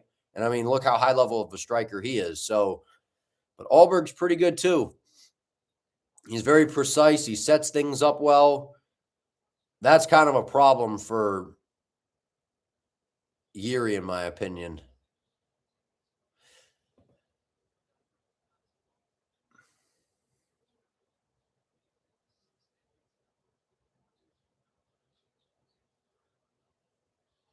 If it wasn't for the interim title, you probably pick Gaethje, but since it is, you're picking Patty, just a vibes thing, but Gaethje is hittable. Yeah, it's a weird, man, if this was a couple of years ago, I feel like Gaethje's, Gaethje can still get it done, so. Yeah, for the interim belt is interesting, but that's what they do for numbered events. They basically have that model where it's basically got to be for a belt, unless it's some mega fight or something, you know? It's about to be Silva and Allen, if we ever get there. They're dragging this out, man. Just went through Billy Bob's IMDb. Bad Santa 2 is probably the only miss of his. You had no idea. I didn't even know I did hear that the other day, that they had a second one. Like around the holiday time when people were talking about Bad Santa 1, I know was funny, but the second one, I didn't see the second one. I haven't seen that. Gaethje has heavy hands with power, and he can knock you out if you leave that chin out. Well, he might find that chin, man. He might find that chin. We'll see. Is Pineda the greatest striker of all time? Probably, yeah. Yeah, especially after what he just did to Goliath. Paddy versus Gaethje, we still got some fights to go, man. Yeah, I mean, I feel like Ely is a disastrous matchup for Paddy and Gaethje. More so for Gaethje, just a styles thing. Just a styles thing, you know? The fight's starting in a little bit, man. We got Arnold Allen and John Silva coming up. They're just playing all these different promos and all this stuff. And I get it. It's new. It's old Paramount. But dang, man. Michael Johnson versus Hernandez. I know I wanted to see that fight really bad, too. People forgetting Paddy is literally a Scouser. Scousers can't get knocked out. The fuck are you talking about, lad? Unfair advantage. Debatably worse than... Wait, what do you mean? Oh, yeah. Yeah, I see what you're saying. No, there was some weird stuff going on with the betting line, I think. So they pulled the fight. That's what I heard. It's on Paramount. If you're in the US, it's on Paramount Plus. You're pretty bummed about MJ versus Hernandez too. We're looking forward to that. It was so weird when the money started. Yeah, that's what I saw. James Lynch did a video on that. Dude, I don't know. I'm in this multicam view thing, but I might change it. I don't know. I guess we'll have to see what it is when the fight actually starts. Like what happens when the fight is there. I thought it was going to be like inside the octagon, like all these angles. I don't know. I kind of had this like fantasy idea of what I was expecting for it. So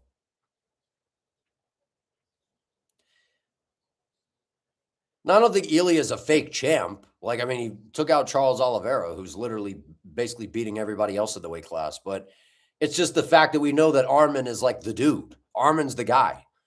We need Arman versus Ilya at some point, man. But if you guys could do me a favor, like the stream. If you're new, sub to the channel. I appreciate the support, man. Thank you. Yeah, I like James Lynch, man. If you guys don't know who James Lynch is, I'm sure most of you do. I mean, he's been covering MMA for a while. But he like is so quick with the videos. He like makes a video about like every like he makes a lot of videos, so he like covers literally everything pretty much.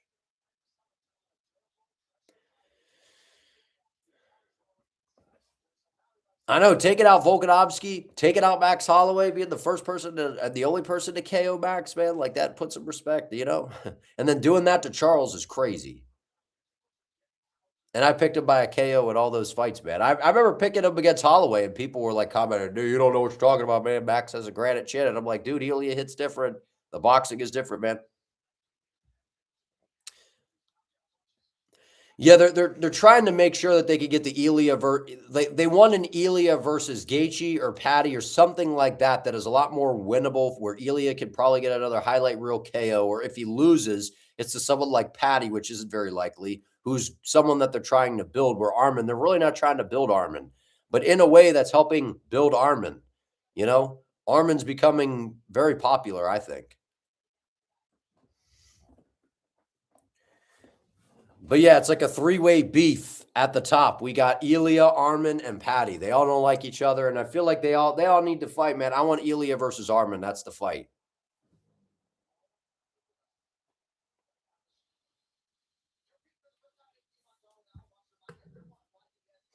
All right, here we go. Arnold Allen, John Silva.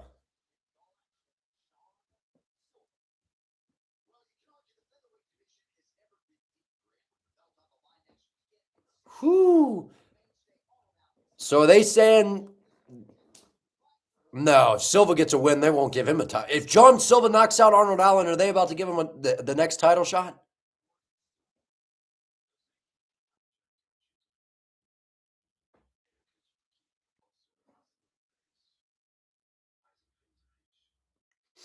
That's your point. If there's someone the promotion is keeping away from the champ, then that's the real champ.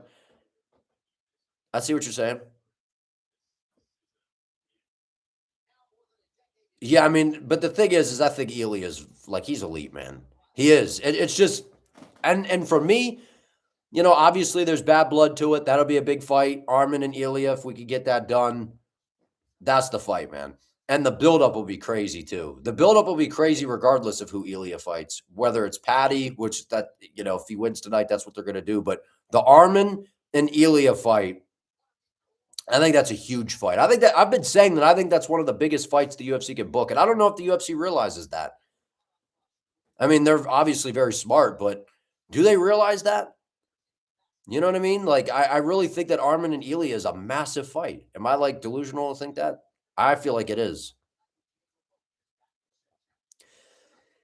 I'm telling you, man, the way that they've been with these title shots, if Silva knocks out Arnold Allen, I wouldn't be surprised if they gave him a title shot. I just really wouldn't. The way that they are these days, man, like, you don't need to be on a win streak. You can win one fight, and it's impressive, and you're someone they like, and they're going to give you a title shot.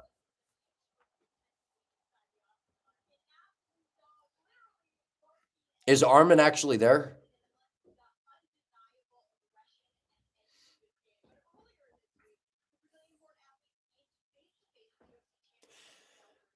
Yeah, I lean Ilya, but again, it's a tricky fight because Arman's ground game is very, very good. He's elite on the ground, man. So I don't think that Ilya is necessarily refusing to fight him, because if I went back and I listened to that clip from the stream, and if you listen to the full thing, he's basically saying that he has to fight one. So it was the Hooker fight. He needs to fight one more fight because of the fact that he pulled out of the title fight. And he was basically saying, like, you can't just get thrown in there for another title shot when you literally just pulled out of one. But then also, it's weird how that all goes down. Dana's like, it's a number one contender fight with Arman and Hooker. And then all of a sudden, then they book this for the interim fight, and they're like, nah, the winner of this is now fighting Ilya. It makes it feel like they tried to jump someone in there to fight Ilya next instead of doing the Arman fight. I got to say, the way it lined up, it does kind of feel like that. So he's wearing some shades, huh? John Silva.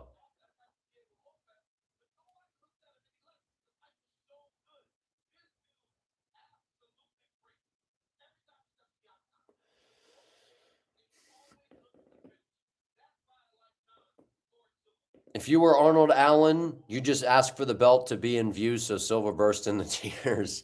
Yeah, that might get in his head, man.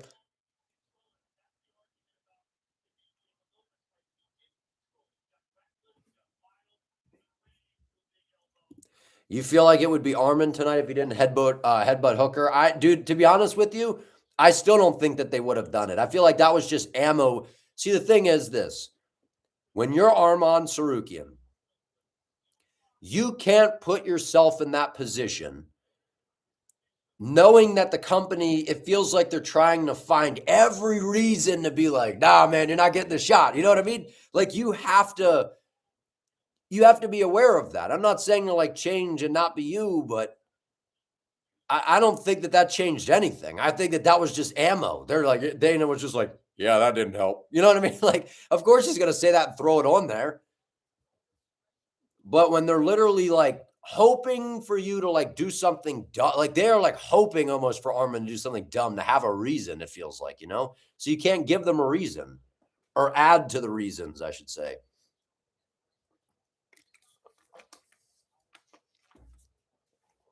I don't know how I feel about this multicam view. We gotta wait to see, I guess, when the fight is about to start, what it's going to look like. But Silva has made his way to the octagon. So we have Jean Silva versus Arnold Allen. Then we got Natalia Silva, Thug Rose. Then we got Waldo versus D-Lou, Sugar Sean versus Song, and then the main event. Man, by the time we get this fight started, it's going to be 10 o'clock, man.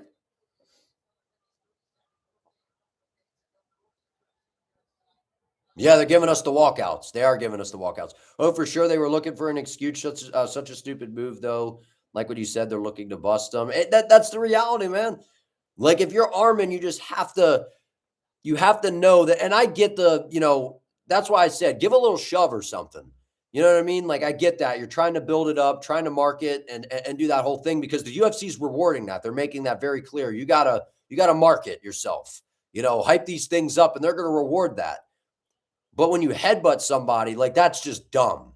Now you're risking injuring yourself, injuring your opponent, splitting them open, with a cut or something. Like, that's just and you're giving them ammo. And it feels like they're looking for ammo, so don't supply it.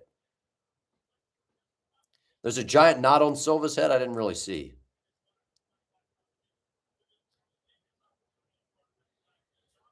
Yeah, Silva's got a rough hairline when he does have that hair. He started to grow it in for that Noche card, and yeah, his hair was rough. I remember that. That hairline was rough. You got O'Malley getting a first-round KO. I would not be surprised. But I think it's going to come down to if Song is going to be overly aggressive or not. So 64% got Silva, 36% got Allen. Interesting. Interesting. But if you guys could do me a favor, like the stream, subscribe to the channel, help me out. We're trying to get to 10K ASAP, man. So I appreciate it. All right, Arnold Allen is in the octagon. Here we go.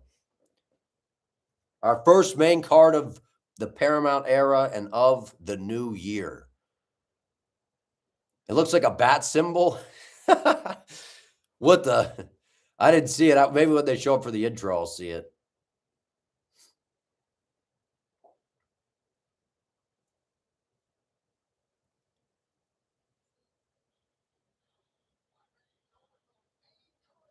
All right, here we go. Arnold Allen, 32, Silva, 29. Allen will have a 1-inch reach advantage. You want me to break out my Mike Goldberg, man, for this? A 1-inch reach advantage.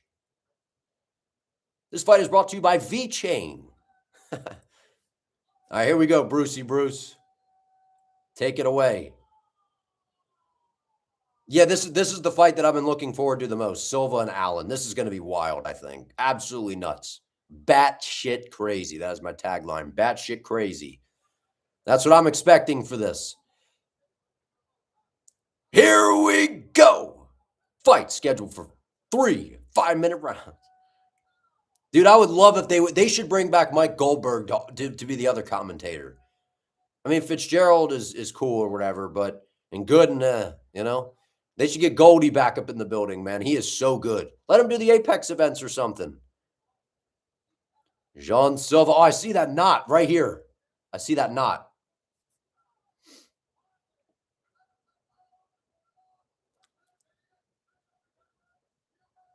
Jean Silva intro, man. He's stoic and ready to go.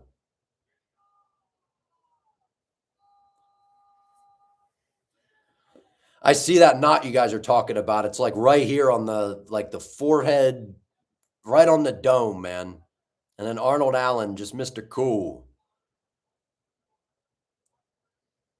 20-3, 5'8", 145 and 1/2 pounds. He's the plus 200. He's a plus 200 dog. Interesting.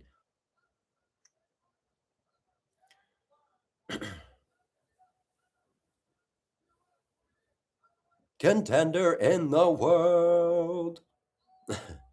Bruce is so good, man. What are we going to do when Bruce retires, man?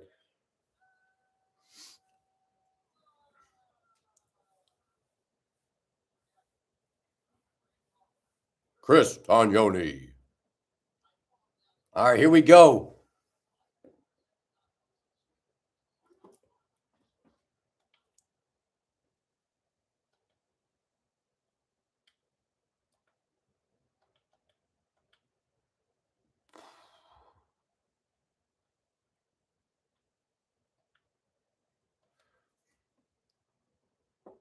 Here we go.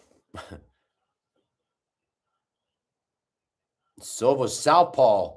Nice little kick by Arnold Allen. Allen's got good movement, man. I had to flip off of that multicam view. That thing was not, I didn't like it at all. That's what I was just doing, flipping off that. It's not good. Nice right hook to the body by Silva. Nice leg kick by Arnold Allen. And a little bit more patient of an approach from Silva. A lot more locked in. Not as many games from him here. Trying to frame with that lead hand. Good pressure here from Silva. Good movement by Allen as well. Nice little leg kick by Allen. I think he hit the shin, though.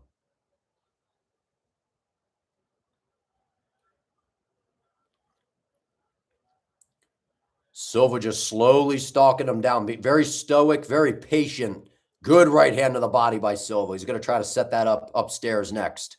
He's just locked in, man. You can tell with his distance management, too. Very calm, not overexerting himself.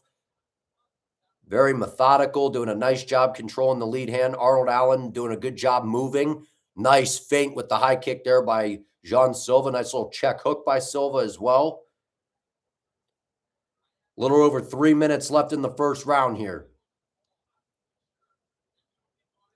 Oh, nice sneaky left hand by Arnold Allen. That was nice.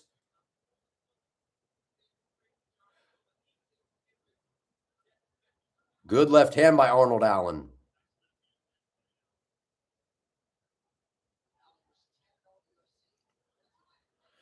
Let's see, the way Silva waved that hand around, you saw Arnold kind of have that big reaction. That's what you don't want to do because that's where Silva throws that. Oh, nice high kick by Allen.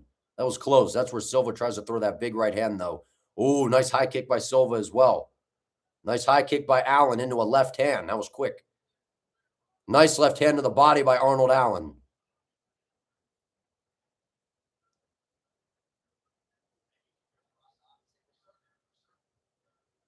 You got to circle away, especially away from the right hand.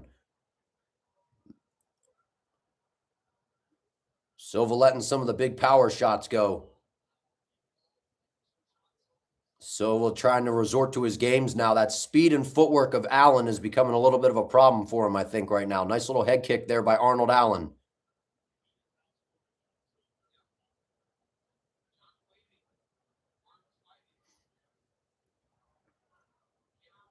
Yeah, very good footwork by Arnold Allen, and the speed is there as well.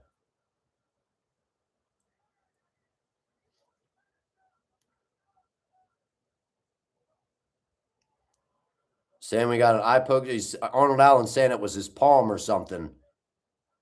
All right, time in. Here we go. 1:30 left in round one. Nice leg kick by Arnold Allen. Throwing that sneaky, that long bladed stance of Silva. That's a smart investment. Silva's just trying to line up that right hand. Good front kick by Allen. Good jab by Allen. Good footwork. Good movement by Arnold Allen. He's very quick. Good left hook by Jean Silva. Good high kick right into a left hand after a good jab by Arnold Allen. Good left hand by Arnold Allen. Good speed.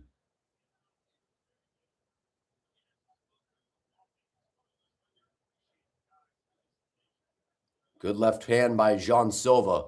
Yeah, Silva's going to have to kind of bob and weave, walk forward with his hands up. Good shot by Arnold Allen in close. Good high kick by Silva. 30 seconds left in the first round. Silva stalking him down. Allen with really good movement, as usual. Oh, nice rip to the body by Silva. Nice jab by Allen.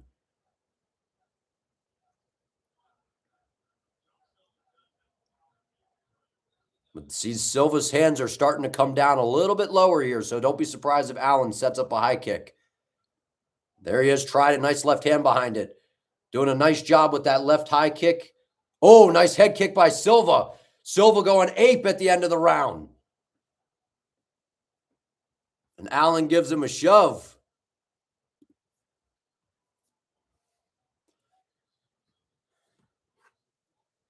I don't know, man. That was a good round. Silva started to find the target there towards the end of the round, but nice movement by Arnold Allen. Yeah, it was a good round by Allen. Silva's going to have to move forward with his hands up, and he's just going to have to throw because if he sits on the outside and just tries to play that game, he's going to get picked apart and outscored. That was very good footwork by Arnold Allen.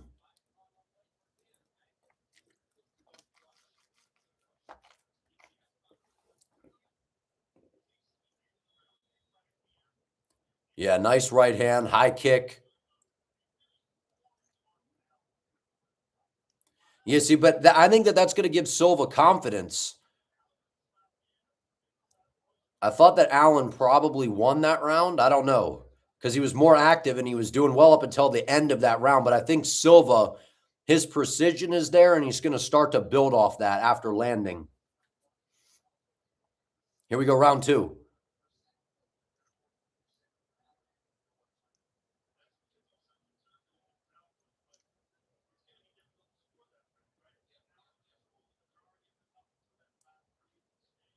Good movement. Nice leg kick inside there by Jean Silva. Another one. That's a smart investment. Oh, nice 1-2 by Silva. The power difference is very noticeable here. Just don't chase if you're Silva. That's what got him in trouble against Diego Lopez. But the power difference is, I think, pretty different here. I think Silva's confidence is going to grow after the end of that first round. Good 1-2 by Allen. Puts him off balance. Nice job. Nice jab by Arnold Allen.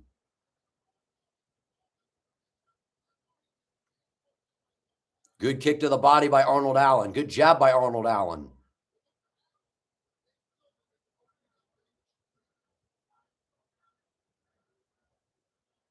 Good inside leg kick by Silva. And Allen's doing a good job of circling away from the right hand. Nice takedown by Silva. Landing some decent ground and pound there. Oh, big shot by Silva. Oh, nice little flying knee by Allen.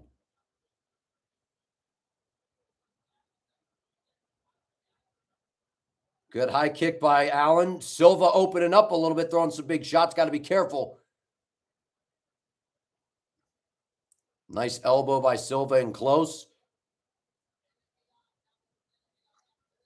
Arnold Allen's footwork is just very, very good, and he's doing a good job circling away from the power hand. Good rip to the body by Silva.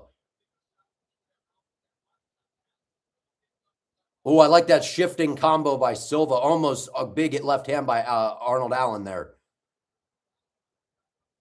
Silva starting to open up a little bit more here. Yeah, Arnold Allen, Silva's got to move his head a little bit more. Allen's just kind of popping him with that jab. And good left hands as well. Nice jab by Arnold Allen. Oh, good left hand by Arnold Allen. Oh, good knee by Arnold.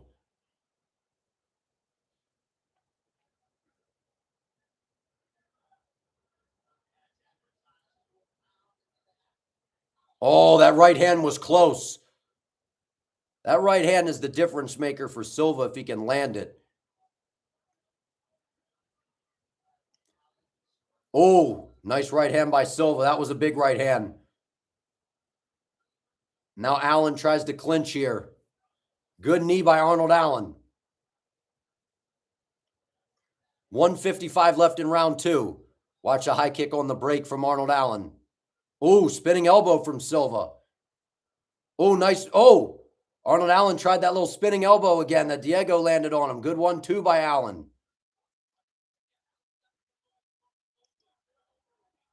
Silva's throwing hard, man.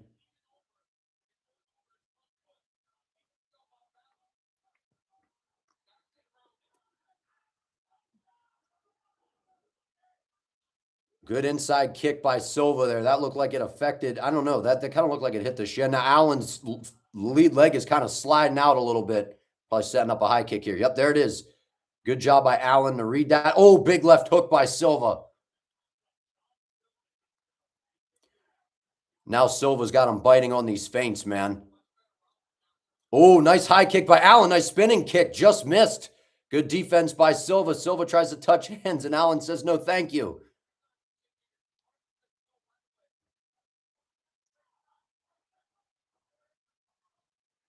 Good jab to the body by Silva. Thudding jabs. 40 seconds left at round 2. Oh, nice little high kick there by Silva. Good jab by Arnold Allen. Nice little spinning elbow from Silva. Starting to open up a little bit more here. Silva's a psycho, man. And Arnold Allen just finding his range, though.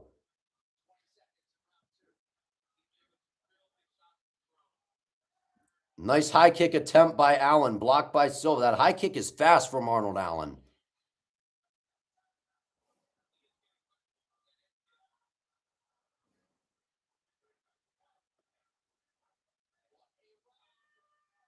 Almost a takedown at the end of the round there for Silva. I think it's probably, what is it, 1-1? I don't know, man. This is a close fight.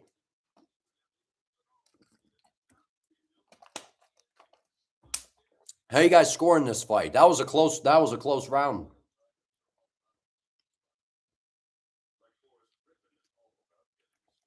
That was a good round. I think it's probably 1-1. That's the way I'm leaning. I think Allen probably won the first round, and that one might go to Silva.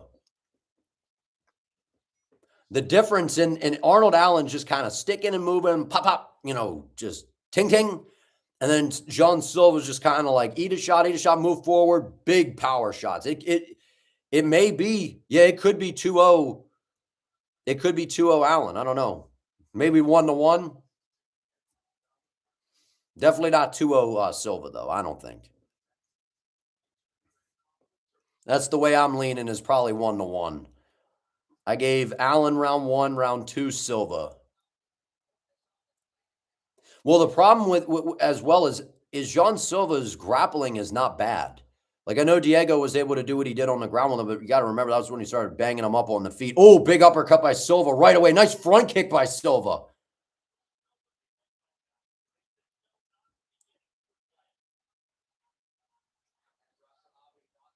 And then here's where Silva starts to get overly aggressive. So those are going to be Arnold Allen's opportunities to counter.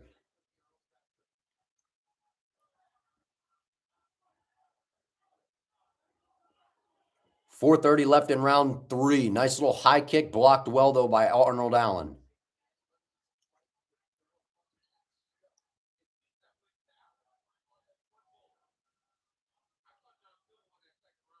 Ooh, nice little jab there left hand by Arnold Allen.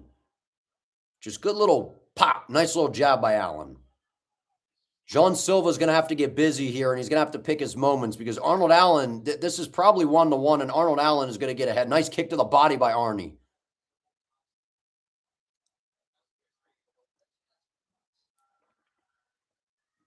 Nice rip to the body with a left hand behind it by Silva. Switching stances. Nice job.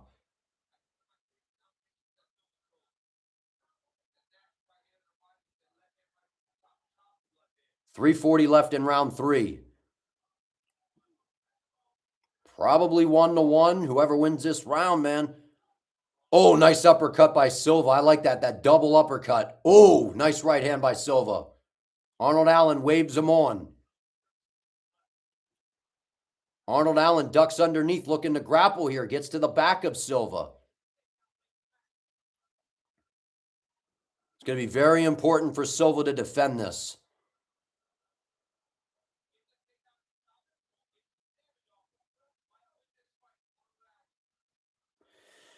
Three minutes left in round 3. This is a big moment right here. Arnold Allen's kind of got his hands together here. Silva fighting a lock.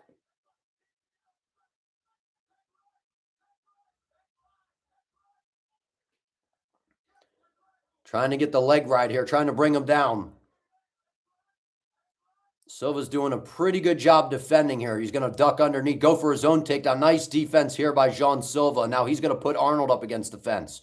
Or maybe not. We break. 2:30 left in round 3. Good job by Arnold Allen. Nice elbow by Silva. Nice uppercut by Silva.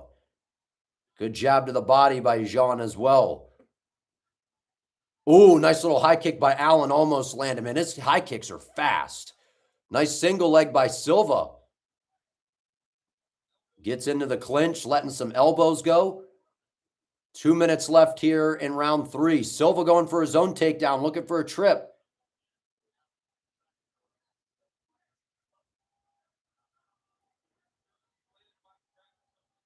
Oh, nice takedown by Silva. Got a little takedown there. Allen pops right back up. Nice. 1:40 left in round 3. Good little elbow there. Silva picks him up and takes him down. Nice little Grammy by Allen. We're back on the feet. 1:30 left in round 3. Allen moving forward here. This is a good visual for the judges if you're just moving forward here, but Silva does a good job. Misses with that high kick. Jean Silva starting to open up here. Oh, tried that spinning elbow. Got to be careful, though.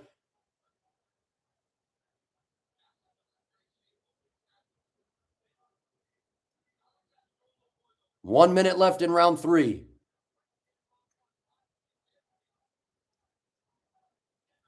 Watch that high kick from Arnold Allen, man.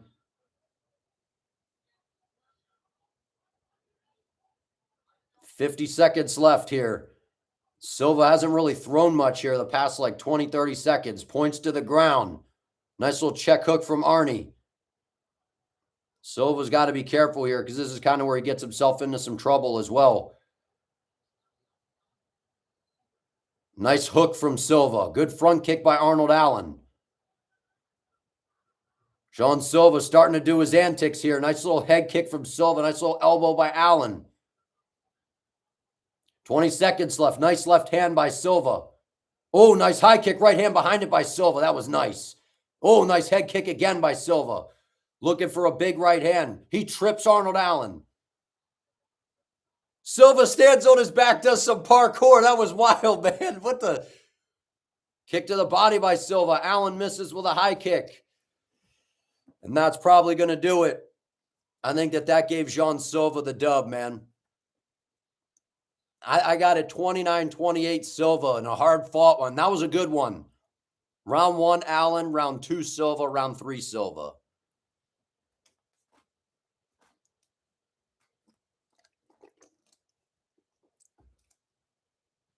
He parkoured off his back, man. That was wild. That was disrespectful, dude. He did some parkour in there.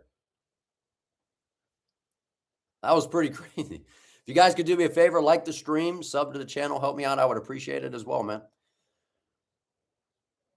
Round 2 was close, but I feel like damage favors, and I don't know, because Silva's face is busted up.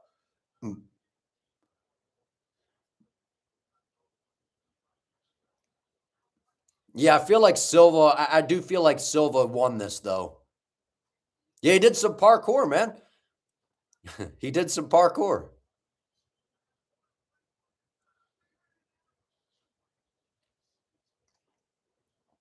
That was a good fight, man. That was a good fight. Yeah, Allen started to get busted up later into the fight, too. That's where Silva really started to take over, so.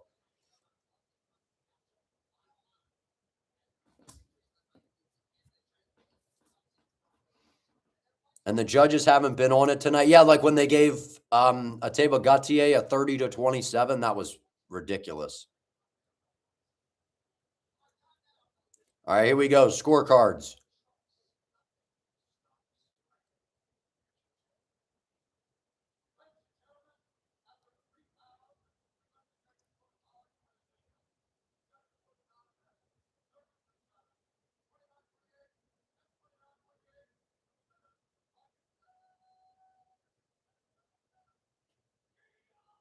Wow, they gave him a 30-27, dude?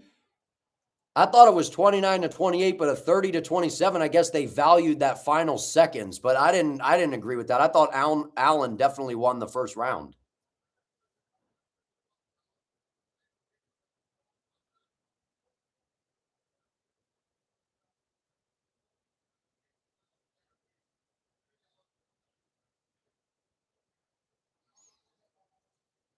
Man, a 30-27? Like, I guess they favored the final seconds because of the big moments at the end, but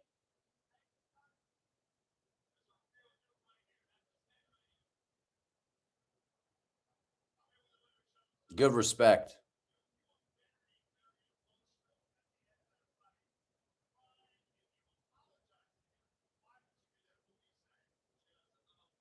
Yeah, Arnold Allen's like, get me up out of here, man.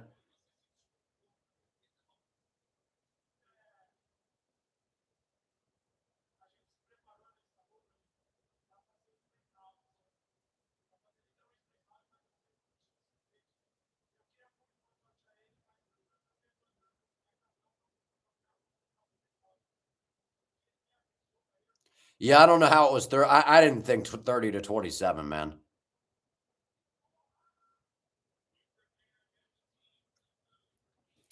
I guess they saw the ending sequence of the round and were like, good enough. Give it to him. I did think Silva won rounds 2 and 3, though. I thought that they were still close, but I thought Allen won the first round, man. But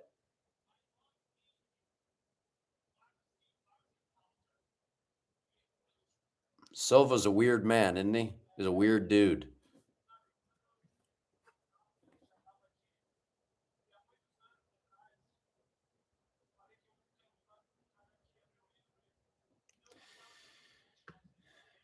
That's not a robbery, man. It's not a robbery.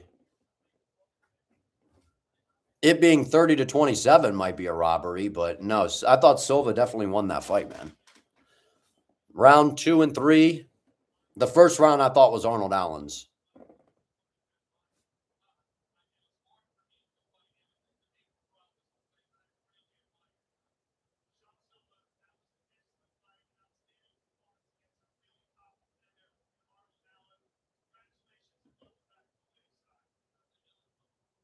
Yeah, Jean Silva by unanimous decision.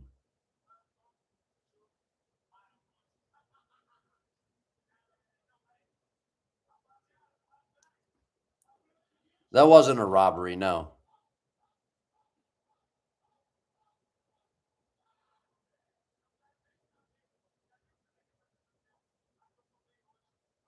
You think Lopez would have trouble with Allen's style? I mean, I think he would in the beginning, but then I think he'd figure it out. He's way more because he's got the power and the ground game. What's up, Mike Jack? How you doing, man? Up, up, up.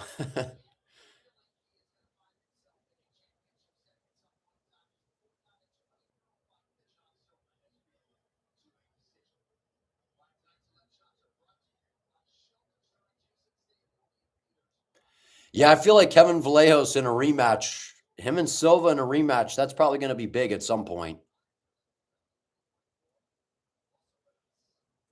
Yeah, dude, Mike Jack, dude, X is a weird platform, man. And I was reading something that they were saying that like the accounts that like if you have a premium account, your stuff gets pushed more, but if you don't have premium, it things don't get pushed as much. I don't know. I don't know. I feel like that's a hard platform to grow on. You kind of just have to. I don't know. I see people just rage bait all the time, and that's how they get so much engagement. And it's crazy because people do that because they get paid for it. Because you know you get once you're a premium account on X, if you have so many, like once you're verified and you have so many followers or whatever, then you can get like paid on there. So like you get paid for engagement and how many likes and views and all your stuff gets. So people do anything for engagement on there these days. So what do we got next? We got Silva and Thug Rose. Man.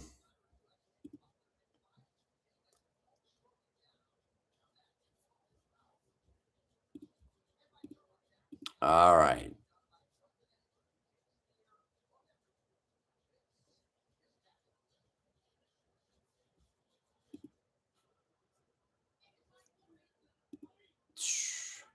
You just tweeted your thoughts mostly about the Rams.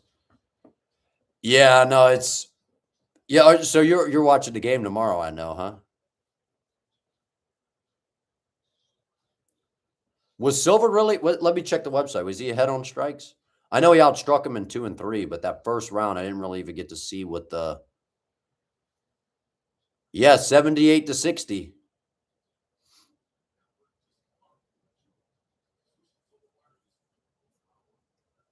Nice. That was a good win, man. I mean, Arnold Allen's really good.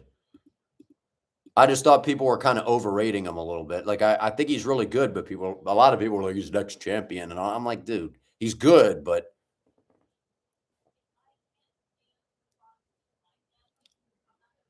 yeah, he was ahead on strikes, but that was because in round 2 and 3 he picked things up. But yeah, early on, I thought it was pretty clear that um, I thought it was pretty clear that Arnold won that first round. But at the end of the round, that was a bad visual. So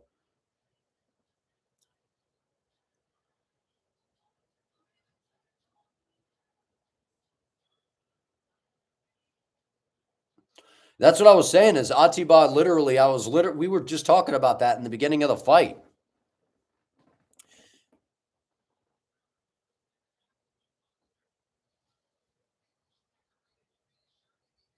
Was that Atiba was going to drop him and hurt him, but then was going to get outlanded.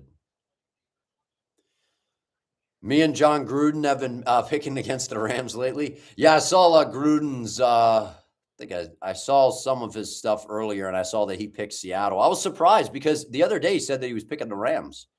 So I was surprised to see him switch. I don't know. Sam Darnold doesn't play well against the Rams. So we'll see, though. And not having Zach Charbonnet, having that 1-2 punch at running back, I think is might be an issue for Seattle, but we'll see. Yeah, dude, the previews and the promos that the UFC has been doing have actually been really good lately. Gaethje versus Brisek, maybe. Yeah, I feel like Sam will play all right tomorrow. We'll see. Patty Pimblett's rocking a big old chain of some kind. I don't even know what it says on it.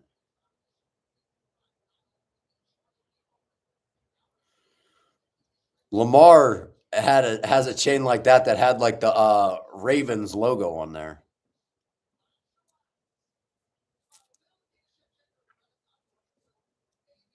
Natalia Silva, Thug Rose. Who we got in the AFC Championship? I'm picking the Patriots, but I like Jarrett Stidham. I like Jarrett Stidham in high school. I liked him in college, so I'd like to see him ball out and play well and Denver win. But I feel like New England is the better all around team right now.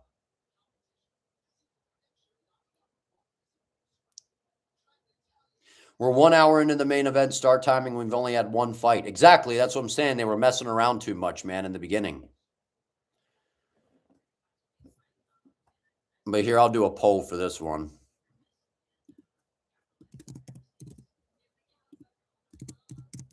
But yeah, I got Natalia Silva in this one by decision. Her speed, and I mean, she's fast, man. Like, she's fast. Her kicking game is legit. And Thug Rose usually just weaponizes movement and technique. And I don't know if you could do that against Natalia Silva, man. What do I think of Jesse Minter? I think it's an A+ higher. I think it's an A+ higher. It was a good hire. I forgot that she knocked out. Didn't she beat Wei Lee twice? Watch Thug Rose get a crazy win tonight. I think Lamar will get a Super Bowl at some point.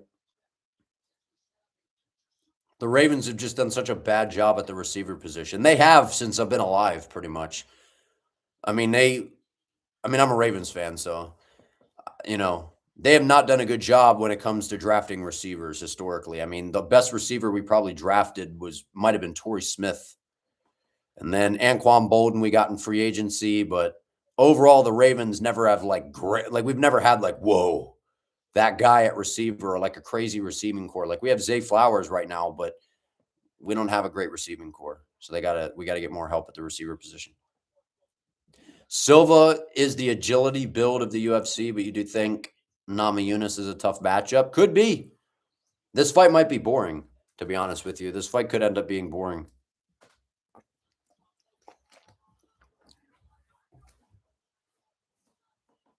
Yeah, that's what the Ravens do. They bring in these old veteran receivers with a name that are like a shell of themselves, and then they say that that's our number one receiver.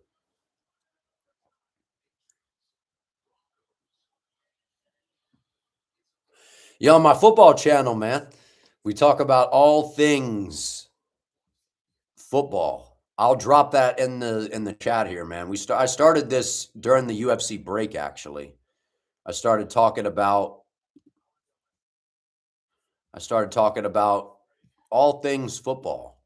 So we started this channel during the UFC break, man. So I don't know if you guys are into football or not, but if you are, there you go.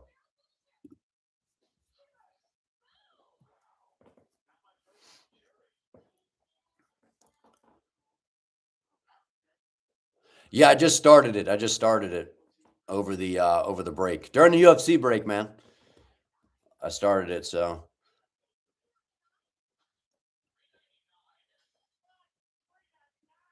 yeah, most WMMA fights, they are pretty boring most of the time. Rose is the weirdest resume. 2 wins against Joanna and 2 wins against Weili, and then some really stupid losses. I know. I know. You're from Texas? Oh, football, man. That's a football state. Birdman, you're a Niners fan, huh?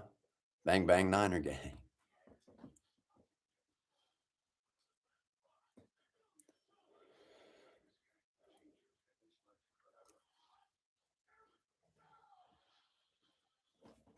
But yeah, that now that you mention it about Thug Rose, that is kind of crazy how she like wins. Like that is wild. The more you think about it, that is wild.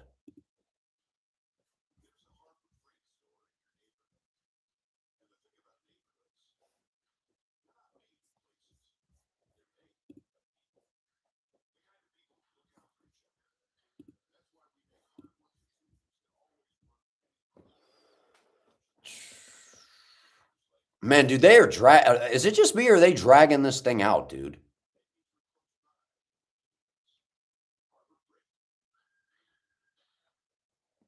Yeah, Thug Rose, Mike Jack, I agree with you. She has been very boring in a lot of her recent fights. Remember that Carla Esparza fight? That was one of the worst. That was one of the worst fights of all time. And wasn't that the fight where Trevor Whitman was like, "You got to go, man. You got to open up. You got to do this. You got to do that." And like Pat Barry was like, "Keep doing what you're doing." Like it was that was rough. That was very, very rough.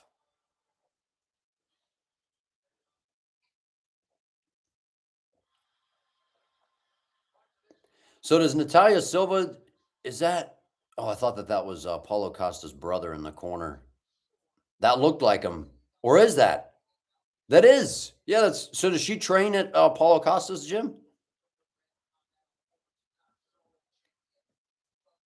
That's Paulo Costa's brother to the left.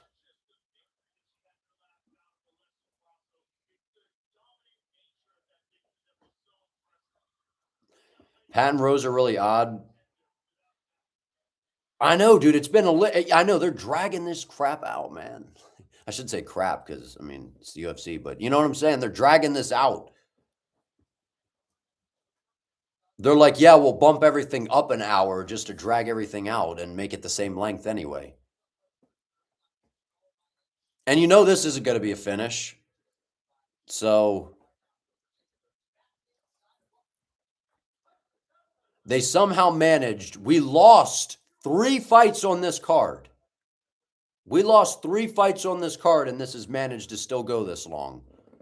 Exactly. You guys are exactly right. This is, remember Dana, all the boxing, we ain't boxing, literally becoming boxing, man. Do I like the NBA? I'm a very, we got the introductions going on right now, by the way, but I'm a very casual NBA watcher. Like if there's nothing else that I got going on, I'll turn on the NBA. Like, so I'm pretty in tune with like a lot of, like I know a lot of the players, but now I'm not like a hardcore where I know like everything. Like now, like I used to be pretty into the NBA like a few years back, but over the past few years, I kind of faded away. I don't know. I don't know. It just doesn't feel the same to me. Really, since John Wall was in his prime with the Wizards, pretty much was like when LeBron was, I think yeah, he came back. So the Heat then came back to the Cavs. And then it was the Golden State was in the finals pretty much every year. That was kind of where I was like, all right. And then when James Harden was rocking and rolling in Houston with the Rockets, that's where I was like really into the NBA. And then now I'm like, ah. And like the Celtics, when they had Paul Pierce, Garnett, and the Lakers had Kobe, and those crazy matchups in the postseason, like that's really where I was. All right, here we go. Round one of this fight here. I like Natalia Silva, man. She's fun to watch. Let's see here.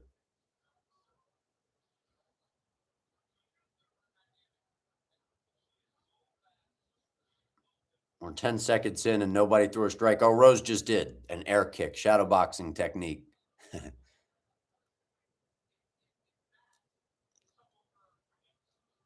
And Silva's got a lot of speed, man, but the footwork of Thug Rose may present a little bit of an issue for her, though, especially with a lot of those kicks. But that may freeze Rose because we see Rose sometimes she just doesn't open up enough.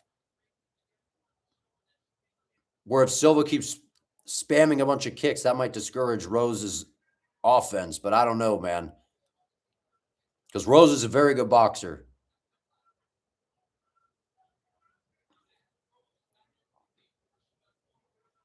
I'm just surprised they put this on the main card. I mean, I am, but I'm not, because I feel like they're trying to build up Natalia Silva, and Thug Rose is a big name for WMMA.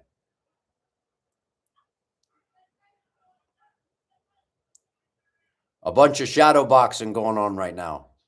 Nobody's landing anything of significance.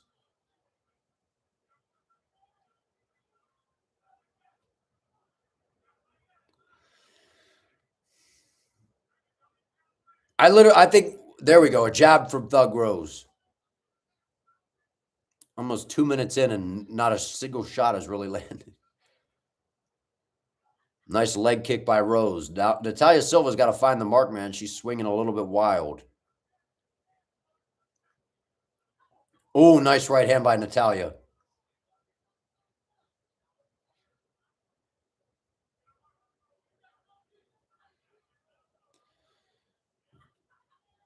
A good 1-2 by Rose.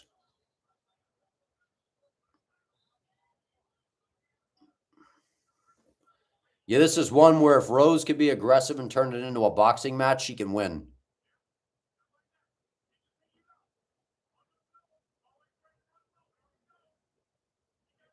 Oh, Trevor Whitman is back in her corner? Is that Trevor Whitman in the corner? No, I don't think that's Trevor Whitman. Never mind. It looked like him.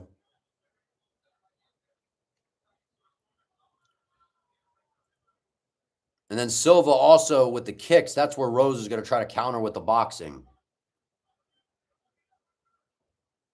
And that's true, yeah, because it was supposed to be Amanda and Kayla Harrison as the co-main. Dude, that's what I'm saying. We were supposed to have we lost 3 fights, and this is still taking this. You know what I mean? And this has still been drawn out the way it is. Good leg kick by Rose.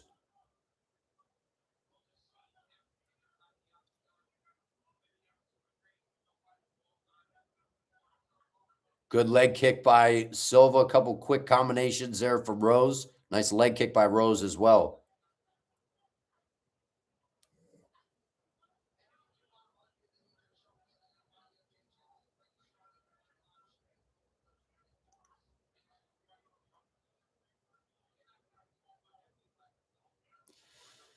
Good leg kick by Silva.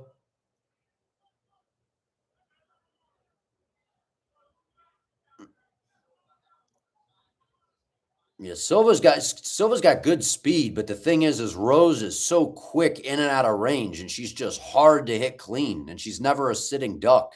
She's always moving. Nice little kicks. Oh, nice little back fist by Rose.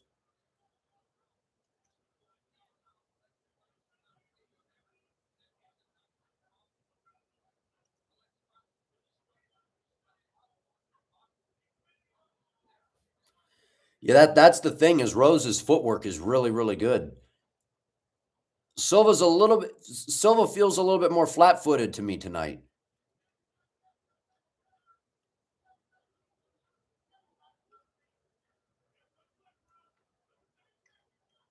Well, nice little kick, nice little right hand after it as well by Silva.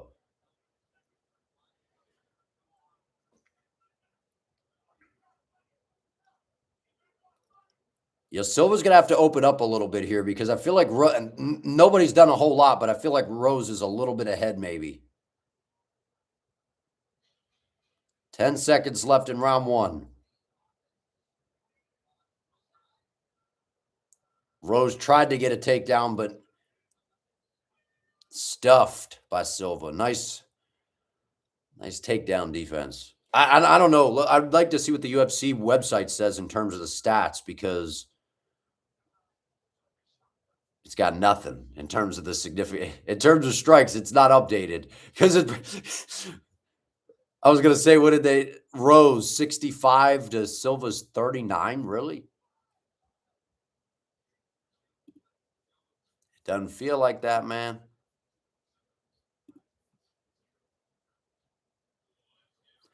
I don't know how to score any of that, man. I don't know. I feel like Rose got the round though. I don't know.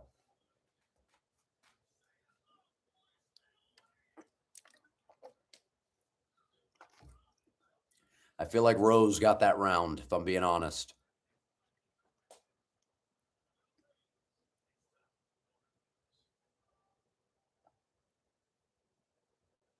And then we still got 3 fights after this, right? Yeah.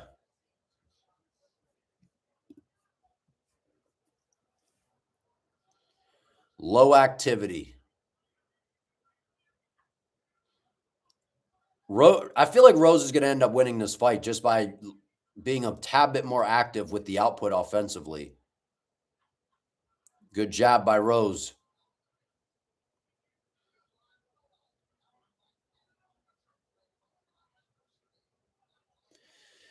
I'd like to see Silva throw a little bit more leg kicks, try to work the base of Thug Rose a little bit, make her a little more stationary, try to slow down some of that movement.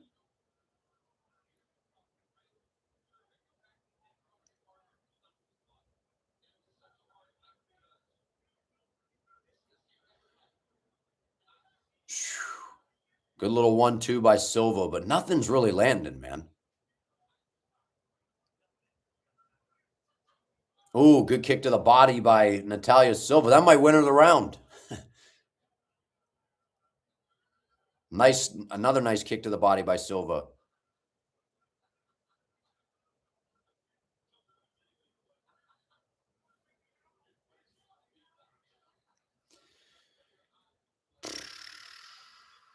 Man, this is a rough one, huh?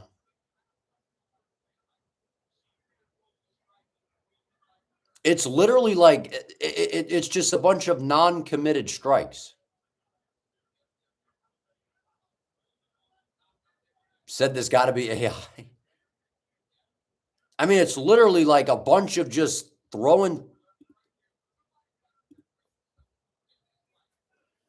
Like you could literally win this fight by landing like 2 actual shots. There you go. Nice little right hand by Silva. That might win her the round. She landed a kick to the body and then that nice right hand by Silva.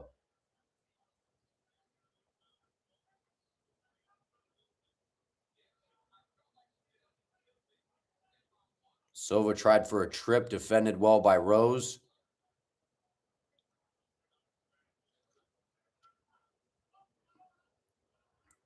Nice takedown, kind of. Now we're up against the fence. It does look like light sparring. You're right. That's the hack, I guess. Go in there, make it look like light sparring, get paid.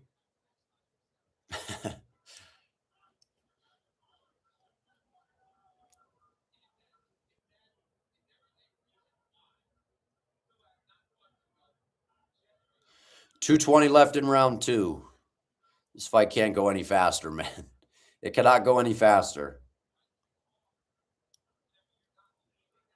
And it's just like when you have a fight like this, man, it's such a like like such a stalling energy to the night. You know what I mean? Like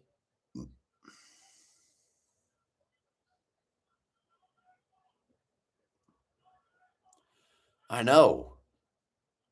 I know it is, and it's like that. This is your Paramount debut.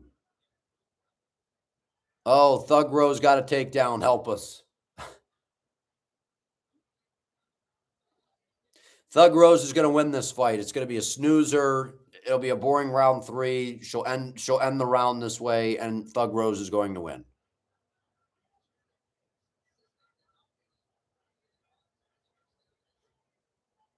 That's the way that this is going to go.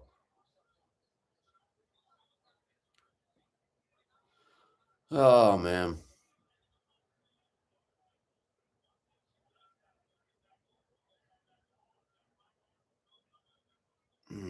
man.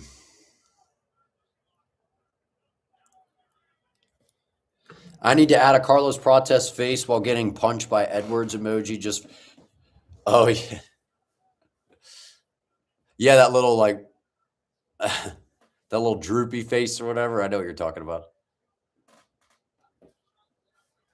And you know what's going to happen? Rose found success doing this, so she's going to do it again next round.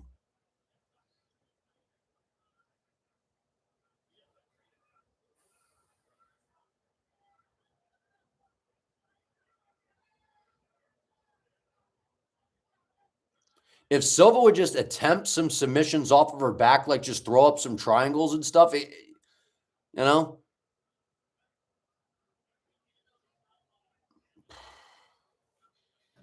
Dude. I know. And then this is going to go to a decision. So that's back-to-back decisions to open up the main card.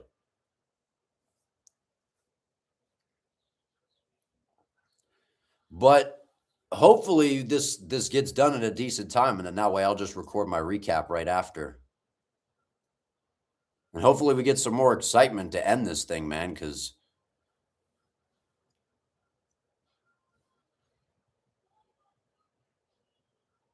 yeah, this is rough, man.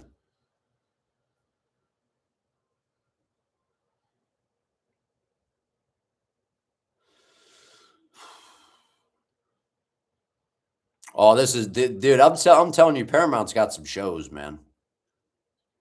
Yeah, Rose is going to win this fight. It's a boring. She's going to win it. She's going to take her down again in this round because Silva showed no ability to get back to her feet. That is kind of the saving grace. We know that Gaethje's never been in a boring fight, and to be fair, Patty really hasn't been in a boring fight either. So O'Malley's not in boring fights really, per se.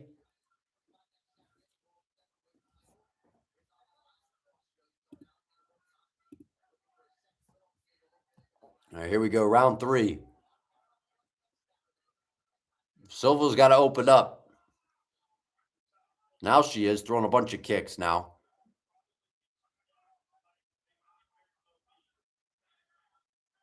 Yeah, she's probably down 2-0. And now she's going to start pouring it on too late. You know what I mean?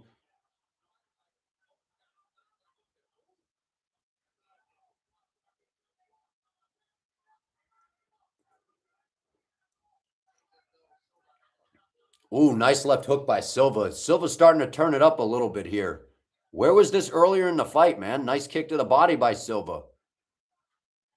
She's landing more significant strikes to start this than that have been landed the whole fight.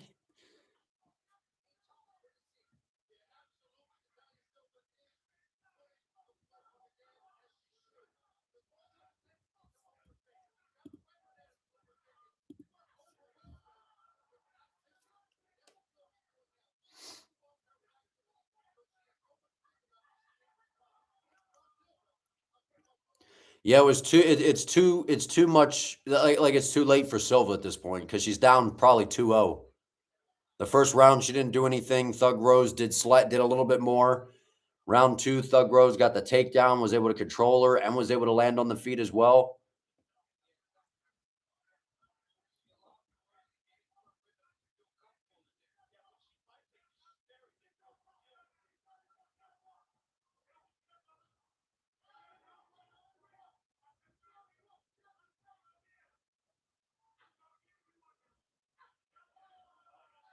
Oh, nice kick to the body. That was a good spinning back kick.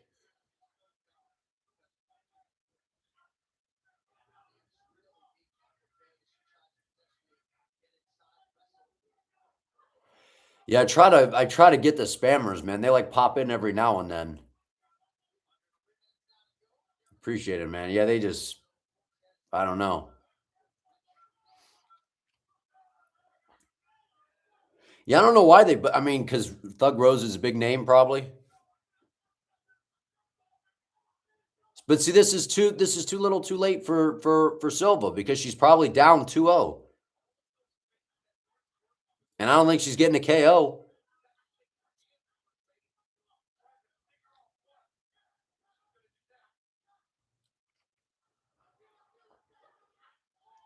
Nice high kick by Silva. Nice kick to the body by Silva. What's up, Eddie? 2 minutes left in round 3.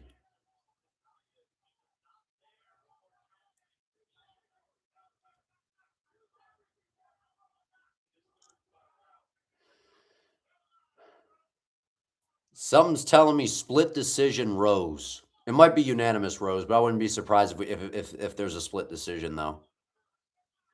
Oh, nice side kick. But where was all this earlier, man?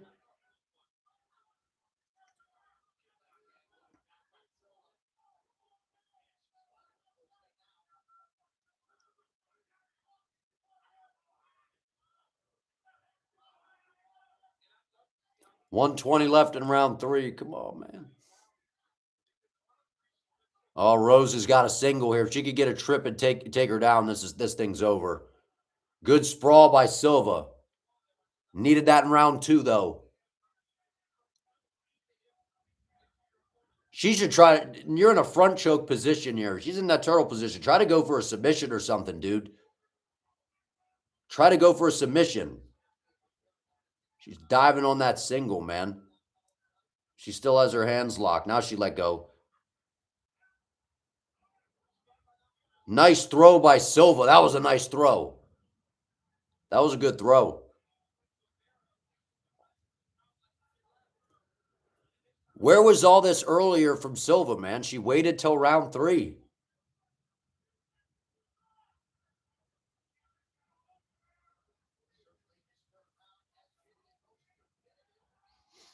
Good job by Rose. 20 seconds left in round 3.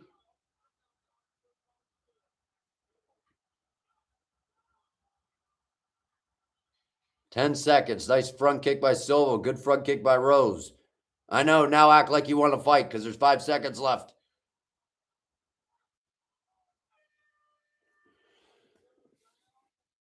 Where was that in round 1 and 2 from Silva, man? That's probably it's probably 29-28 Rose.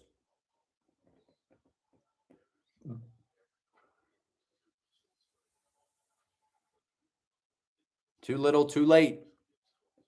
That's the reality.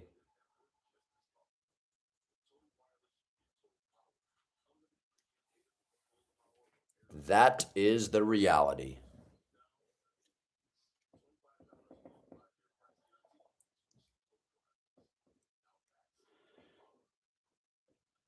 Silva deserves to lose just because she could clearly force her will and just doesn't. I know, man. Like, you think Silva won rounds 1 and 3? I don't know, man. I mean, I hope she did, but I don't think so. I feel like it was probably Thug Rose the first 2 and then Silva round 3. I wouldn't be surprised if it's split, but I think they're going to I think Rose gets it. I know Pat Barry's so excited. He's like, you did basically nothing. Great job.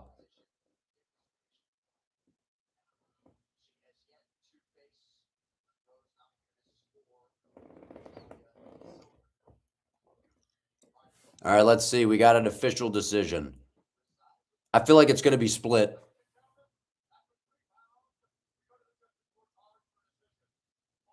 No, all 3. So it's Thug Rose.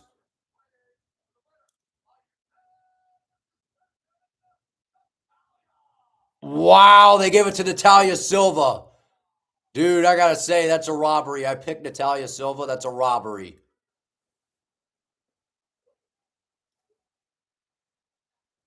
I thought that was a robbery, man. Wow.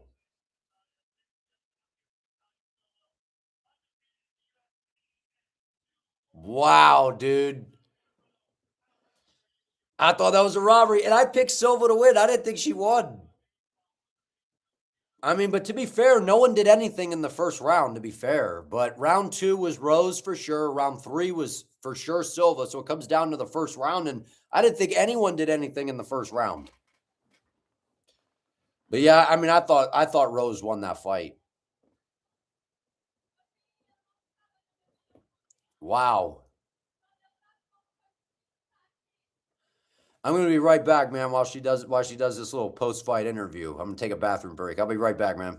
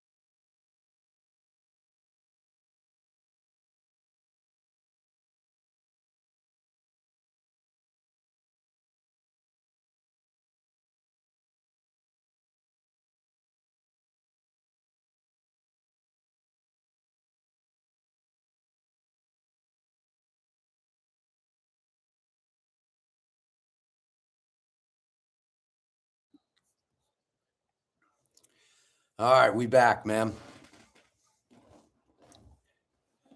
Yeah, it really feels like I mean, I picked Natalia to win, but I don't think she won that fight.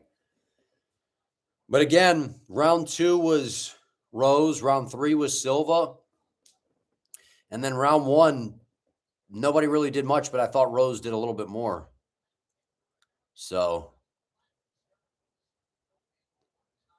but it really does feel like the way that some of these decisions have went to where they're like all, didn't they say unanimous decision for Silva?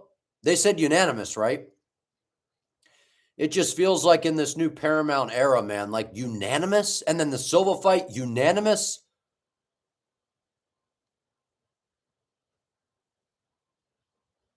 Or the Silva fight, I thought he won 2 and 3, but the fact that it was 30-27, yeah. So for that to be unanimous, like it just feels like the UFC now in this Paramount era, WWE type stuff, man.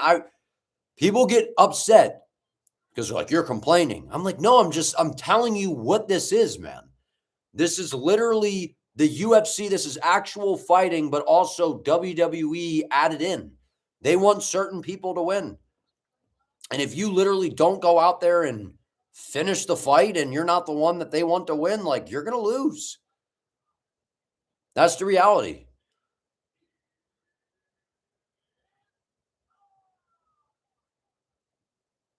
I mean, for that to be unanimous is like that makes it obvious to me.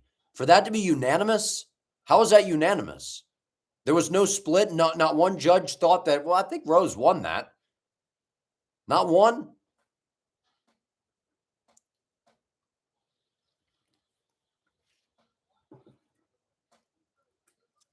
I don't know, man.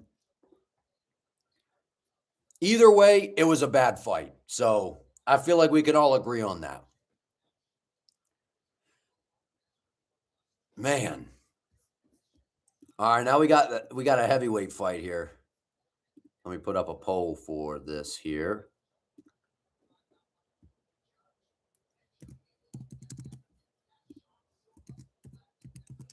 We got Lewis and Waldo. But if you guys have not already, if you could subscribe to the channel, help me out, I would appreciate it. And then also, can we get to 100 likes on the stream? That would be amazing, man. And then after this live stream, I am going to hop off. Like once this is all over, and I'm going to record my recap because where I am in the States, we are getting some pretty crazy weather. Like with there's like a big snowstorm coming through that I'm sure all of you have heard about. So I want to make sure I can get that done and uploaded and out before I possibly lose power. So So it's not that I'm like, oh my God, I got to hurry off the stream. Like, I just want to get off the stream and then get that done. So if I have a quick exit after the main event, I appreciate it. You too, Fight Feed, man. It's been a lot of, I kind of dialed back a little bit with the content over the past few weeks to try to get a little bit of a, not a reset, but I don't know, man. It just felt like the UFC was a little bit just kind of flat for a few weeks, but it'll ramp back up, and we're going to be busy for basically now until the next break because the schedule's crazy. Now that they took such a long break, it's going to be crazy. And then I started the football channel, so I put a lot of work into that as well. So it's really been it was just doing football content too. So, but I like Derrick Lewis, man. I would love to see D-Lew get a KO, but I don't think it's going to happen. How do you heat the house when the power's out? I mean, generator, but if not, man, that old-fashioned way, you know, get some layers on, get some blankets. Yeah, it just felt like there was nothing to really like in the UFC, like right those 6 weeks. It was like there was a few things, but during the year, it's like we constantly have. It's like the schedule for like me for content creation is pretty much.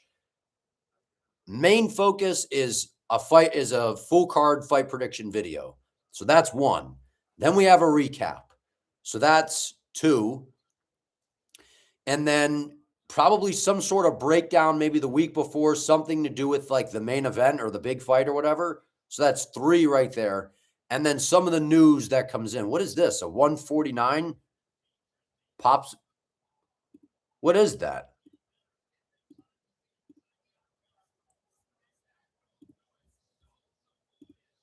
Oh, is that a super chat? 149? That has an ice cream cone next to it. I've never seen that in my life. Is that what that is? If that is, I appreciate it. Thank you, School Trap. I appreciate you. Thank you. And yes, I thought that was, I mean, it was a lousy fight, but yeah, I did think Rose won. But yeah, what I was saying,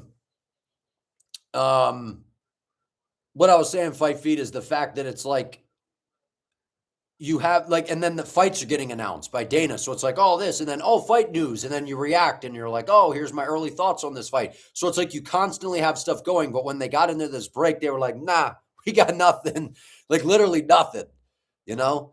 And I'm like, I'm just not really going to force anything. I'm just going to kind of save it all up for once we get rocking and rolling again, because there's going to be basically no breaks from now till the next one.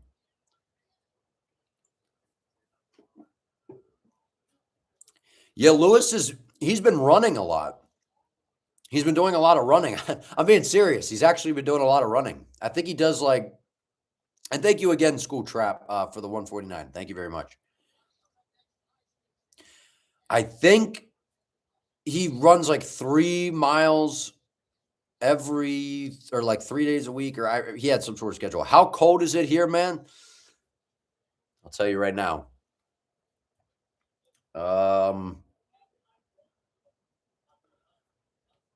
A whopping 13. It was weird because it's like warmer right now. And then yeah, dude. And I was in the South for a couple years before this. So I was like used to the heat, but I'm originally from like the North. Then I was in the South for a while. Now I'm back to the colder weather, and it's like, oh man. Yeah, dude, this front is crazy. This like cold, not cold, but this storm that's coming through is pretty wild. And like the South is getting hit with like ice. It's like an ice storm. And then like the more northern part of it is like, should we start a meteorology channel, man? No, I'm just kidding. Do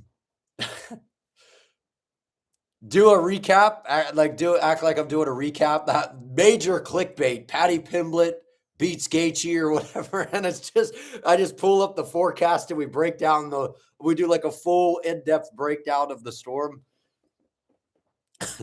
The X's and O's.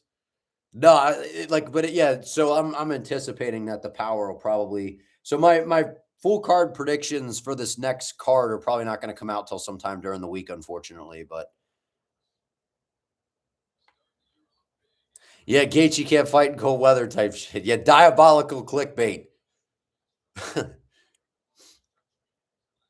Yeah, in Colorado, that's where are you guys getting hit with anything though? Because the game's tomorrow. Broncos Patriots.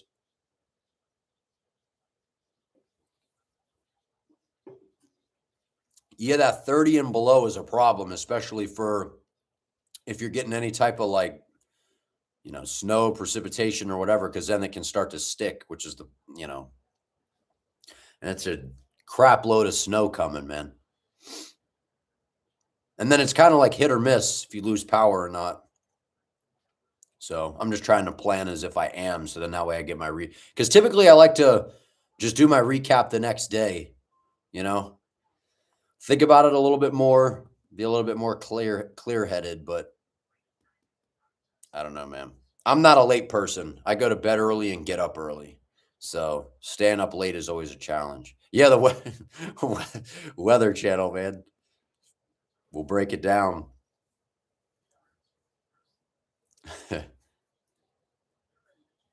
Brother, powerful snowstorm. Nobody checked the grapple. No, I don't drink, man. No. Why you not drink? Thank you, Mike Jack, for the $5, bro. I appreciate you, man. And for supporting everything that I do, man. Seriously. You're day one, and I appreciate you, man. I very much appreciate it.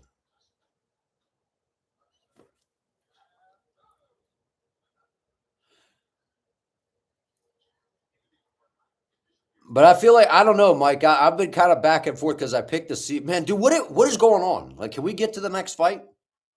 Oh, so they didn't even show us the walkout for this. They didn't show us a Derrick Lewis walkout.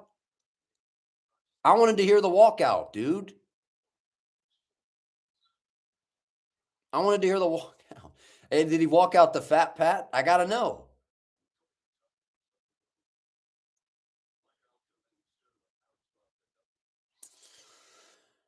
Yeah, no, brother. No drink. I know, dude. I like that song, man. And so it's ads, and this is just extending out so far. Well, we got the co-main event next, don't we? So we're kind of on deck to probably end around midnight-ish. The multi-view doesn't show the ads? I didn't see the walkout. Did he walk out the tops drop, man? I gotta know. That actually pisses me off.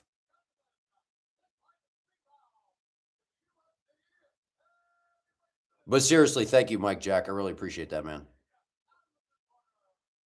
Dude, I'm hoping for a Derrick Lewis KO, but I picked Waldo. That's what my brain's telling me, but the heart is with D-Lou, man. A plus 285 underdog is crazy.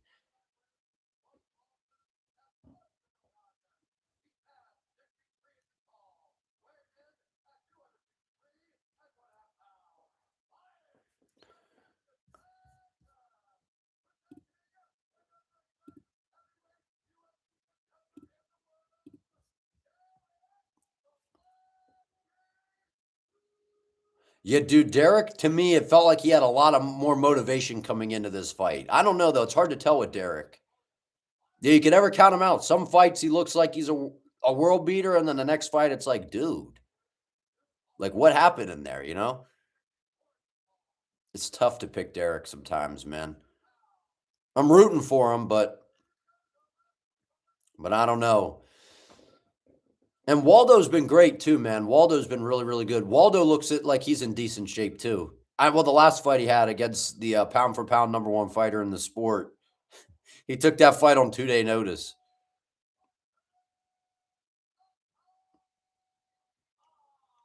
Yeah, taking out Gazeev, man.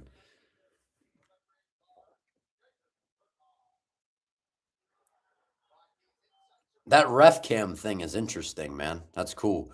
All right, here we go. Most wins in UFC history when outstruck by an opponent. 9. No other heavyweight has more than 4. That's Derrick Lewis. That's crazy, man. All right, Derrick.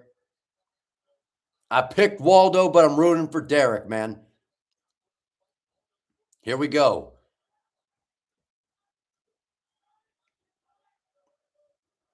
Oh, there's that little flying switch kick by Derrick. That's when you know he's feeling good.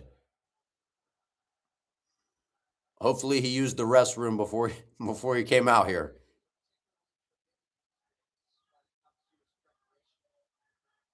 Waldo's got to be very, very careful. Derrick got to be careful as well. Waldo's going to probably look to get the jab and leg kick game going.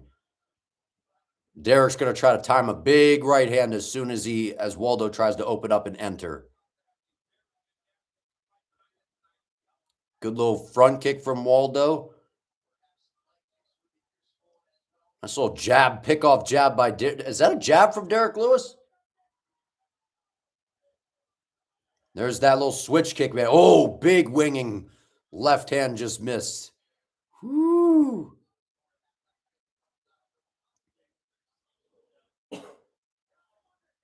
I see Derrick throw another jab, man. He normally doesn't. He's not very active with the lead hand usually in terms of throwing a jab.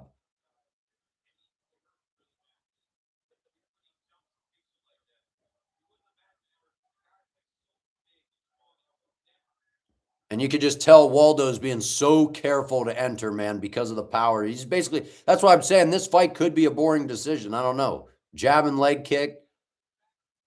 Lewis looked to counter with a big shot.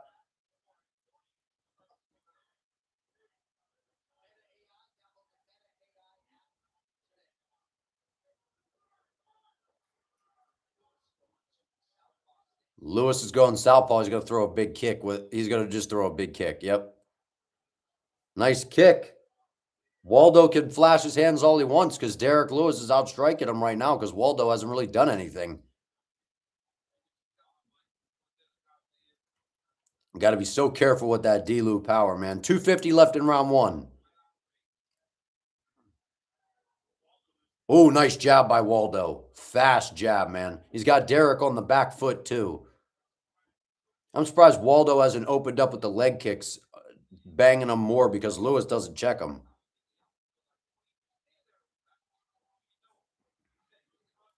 Lewis just, dude, the way that it's so scary when he changes his levels, just kind of frames with the lead hand to try to open up that right hand. Nice jab by Waldo. A popping jab, man.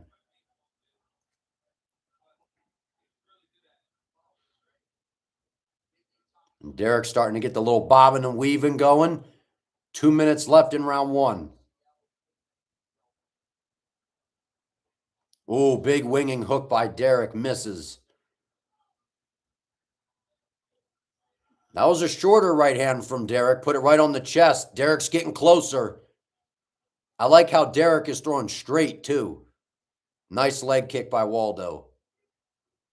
Waldo's backing him up against the fence. That's where Derrick can be dangerous, though. Waldo misses with a right hand. Lewis kind of lands a right hand. Derrick's always slipping and sliding in there, man. I've never seen a fighter have such bad footing in the octagon. He's always slipping and sliding, dude.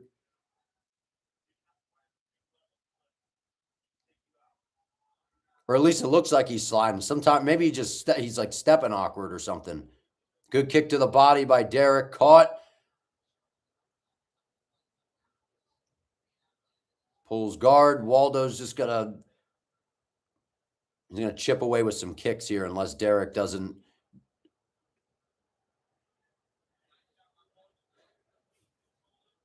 One minute left. Oh, Waldo lets him up. Nice.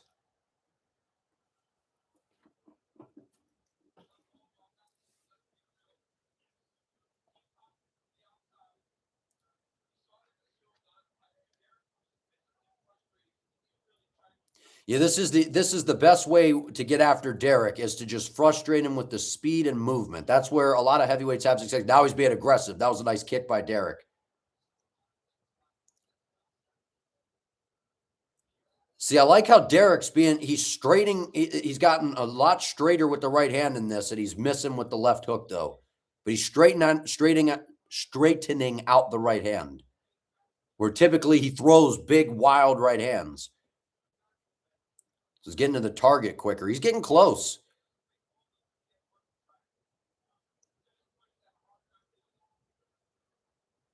Good jab by Waldo. Kind of not a lot going on there in round one. How do you guys score that one?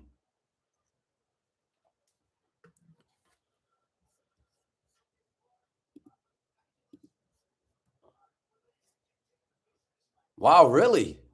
69, nice number. 69% of y'all think that Derrick Lewis is going to win this fight. Wow. Yeah, that's what I said, man. I picked Waldo to win a decision. I was like, don't be surprised if this fight ends up being, if this ends up being a decision where not a whole lot happens because Waldo's going to be worried of the power, and then Waldo's speed is then going to be a problem for Derrick, so then it becomes kind of boring.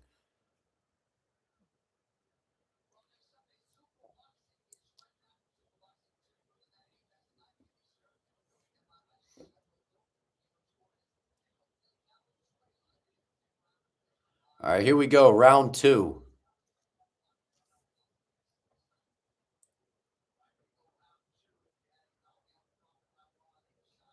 But I thought Derrick kind of outstruck him. I don't know. It's the way it looked, at least. Good job by Waldo. That's his path to victory, is just a literally jab and leg kick. Good kick to the body by Derrick. Derrick chasing and being aggressive now. See, Derrick has those bursts when those are scary. Nice left hook by Derrick.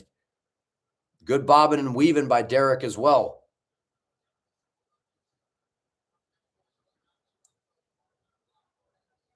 Good jab by Waldo.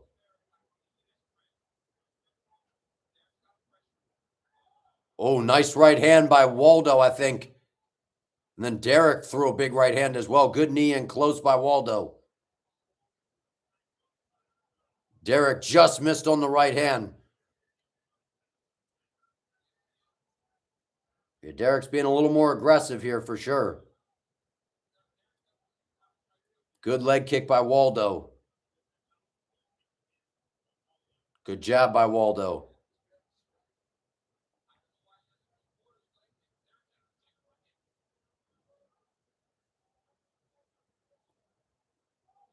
.335 left in round two.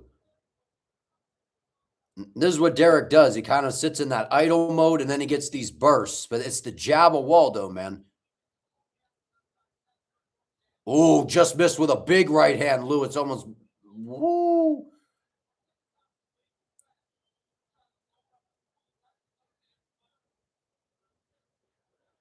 Yeah, if Derrick can keep straight shots thrown out there on him, that's how he's going to land. But throwing the big wild stuff is probably going to be hard to land on Waldo.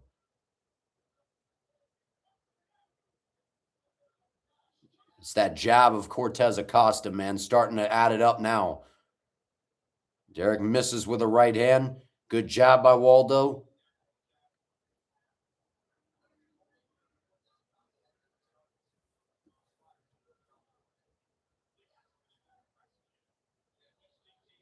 Good job by Waldo. Literally, he could just sit here and just jab and leg kick.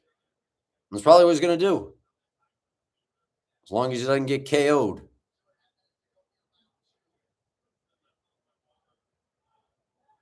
Ooh, Lewis threw a pretty nice left hook.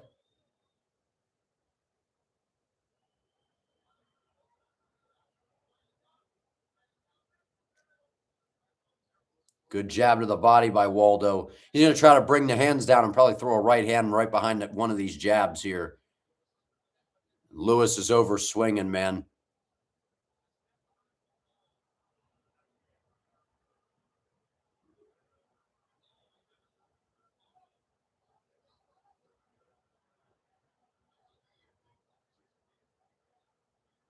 What the heck just happened there? Waldo gets the finish, man. What the heck happened?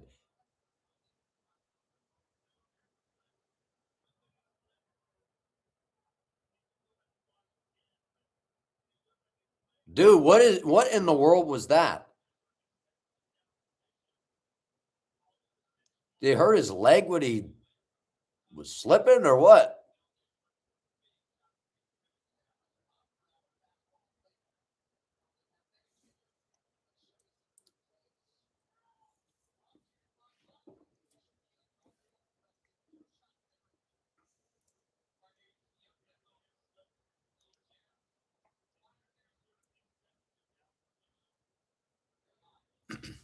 Yeah, dude, he literally like I was saying that before. Like he literally is always slipping around the octagon.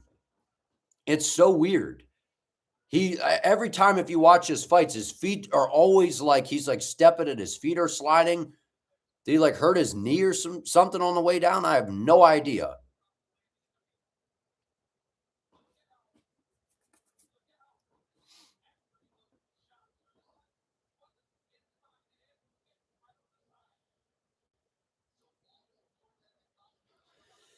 That was weird. That was definitely weird, man. That's what I'm saying about a Derrick Lewis fight. It just feels like if he can't get the KO, then everything just falls apart. That's what that felt like. I don't know. That was weird, man. That was odd.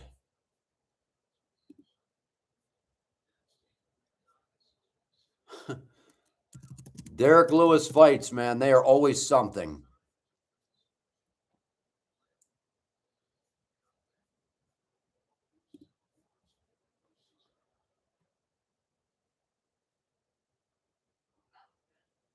That was weird.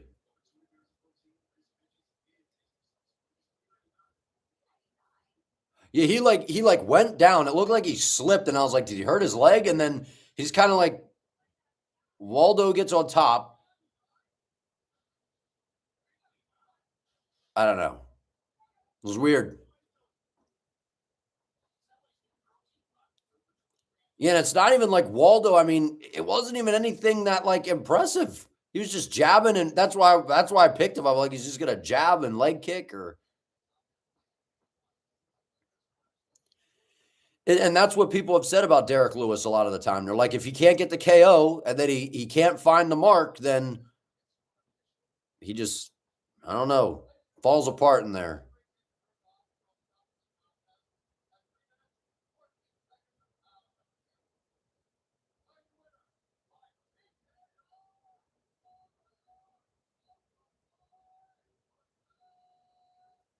I know it's so weird because he got a KO, a TKO, and it doesn't feel like he did anything.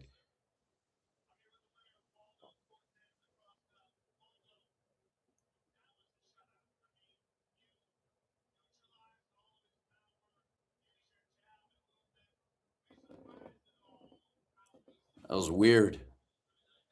That was such a weird fight, man. As are a lot of Derrick Lewis fights. That was odd.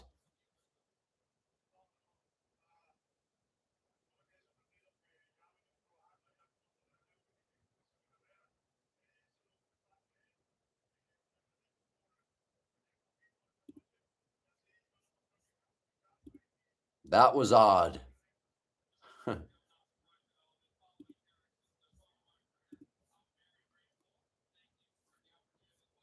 His balls got too hot. Yeah, Joe said it was a shutout, which is crazy. It was not a shutout.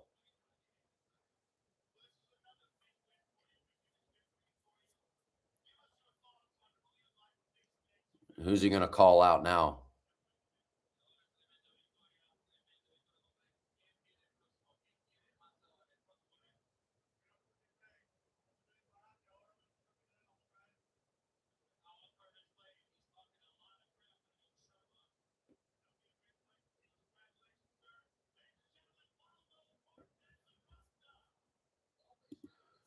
Yeah, man.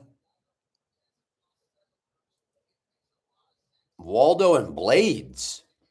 Hey, man, I respect that call out. That's not a guy that anybody really calls out.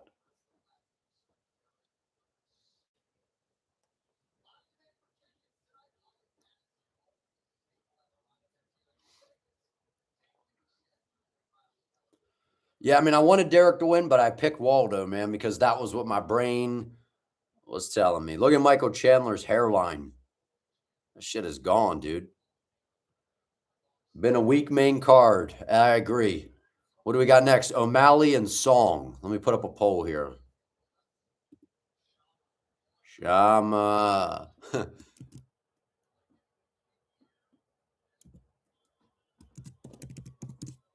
That was a weird fight, dude.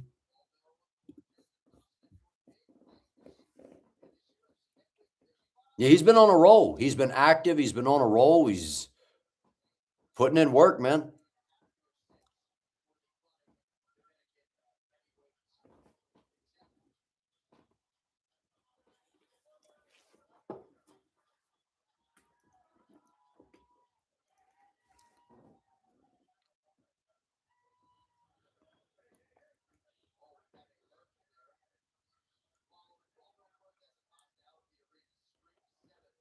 Oh, I was like, what is that, man?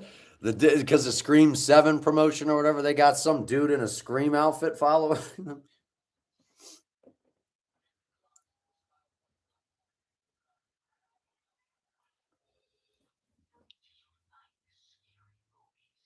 Man, that was weird, dude. What a weird fight. That is the Derrick Lewis way. But a good, I mean, Waldo did what he had to do, you know? Did what he had to do.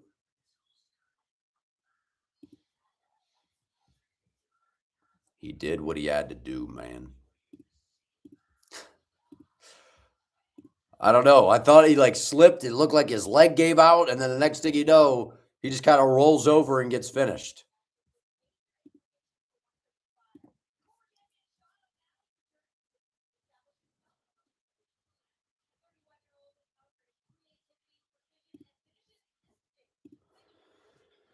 Oh, man. Now we got O'Malley and Song. So what do we got? 67% of you think O'Malley's getting it done.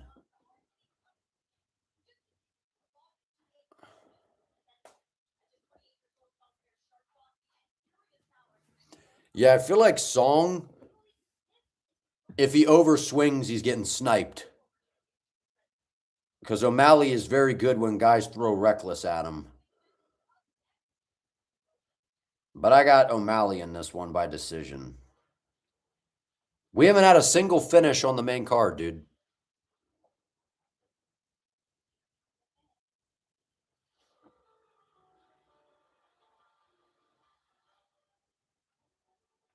We have not had a single finish on the main card. Nick and Nate Diaz are there.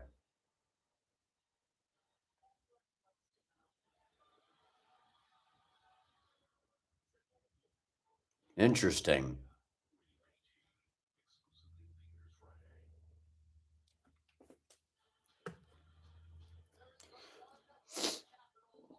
Song overswings a lot. O'Malley could kill him right down the pipe. That's how I'm seeing it, man. That's how I'm seeing it. If O'Malley gets a KO, it'll be Song getting overly aggressive, throwing those big winging boxing combinations, and then that's where Sean will catch him. People forget how good Sean O'Malley is as a striker, I feel, because of the Merab fights, because he's forced to have to fight a certain way because he has to be worried about constantly getting taken down. And Merab's a beast, man. He's just a freaking nonstop machine. And Merab's striking has gotten a lot better, too.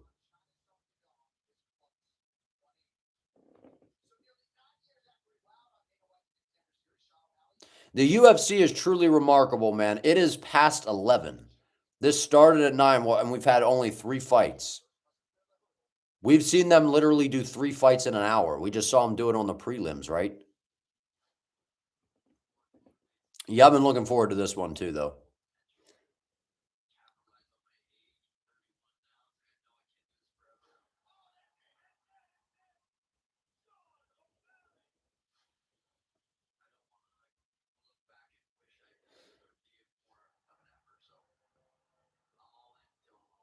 How many fights have we had since 6, man? Like there's only, I think, 11 fights on this card.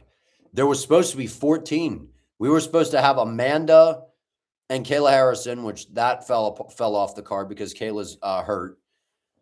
Then there was supposed to be Michael Johnson and Hernandez. That didn't happen. And then Cameron Smotherman versus Tercios didn't happen. So literally, we were supposed to have 3 more fights. So they, I guess, made everyone think like, oh, we're starting everything an hour early because we want them to start earlier. And it's like, actually, did you just do that so you could run more ads and draw everything out longer? Is that why? I mean, listen, it's better than having pay-per-views. Like, I get all that. I'm just pointing that out. That's like, I don't know. That was a weird fight, man.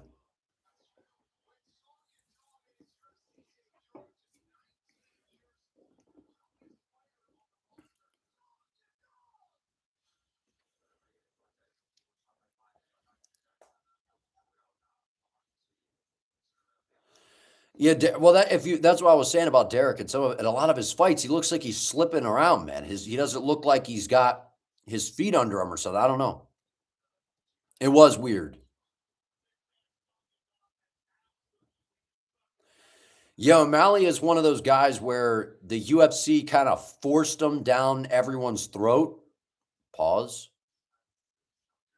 Let me rephrase that. O'Malley was one of those guys that the UFC was pushing so much that it made people not really like him. And then it's like, okay, now he's like overhated. You know what I mean? Like he's very good.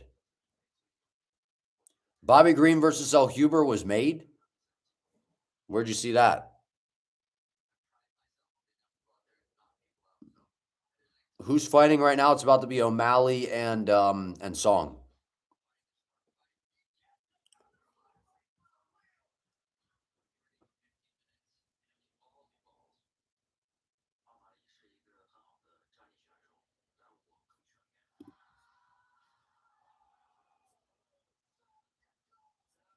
Yeah, so we basically don't get any walkouts for the main card. Is that how this is going down?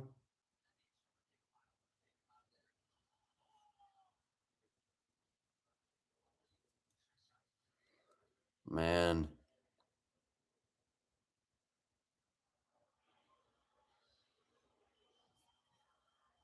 Oh, now we get some walkouts.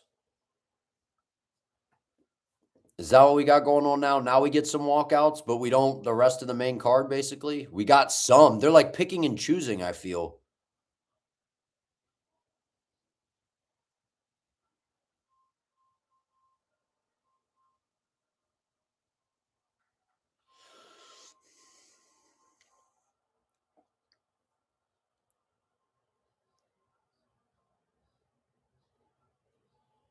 Who do I think would would win between Derrick Lewis and Walker?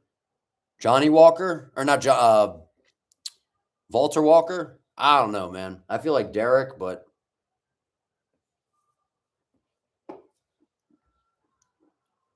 I don't know at this point, man.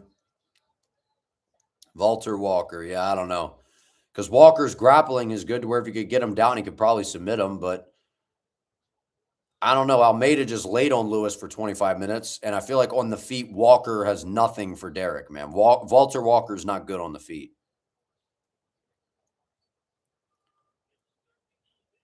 But the thing about improving your stand up at heavyweight is it's interesting because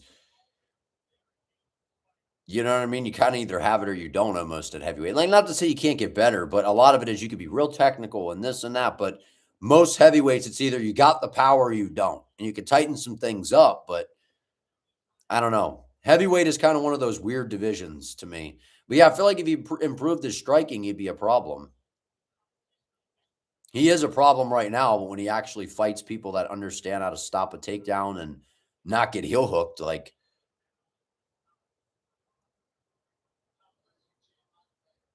Derek might even retire, dude. I don't know. He's made a lot of money in the UFC, I think. So, and isn't he 40 some? Derek's older now, too.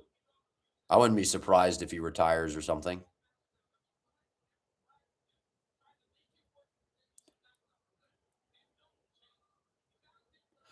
Yeah, well, that's what makes like Aspinall, Waldo, Gone. That's what makes these guys like stand out compared to other people. Even as boring as Almeida is, he stands out because he actually is fast and is like a specialist at least something in the heavyweight division where he actually moves fast. The rest of the guys are so slow. There's really no technique of any kind.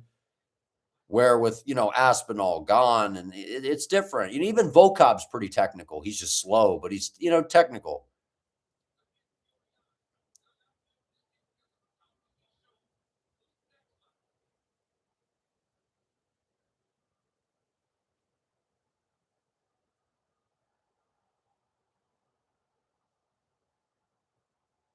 Aspinall and Gane are the only guys with super fast footwork, and that's why they basically beat everybody else in the weight class.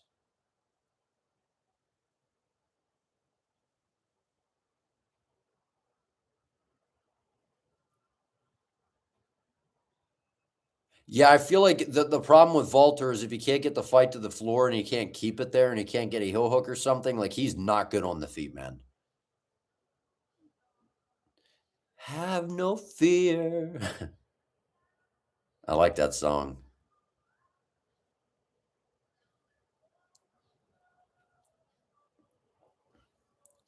Yeah, I'm telling you, if O'Malley wins this fight and it's rather impressive, I think they're going to do him versus Jan, dude. I'm telling you, they're going to do that fight next.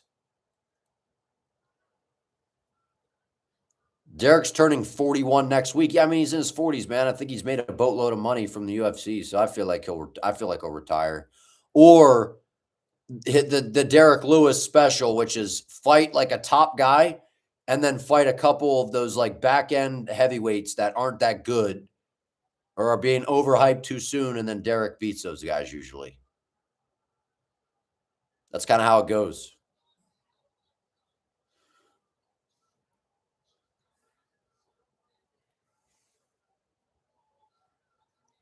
Yeah, probably as long as Sean, you think O'Malley's going to give the Chris Bettina treatment to Song, but no finish. Song is too tough.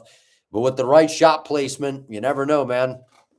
As long as Sean wins, he'll get the title shot. That's how I'm kind of feeling, man. Because him and Jan I mean, he holds a win over Jan. You know what I mean? So I can see them looking and it's a striker's delight type of fight,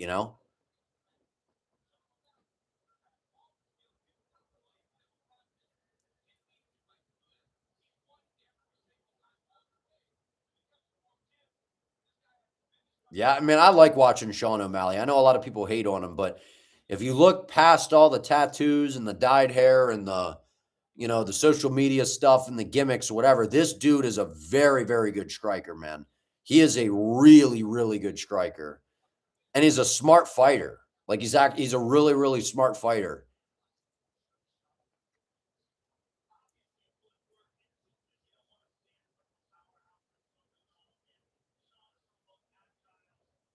Yeah, I think Sean's one of the better. Like when he's on, he's one of the better strikers. Like when obviously when you got to worry about the takedowns, it takes away from your ability to sit in there and just do what you do. But in terms of striking, dude, if you could go toe to toe with Piotr Jan in the striking, you're clearly good. If you could hurt Piotr Jan with your striking, you're clearly good.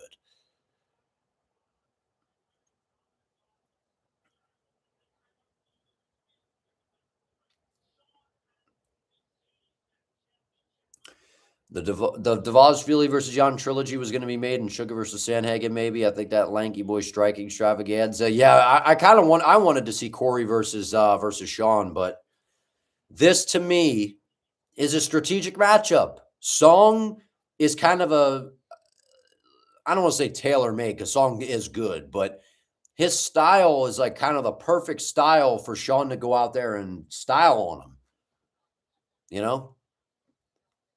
But if you guys could do me a favor, like the stream, sub to the channel, I would greatly appreciate it, man. But here we go. We got introductions for the co-main event. Yeah, they might give Derrick Lewis an easier fight on the White House or something. I don't know. Right on the White House card.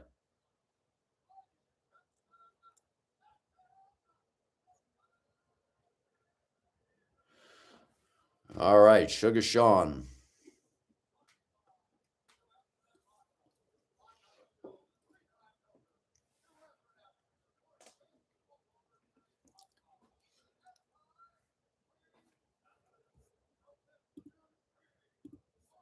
Yeah, I just did, man. People are, dude, I don't understand like trolls, man. They just like hop in and they're like, how to watch the fight? Why don't you show the fight? It's like, dude, do you have any sense knowing that that's copyright and the physical attributes difference is too much in this fight? Song is going to get tagged and snapped over and over. Well, Song's got power, man. He's got power. He's got okay wrestling, but I just feel like his style plays right into the hands of Sean. That's the thing. And Sean is fast. He's precise. I wouldn't be surprised if Sean I don't think Song's been KO'd in the UFC. I think he was early in his MMA career, but yeah. I feel like Sean will win a decision here, but it wouldn't shock me if he stops him.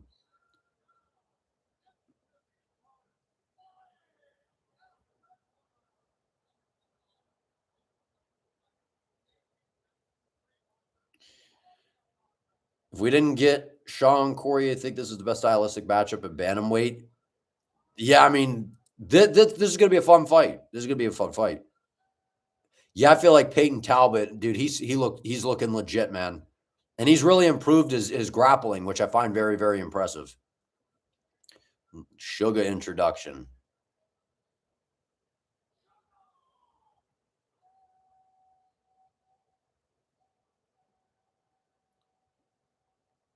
All right.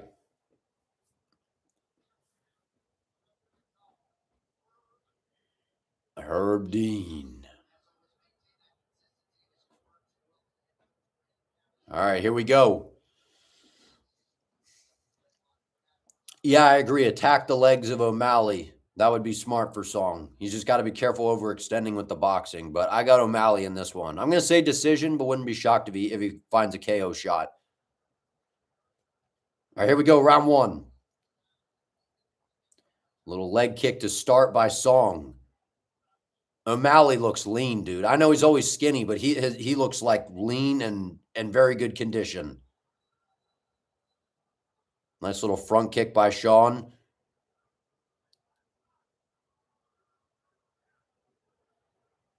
Man, is Sean fast, dude.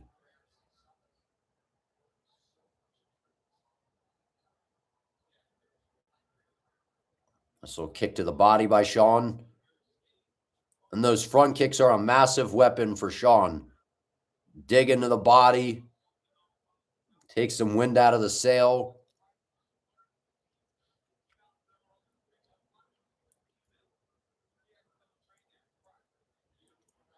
And that's the thing. Is Song, he's doing the right thing, trying to go after the legs. Those skinny legs, man. And Song's got some nice little leg kicks, but it's really the boxing of Song that's gonna have to win him this fight, and that's an issue.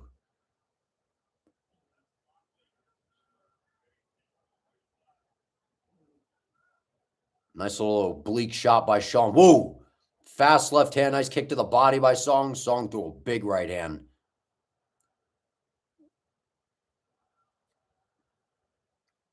Oh, nice fast left hand down the pipe by Sean. He just switches stances so smooth, man.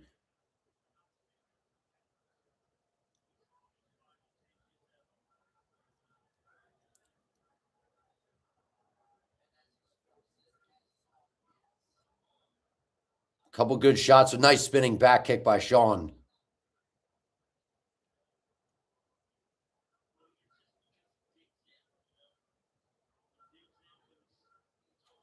Nice little leg kick there by Song as well. He's doing a nice job chipping away at the legs. But yeah, Sean is very twitchy fast, man. Very twitchy fast.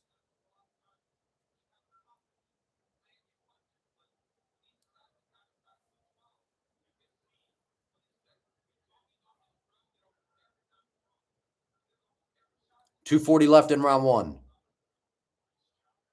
O'Malley doing a good job just with the long range tools. Nice jab by Sean. Interrupted Song as he tried to press forward.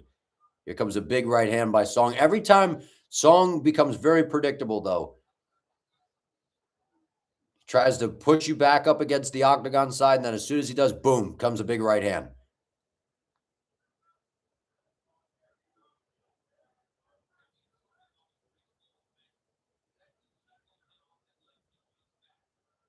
Good head movement by Song.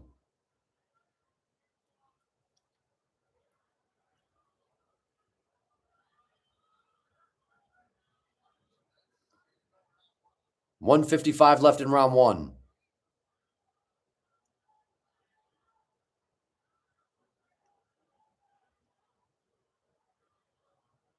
Big winging left hook by Song, but blocked by O'Malley.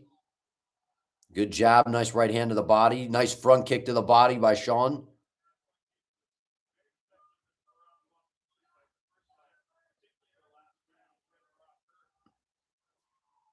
Nice front kick again by Sean. Yeah, Song's doing a nice job chipping away at the base, and that's the smart investment to try to slow down some of the O'Malley movement.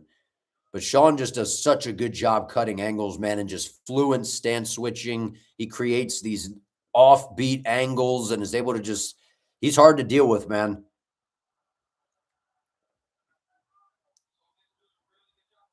Good left hand by Sean. Now Song's starting to apply a lot more pressure here. 55 seconds left in round 1.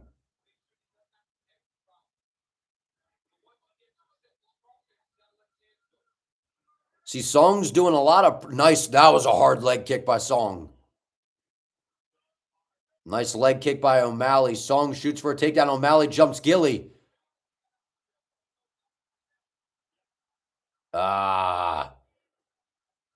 No cigar. Song gets the takedown. Big moment for Song here. 20 seconds left in round 1.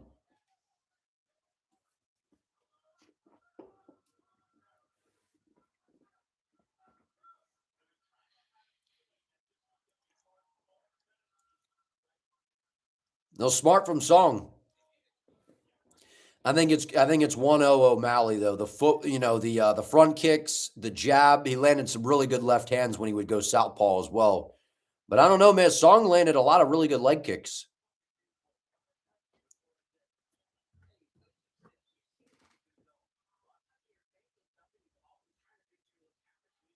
That's what I was saying is the big thing about Song is, yeah, he's explosive and powerful and all that kind of stuff, but he just you could like tell when he's about to go. He's like he has a lot of tells whenever he's about to throw.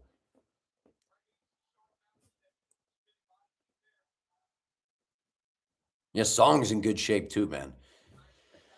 But O'Malley you're right, man. He is twitchy and just fast.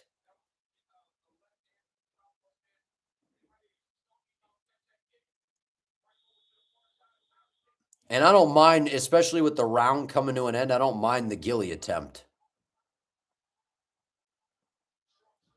But I expect Song to try to grapple early in this round as well.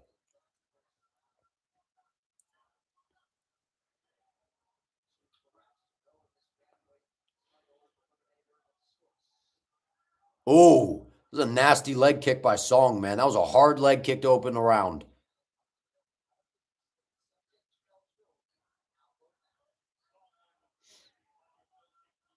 Yeah, those leg kicks are a real problem, man. He's getting himself out of position, though, but he's so dangerous, throwing that spinning back fist off of it, off that miss as well. 4:30 left in round 2. Good front kick by O'Malley. Nice right hand by Song.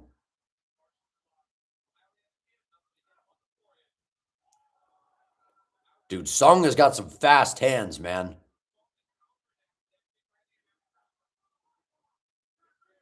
Song is fast, dude. And it's like he doesn't even and it's just like natural power. Like he just loads up and just rips. 4 minutes left in round 2. I feel just a hesitancy from Sean to open up. And I get it because of the power of Song, but nice kick to the body by Song.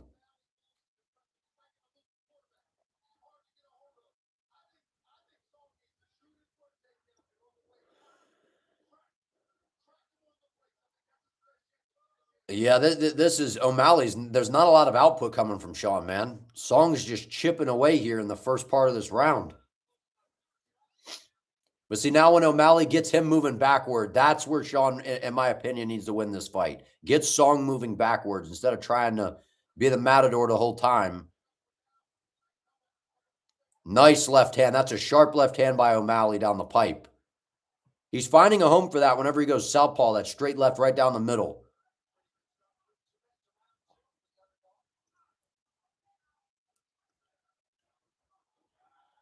Trying for the single. Defended by O'Malley, but Song's getting to the back. 2:45 left in round 2. Let's see if Song can complete this takedown.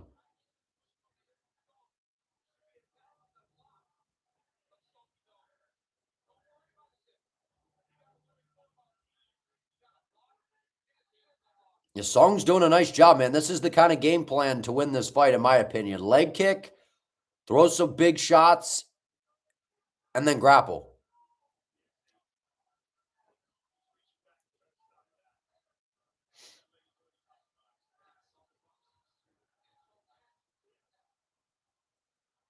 Dude, Song is putting in some work, man. 2 minutes left in round 2, and Song right now, he's controlling them and just chipping away with knees, little shots here and there.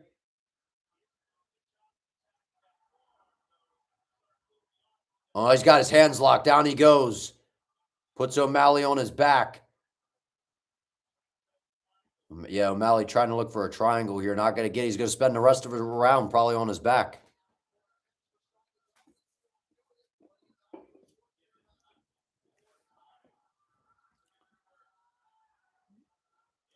Man. Nice job by Sean to get back to his feet. Now you got to watch the big, nice leg kick by Song. Big left hook by Song as well. O'Malley, I think, is just going to have to bite down and make some decisions here, man, because Song is, I think he's ahead right now. In this round, at least. But that was a nice job by Sean to get back to his feet here. He's got to open up a little bit more, though, because Song's ahead with the striking in this round. Nice front kick by Sean. And he's trying, I think he's trying to pull Song into a shot, but the problem is Song is not getting overly reckless. That's a nice right hand by Song.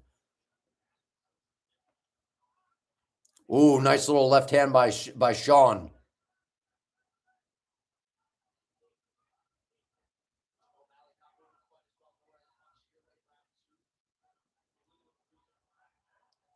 "30 seconds left in round 2.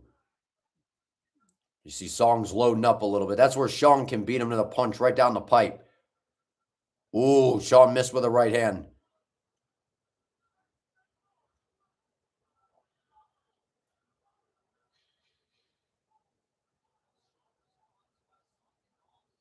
Ooh, nice front. That was a good front kick. Both guys, man, dudes are slipping. Nice check by O'Malley as well. I don't know, man. I mean, I think round 1 was O'Malley, maybe? And then round 2, I feel like is Song. I don't know. Because he's fighting a really good fight. Song's fighting a really good fight. How do you guys have this one scored, man? I think that round was Song's.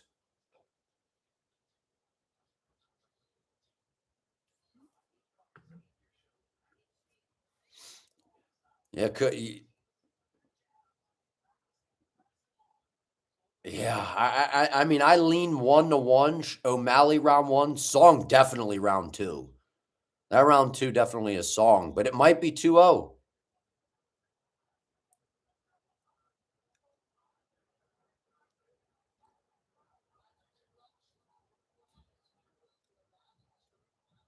I don't know.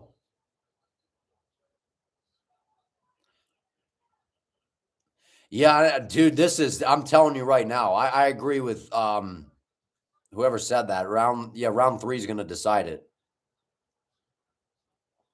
Yeah, you, Luis, I agree. I agree.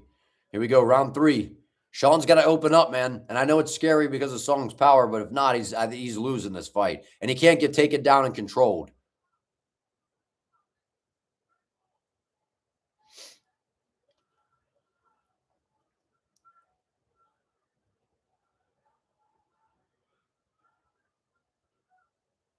Man, Song is swinging big, man. Just missing with some big looping shots, though.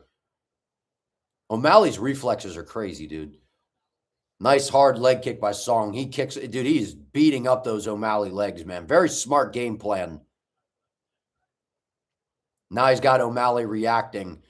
I think Sean's having a problem moving on that lead leg, man.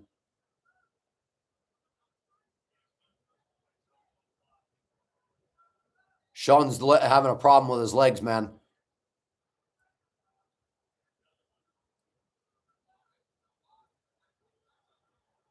O'Malley's having some issues with his legs. He's going to have to, unfortunately, try to bite down and just throw because I think he's down, man. 3:40 left in round 3.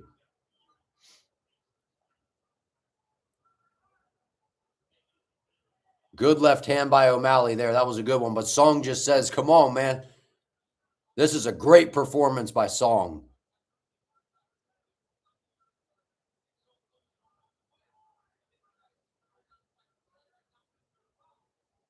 Good right hand by Sean. Song is just putting in work with the leg kicks, man. About 3 minutes left in round 3.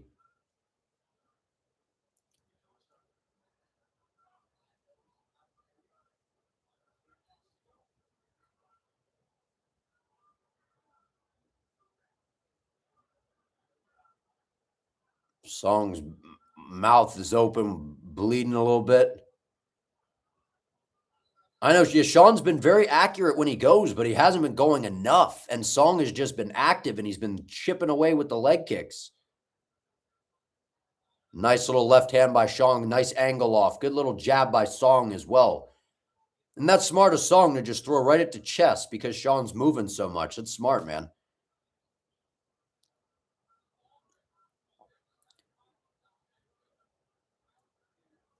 Nice takedown defense there by Sean.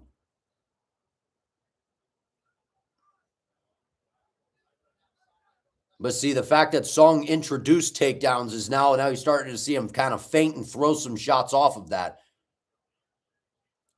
2 minutes left. Nice right hand by Song. Nice right hand by Sean.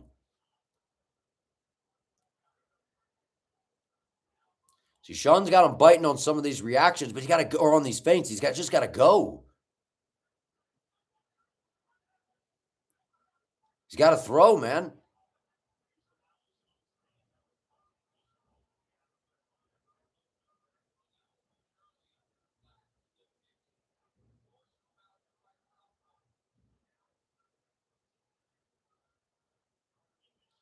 $120 left in round 3.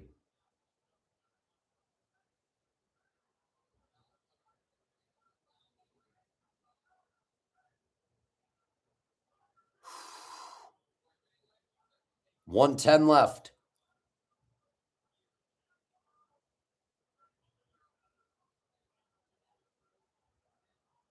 This is a better round. Just missed with a big spinning elbow.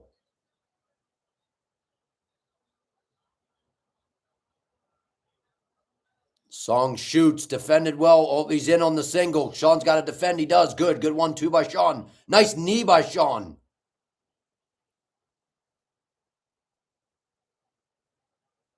Nice jab by O'Malley. Song bleeding out of his mouth heavy.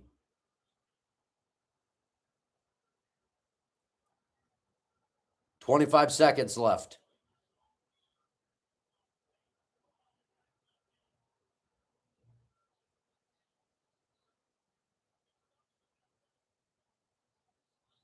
Nice spinning back kick by Song.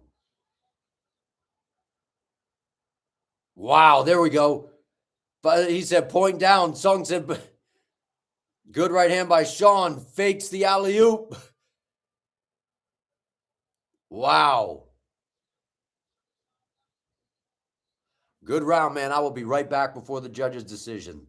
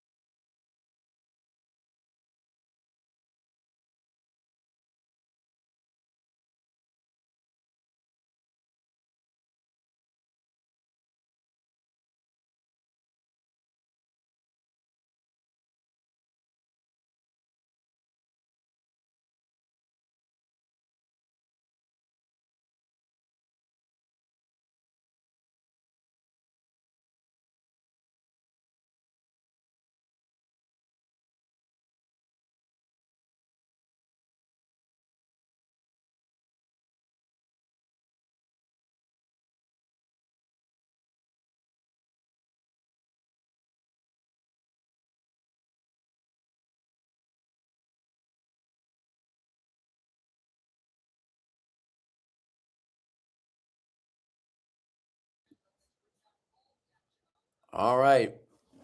What are you guys thinking on that?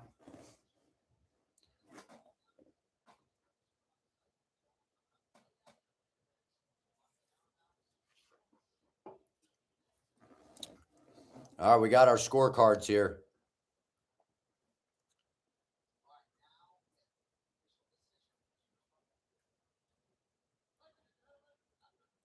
Let's see.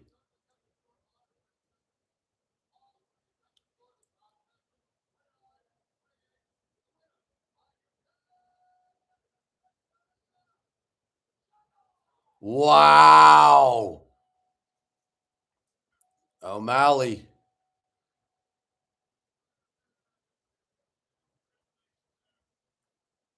First and so round 1 and 3, is that how you had it?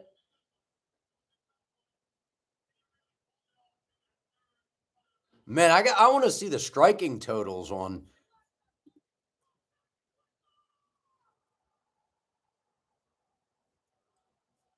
It was even at 63.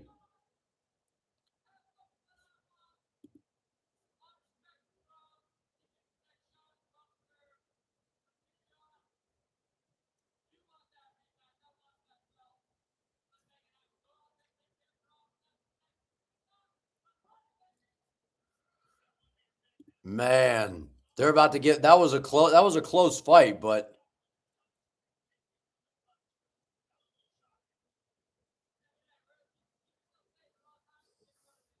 I was a I don't know, man. I thought it was close.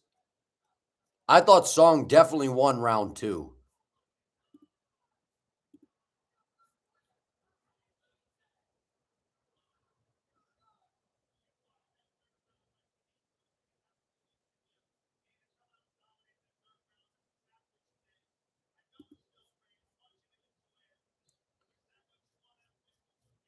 Yeah, the fact that it's unanimous is like, and that's what I'm saying about the Natalia Silva one, man. It almost makes it like obvious, doesn't it?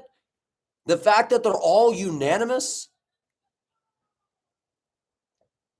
they're all seeing the same thing, like how we're all sitting in here like, oh, it's 2-1 Song or it's 2-1 O'Malley, or like we're all kind of all over, but the judges are so sure that Natalia Silva won. All the judges saw the exact same thing. All the judges just saw the exact same thing for this. I find it hard to believe, man. If you guys could do me a favor, like the stream. If you're new, if you could subscribe to the channel, I would greatly appreciate the support, man. But yeah, this just feels like, dude, if you guys are new to my channel, I have been saying this, and those of you that have been following me, I have been saying this. I'm sure other people have as well. I have been saying this, dude. The moment they book Volkanovski versus Diego Lopez and some of the matchups that they started to do, you are literally watching actual MMA, but WWE at the same time.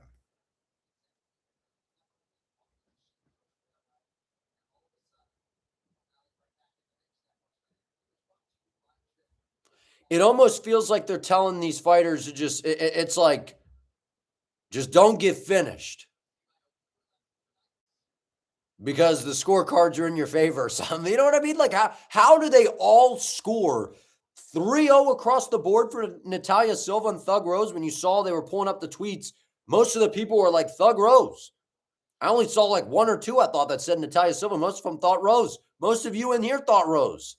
I thought Rose. And then all 3 of them watching, the judges, they all thought, they were like, Natalia Silva. And then the same thing for that fight. It's crazy. So Usman basically confirming that he's getting the next title shot is what that was, I guess, huh? Well, now we got the main event coming up at least. Man, dude.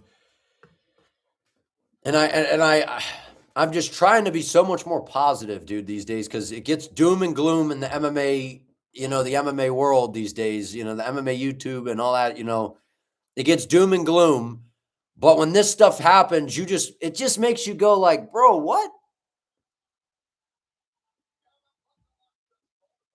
Man.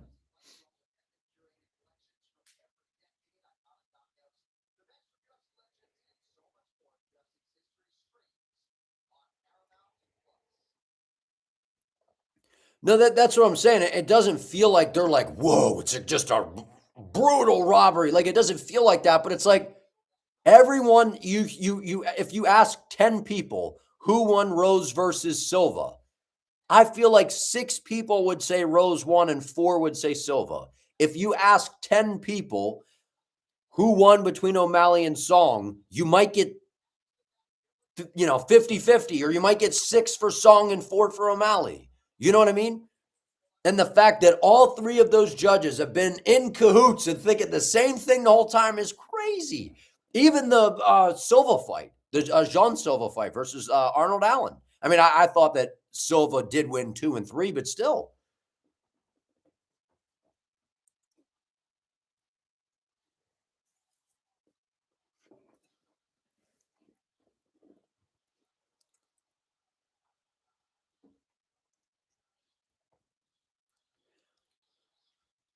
Oh yeah, yeah. Justin better get a. It's basically like you have to go in there and get a finish, otherwise it feels like the odds are stacked against you in a way. Yeah, I agree with that. Oh, let me do a poll for the main event, man. Do a poll for the main event.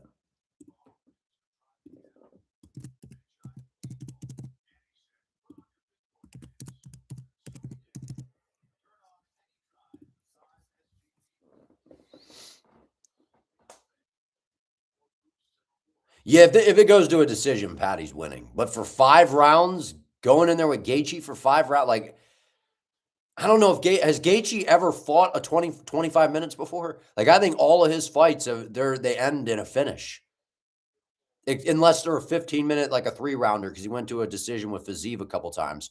But all of his 5-round fights, I think, end in finishes pretty much.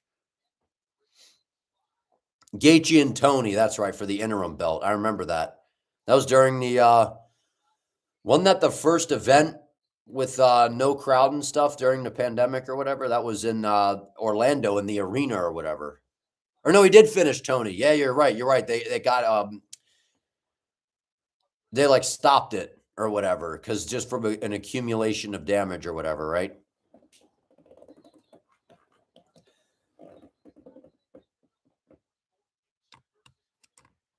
Wow, man. Like, am I crazy? Like, doesn't it feel like that, man?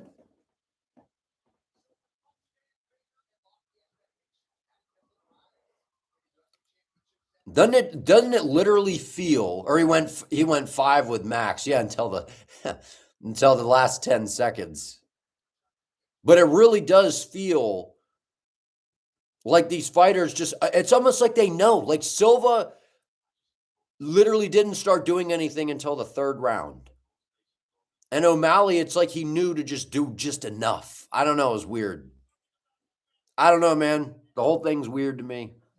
I'm suspicious of everything now, huh? I've been suspicious. That Bulgarian thing was weird, and then all the other stuff we've been hearing and seeing, it's just odd, man.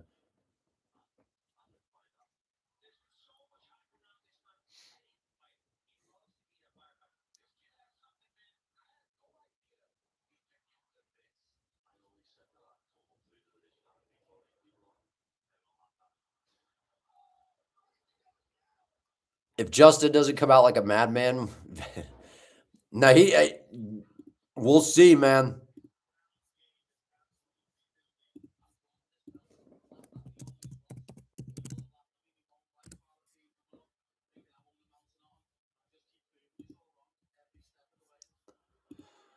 Oh man.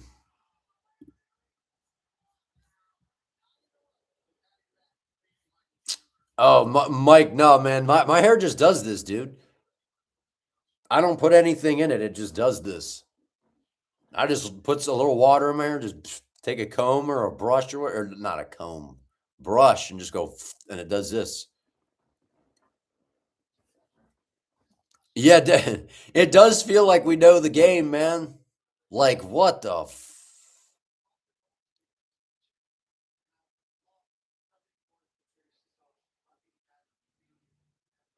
So what has happened so far in terms of results? So one, two. Well, we've got all of our predictions right, except for The Alex Perez and Charles Johnson fight. I got that one wrong. I said Charles Johnson was going to win, but I've gotten everything else right.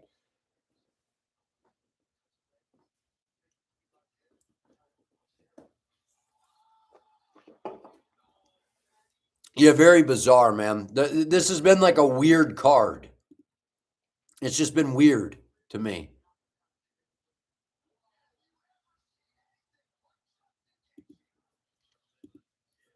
Very weird, man.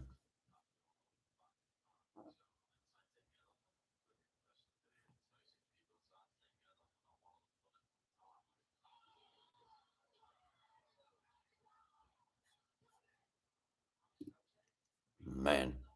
I'm a Scouser. We don't get knocked out. The fuck you talking about, lad? Why don't you just do fucking nothing?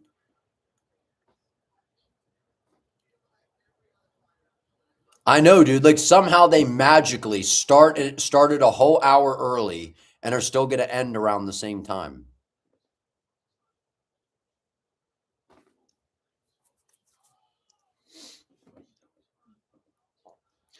Don't say I survived 5 rounds. And fucking school him.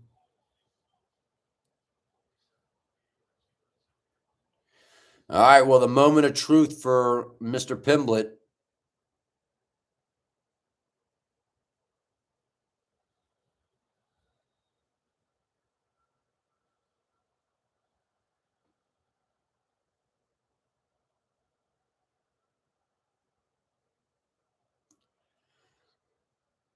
There's really people that are that big of Patty fans where they get the wig and stuff. That is wild, man. I just feel like everywhere I go online, I don't see like these crazy Patty fans. Like people that are like diehard Patty fans, but they show the crowd and there's always so many people.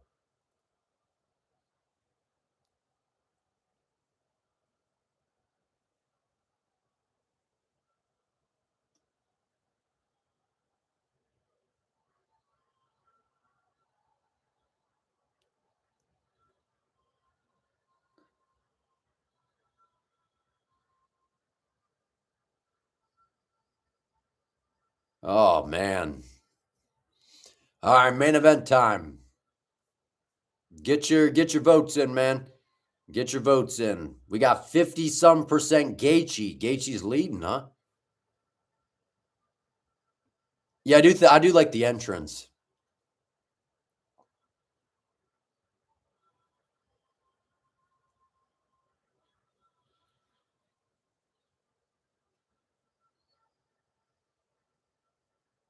So we've had all decisions on the main card. Or no, we got the Cortes-Acosta got to finish.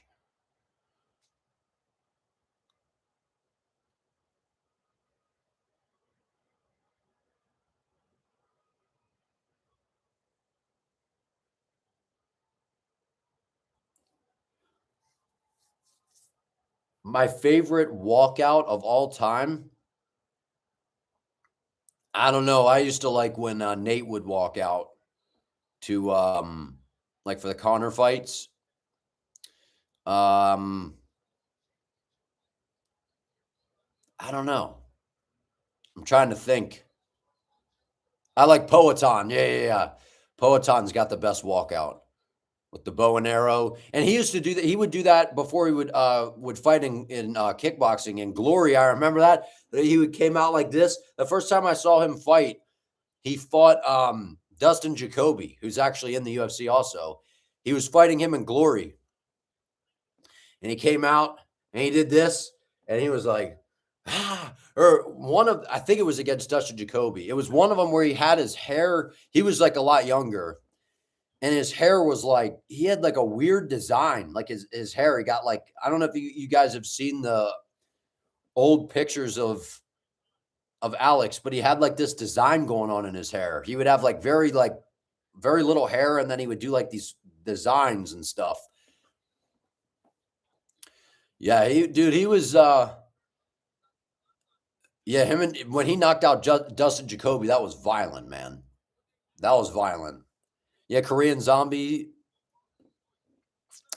Zombie.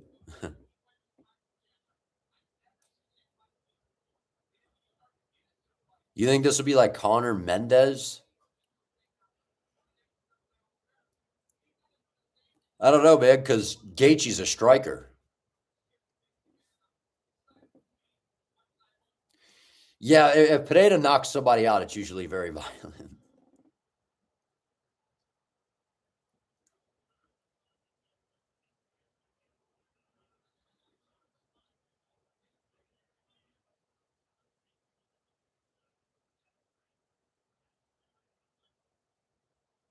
And they just, I swear, man, like, I don't know if I'm on the wrong, like, it's just, I'm not getting recommended Patty stuff enough, but I don't see all these crazy like, not crazy, like, just all these Patty fans all over the place.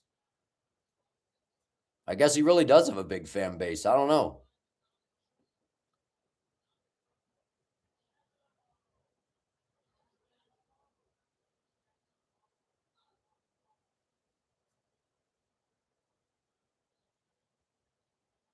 This is crazy. Patty Gaethje, man. As I said earlier in the stream, it is so weird when you see a fighter burst onto the scene and they're like just a new guy on the block or a new kid on the block. And then one of your favorite fighters that you watch is Gaethje, who's been around all these years. And then eventually that new guy who was like a nobody now is fighting Gaethje. Like, and that's so crazy about the fight game, man.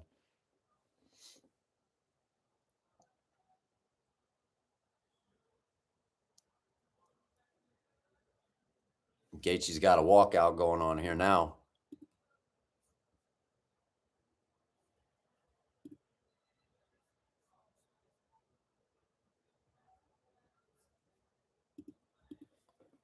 But we got the main event walkout going on. While we're doing that, if any of you like football, man, I got to plug my football channel. I just started this not that long ago. So if we get a few more subs, man, we're getting kind of close to 1,000. So if you guys could check it out, give it a sub, man, I would appreciate it, Standing Outside the Fire is a banger song. I can't really hear it because I got the volume down a little bit. Oh, now I can hear it a little more.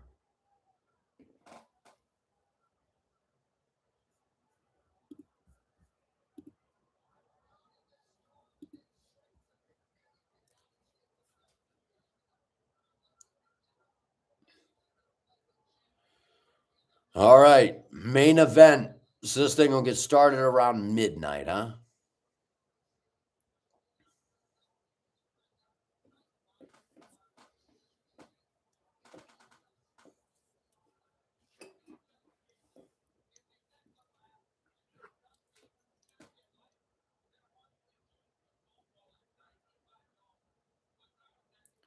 Yeah, it's actually kind of crazy because Gaethje's like, if you see all the stuff that Gaethje does, where he plays golf, football, all sorts of, Gaethje's just like good at everything, man.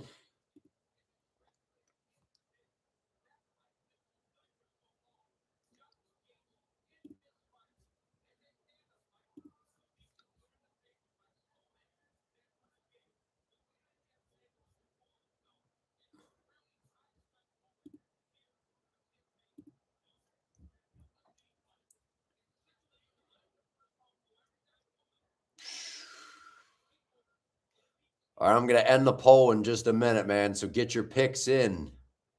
Get your picks in, man. Get your picks in, man. I know, dude. We started the main card at 9. Lost 3 fights on this card, and still it somehow goes to the same. It's just probably just more time for them to run ads and stuff, I guess. I don't know, man. It's craziness.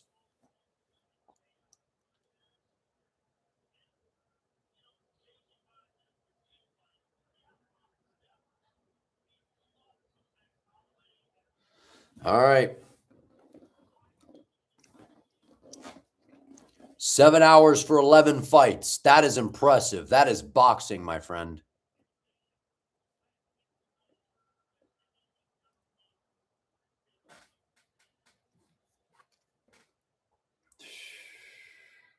All right, here we go.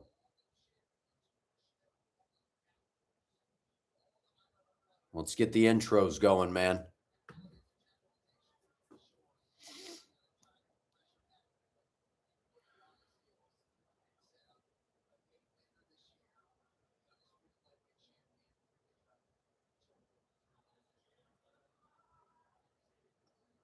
All right, introductions time. I like how Patty flips the switch, though. He's like Mr. Entertainer, and then he gets in there and just, boom, flips the switch.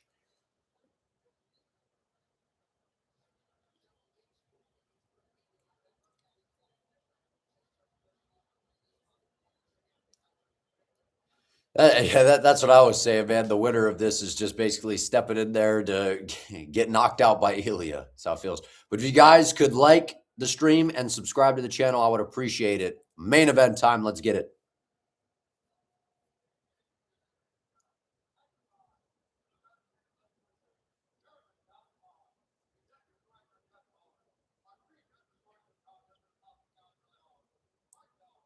Mike Bell, Derek Clearly, Saul D'Amato, Mark Goddard.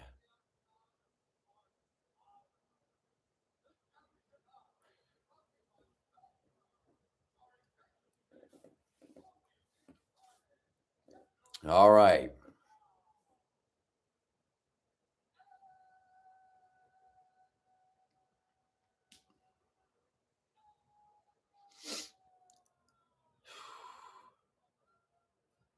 I'm not feeling that nervous main event energy. Are you guys? Normally I am. Normally I get goosebumps and everything, and I'm not right now. Maybe it will at the very start or something.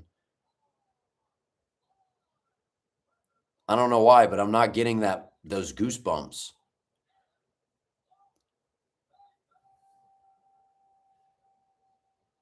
Maybe I will at the start of the fight. I don't know. Normally I'm like, man, the main event. I don't know.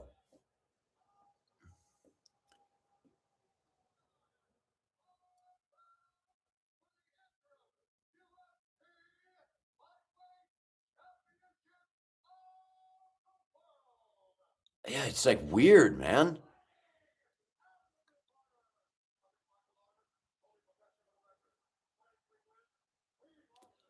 Yeah, maybe because maybe that's just maybe that's just like we're just like, yeah, this is an interim title fight, but it doesn't really feel like the actual it doesn't feel like an actual championship fight to me.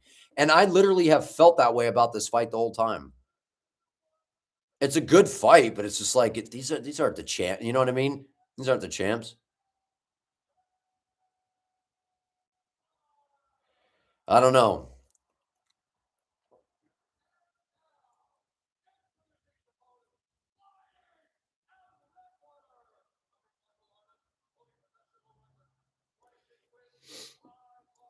The ads, yeah, dude, they've been like long. It's just been long in between, man. I don't know.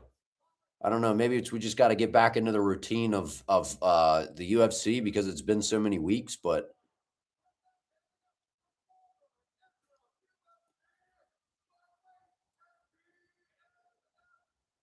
yeah, I was looking forward to Kayla and Amanda, but dude, this is going to go past midnight, and that was only with 11 fights. So if we had a full card, we'd be.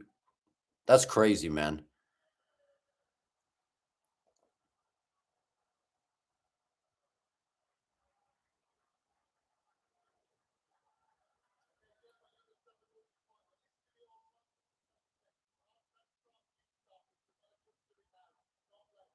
All right, here we go. We got a touch. Let's go. Main event time. Justin Gaethje, Patty Pimblett. Here we go. Dude, I miss Mike Goldberg, man. I like Anik, but I wish we could get some Goldberg sprinkled in too.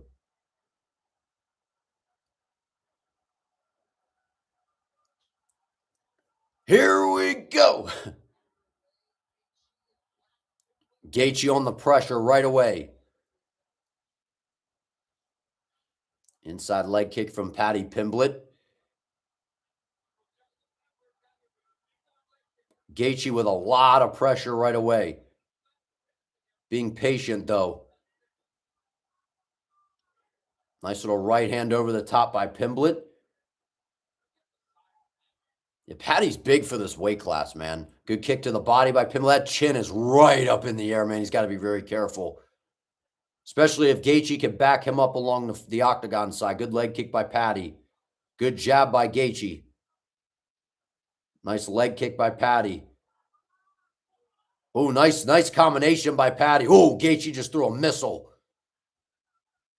Good jab to the body by Gaethje. Big right hand by Patty. He's got to watch his chin, man. That thing goes straight up in the air. Nice little leg kick by Pimblett. Got to watch. Good front kick by Pimblett. Oh, nice knee by Patty. Gaethje with a nice uppercut.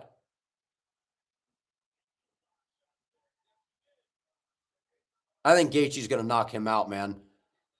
Gaethje's just missing. Gaethje's going crazy, though. Gaethje's got knocked him down. Pimblett trying to survive. Gaethje with a big shot.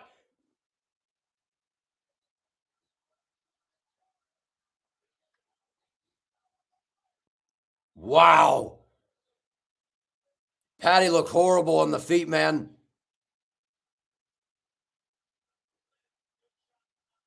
Wow. Patty trying to hang on to survive, man. And he pulls guard. Gaethje says, get on up. Patty's about to go out bad, man. Nice uppercut by Pimblett, though. He's got to get his hands up, man.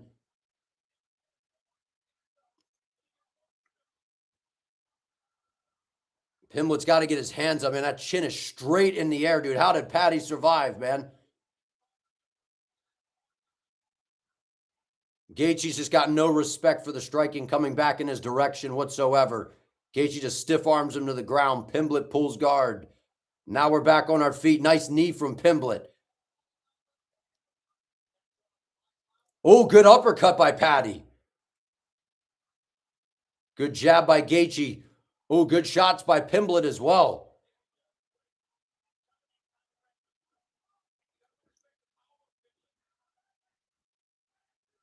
Wow, man. 2 minutes left in round one. I can't believe Patty survived through that, man. He ate some big shots. Gaethje back on the pressure. Oh, my God. That right hand is getting so close. Gaethje going for a takedown.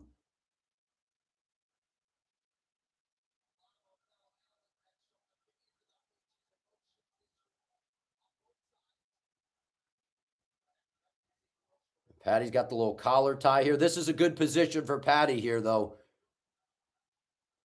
Oh, nice uppercut left hook by Gaethje. Walking him down. No respect for Pimblett's power. Big leg kick by Pimblett. Got to tuck that chin, man. Gaethje's throwing missiles, man. Oh.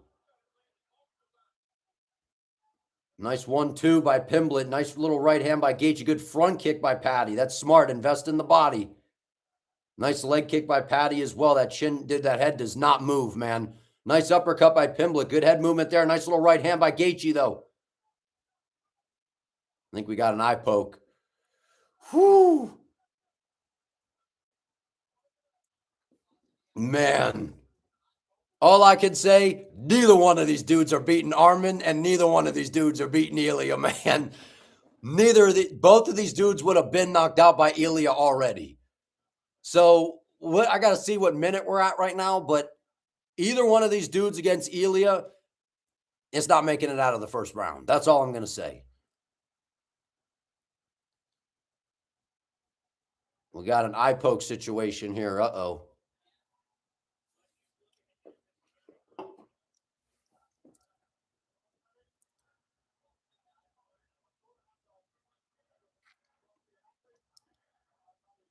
Dude, I know this is like, it's kind of crazy that we're sitting here.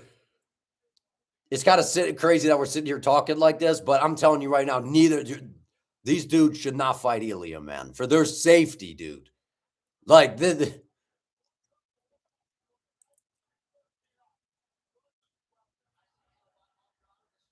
we're back. Here we go. We got a minute left in the round.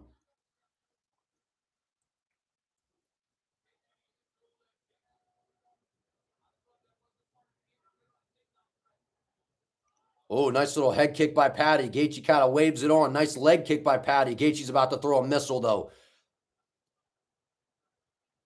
Oh, big right hand by Gaethje again. Paddy, oh, big right hand by Gaethje. Paddy slugging, though. Paddy ties him up. 30 seconds left in the round. Ooh, nice little elbow in close by Paddy. Good knees to the body by Paddy as well. This is where Gaethje's very dangerous, where he's got you up against the octagon to where he's, oh, nice little spinning elbow, just missed by Paddy.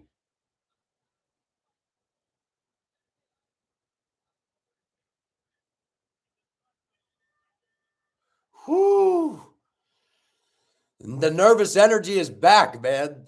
That was wild. I thought Paddy was about to get KO'd. He survived, man.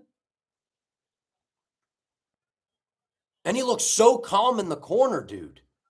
He looks so calm.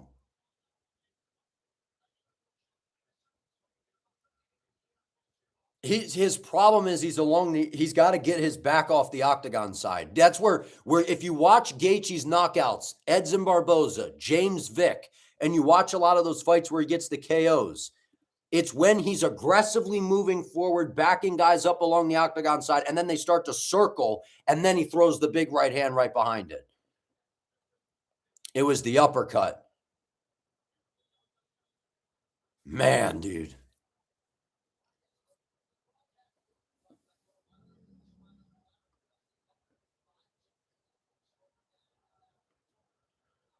Whew.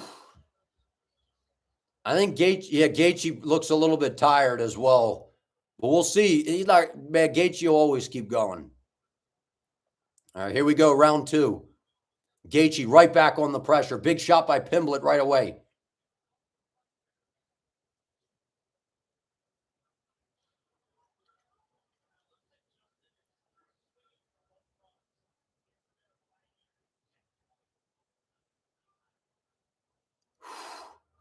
Oh, nice hook by Gaethje. Nice check left hook. Nice jab by Gaethje. Good leg kick by Pimblett, though. Oh, nice jab by Pimblett. Oh, big right hand miss by Gaethje. Here comes those uppercuts, though.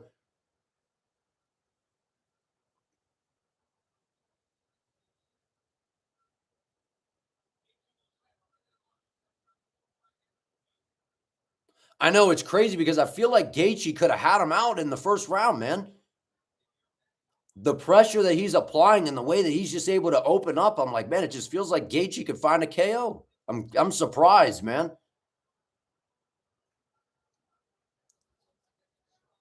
That knee is that top weapon for Paddy. Oh, nice jab by Gaethje.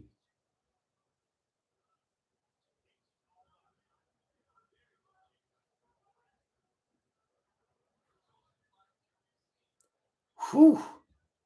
Oh, nice kick to the body by Pimblett. Pimblett falling all over the place. Gaethje with a nice right hand and a hook. Watch, here comes the uppercuts in the clinch. Nice hook inside by Gaethje. Pimblett getting a little too reckless with the combinations.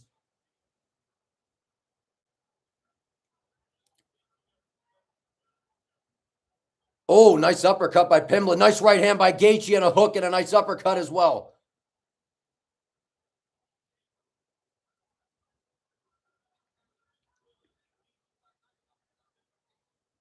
Paddy's not even trying for takedowns, dude. Nice leg kick by Paddy. Swinging on these big uppercuts and missing. Gaethje's applying a ton of pressure, which is the way to do it here. Good knees to the body by Pimblett. Man, 2:35 left in round two.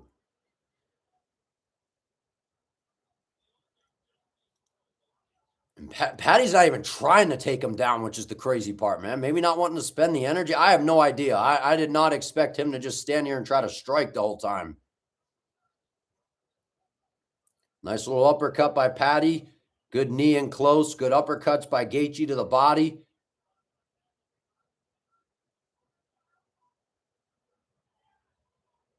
Good jab by Gaethje. Gaethje's starting to really find his range. It looks like Paddy's slowing down a little bit, though. Good leg kick by Paddy. That chin's on a platter, man.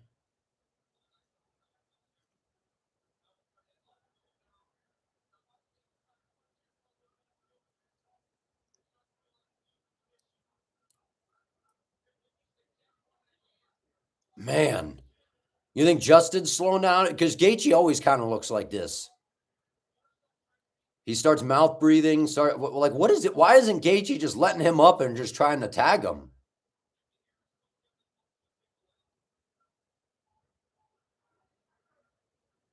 He better watch his neck. I know Gaethje's not known for his submission game, but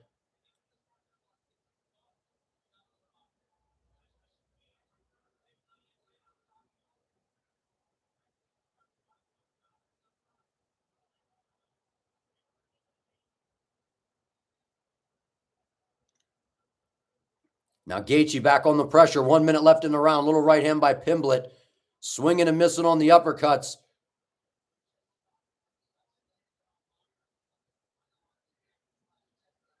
Oh, nice. Oh, Gaethje dropped him. Big right hand.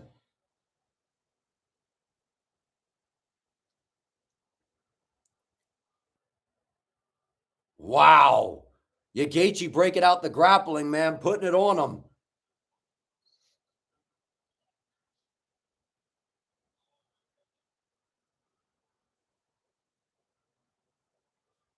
"20 seconds left in round 2. This is all Justin Gaethje right now, man.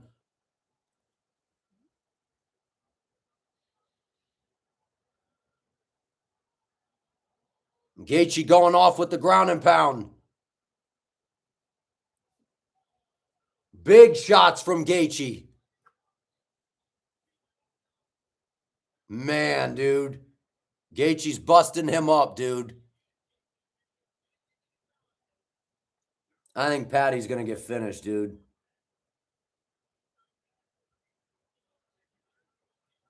Sheesh, man.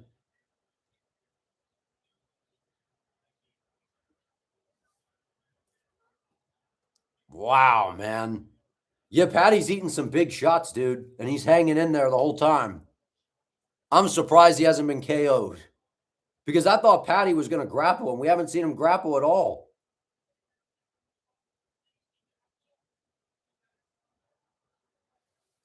Wow.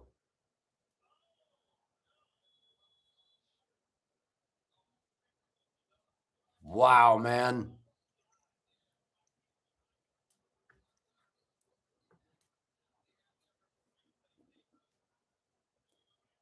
Were they saying he was eye poked?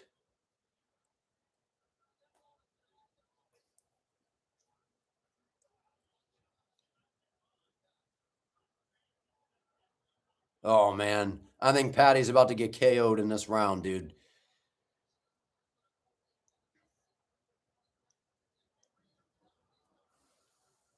Patty's falling all over the place. 15 seconds in.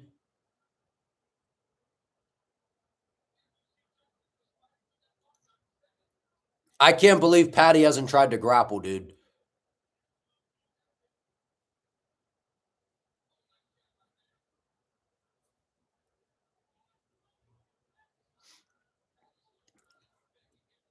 .420 left in round 3.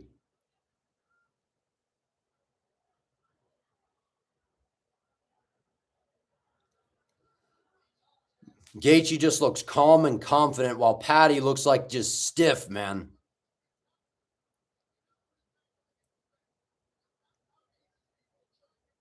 Good jab by Gaethje.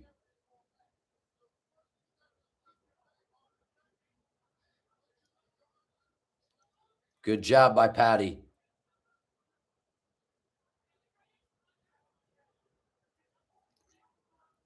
Good job by Gaethje. Nice jab by Patty. That was a good jab.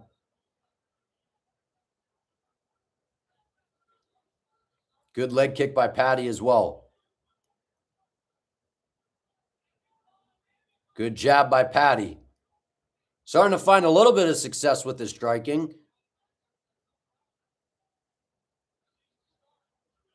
Oh, man. Gaethje sets it. He just throws with a big right hand right after that jab. Good leg kick by Patty. Good jab by Gaethje. Good leg kick by Gaethje.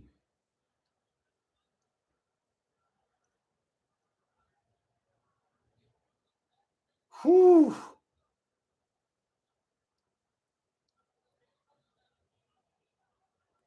Now Patty's throwing these kind of slappy shots. Gaethje's defense is on point right now. Patty's got to get his back off the octagon side. This is where he keeps getting clipped, and his hands are down at his freaking waist, man. Gaethje's swinging for the bleachers. That's a good jab.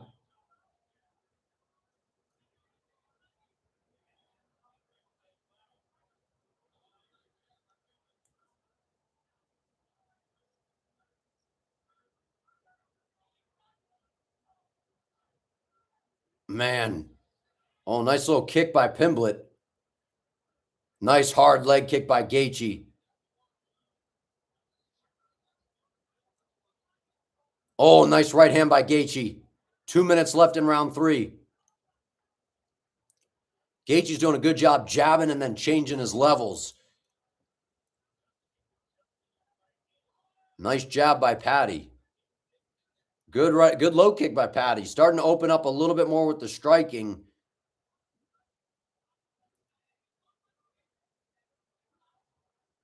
Well, got to watch it. Gaethje's loading up that right hand, man.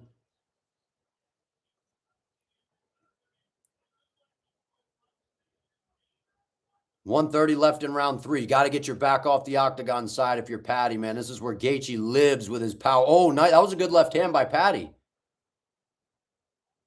Oh, good one, too, by Patty. Good right hand by Gaethje. Oh, good jab by Patty. Stung him a little bit there. Good jab by Gaethje. Oh, good uppercut by Patty. Good jab by Patty as well. Oh, I need him in the nuts. Patty need him.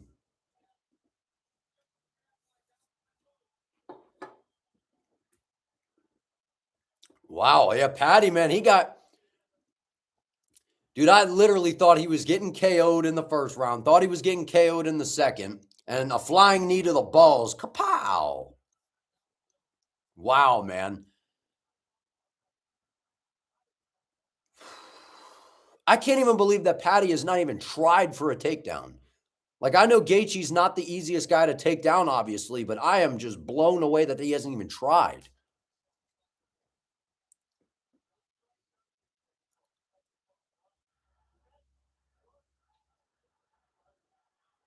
All right, here we go. We're back in. 50 seconds left in round 3. Good leg kick by Patty. Good jab by Patty as well. Good jab to the body by Gaethje.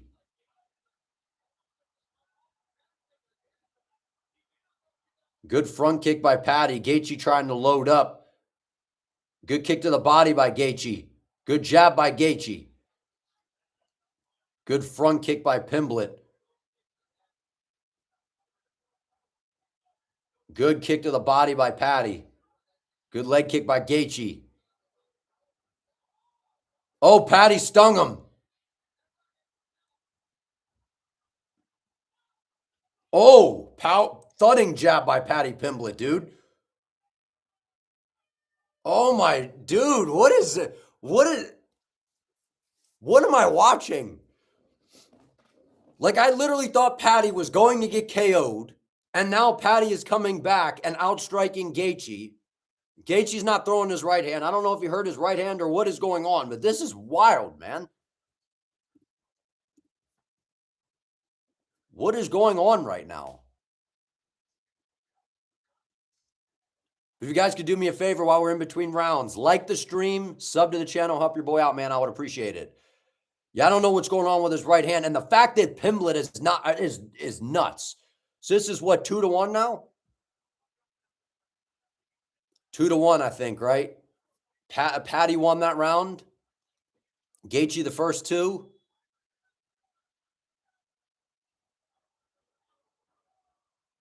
Dude.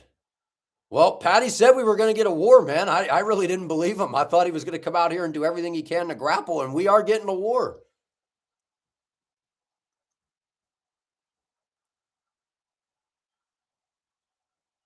Man, that's the most busted up Pimblett's been, man.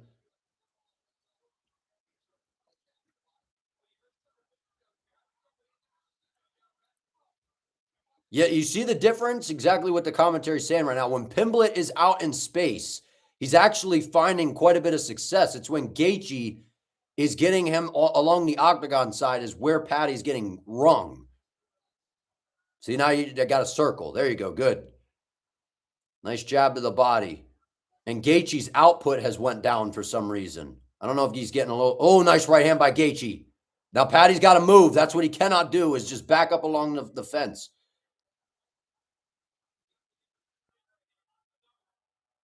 Oh, nice right hand by Gaethje.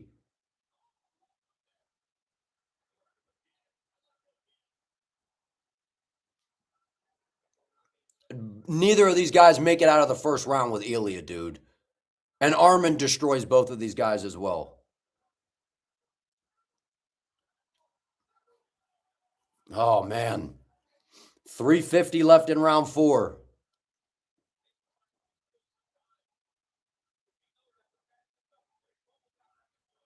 Good left hand by Gaethje. Good jab by Pimblett. Oh, dropped him with a left hook. Caught the kick and caught him with a left hook. Gaethje's taking it to him, man.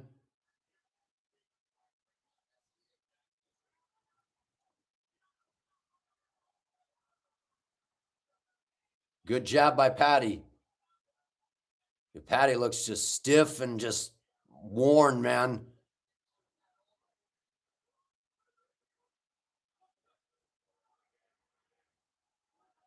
Oh, nice right hand by Gaethje. That wobbled him.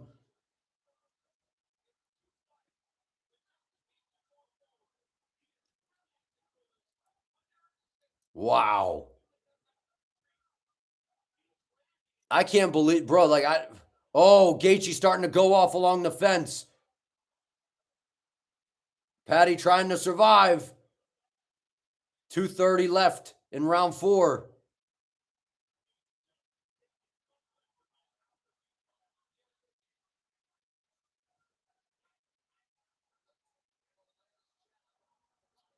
Gaethje's starting to go off with big right hands. Pimblett clinching to hang on. Paddy's chin is pretty insane. I got to give him that.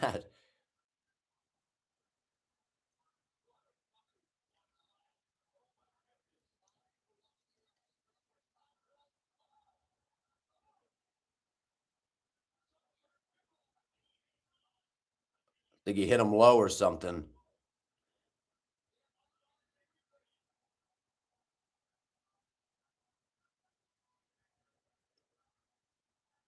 Yeah, Pimblett.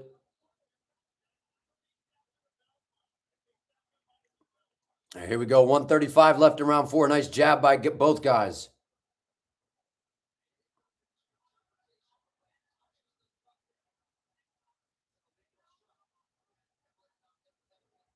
Good jab by Gaethje. Stiff jab.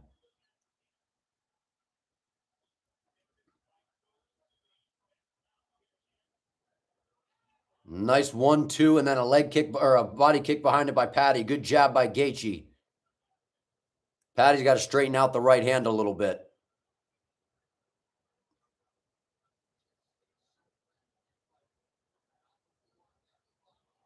Oh, tried a spinning elbow and missed. Gaethje back on the pressure. Paddy's got to move. This is where Gaethje's dangerous.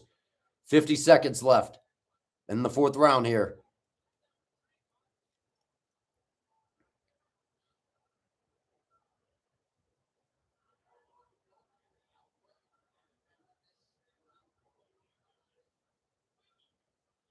Yeah, Gaethje's swinging big, man. 30 seconds left in the 4th round. Paddy just needs to throw a straight right hand, and I think he can land.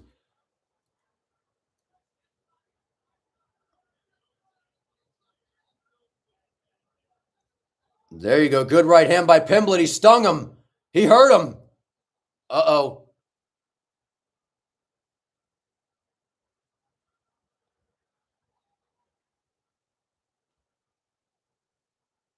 Oh, Gaethje just missed with a head kick. Wow, dude. Gaethje's putting it on him, man.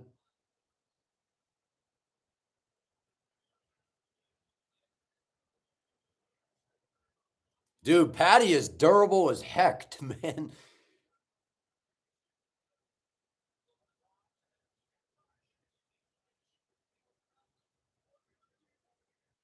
Man.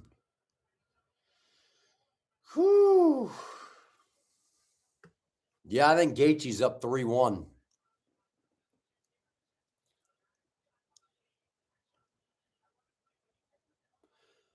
148 to 134 for the significant strike totals.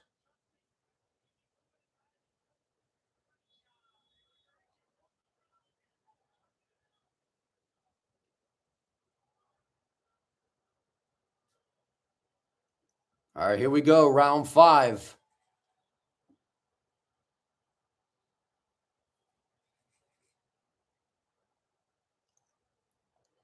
Both dudes have eaten some shots. Paddy's eaten some big ones. All right, here we go. Good jab by Pimblett.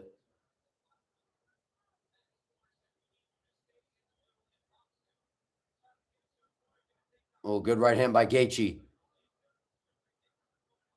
Oh, nice little fake takedown. And then, oh, good knee by Paddy.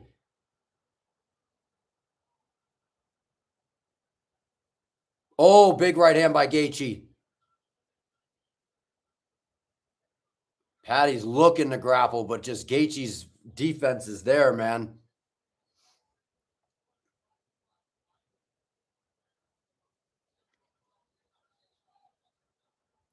Gaethje landing big shots, man. How is Paddy eating these shots, dude?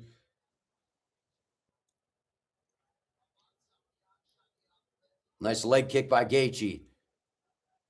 Paddy needs a finish, man, in order to get a win, I think. 3-1 Gaethje's how I have it.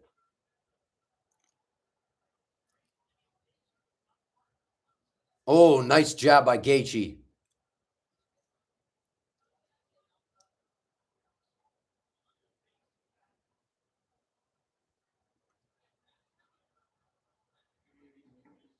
Paddy's getting a tie up here.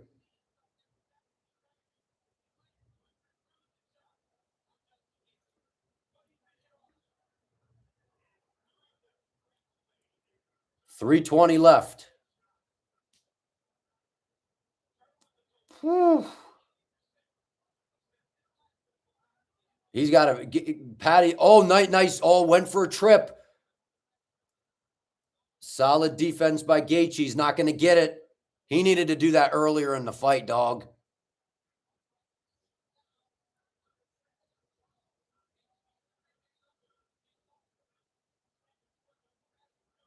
I'm surprised. Like, I'm just shocked we didn't see any of that earlier in the fight. I know that he really wasn't able to get to this position, but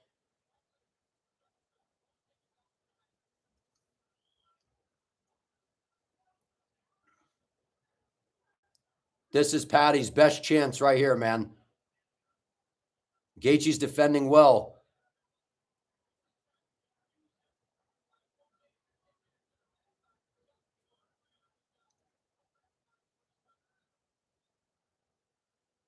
They're going to break free here. Oh, Gaethje just missed a big right hand. Oh, big right hand by Gaethje. It'll be a miracle if Pimblett can just make it through, man, without getting stopped.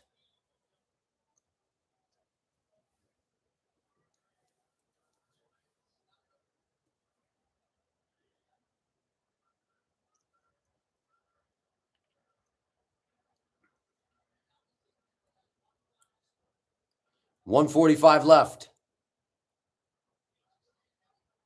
Oh, he missed a spinning elbow. Oh, big right hand by Gaethje.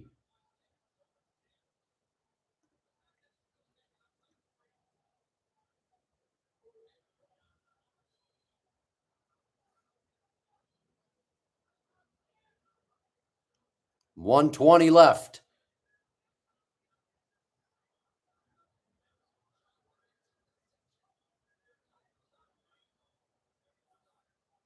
.110 left. Now they're slugging it out. Pimblett's starting to land a little bit.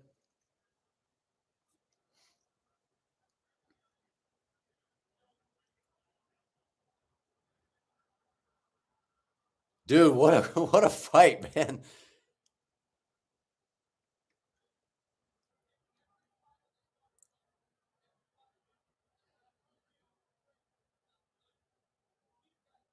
Wow.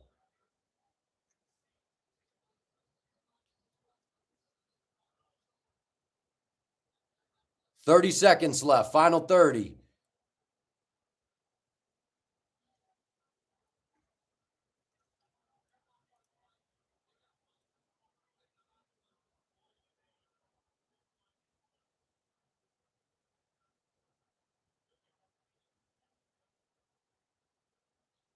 10 seconds.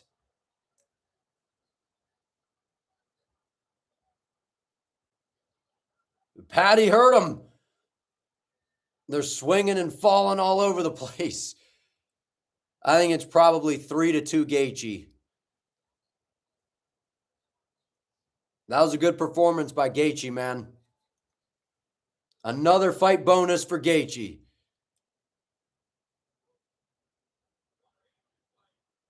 That was crazy, man.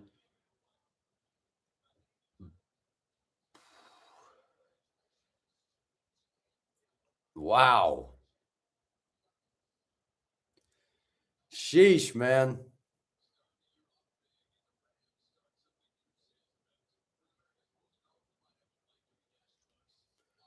Whew. Yeah, Gaethje won that at least 3-2, I think.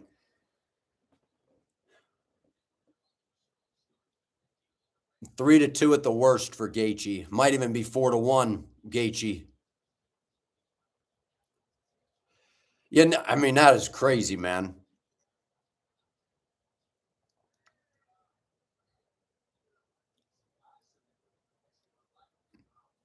Yeah, probably it very well could be 41 or 4-1 Gaethje. Wouldn't surprise me if we get 3-2 on some of the scorecards, but I think Gaethje won that. Probably 4-1. 4-1. Neither of those guys can stand a chance against Ilya, dude. That's the takeaway for me. It's a great performance by Gaethje. I just could not believe that Pimblett went out there with no game plan to grapple. I mean, I know Gaethje's got good takedown defense and it's, harder to get a hold of him, and I understand all that, but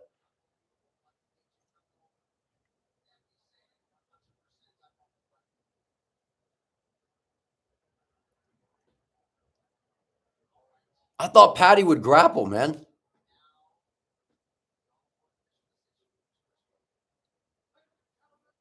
4-1 Gaethje, 49-46, right?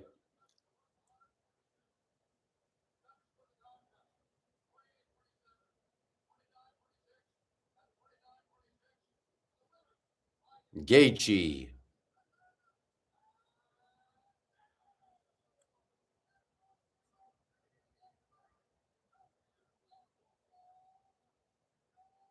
Justin Gaethje getting it done, man.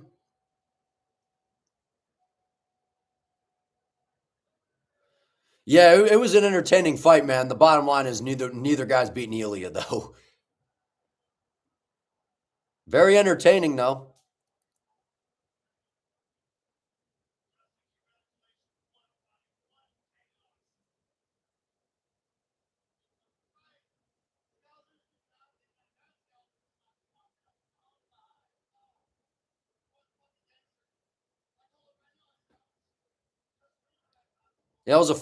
Hey man, that we knew on paper, like it was the fact that it was the interim belt, but that was a wild fight, man.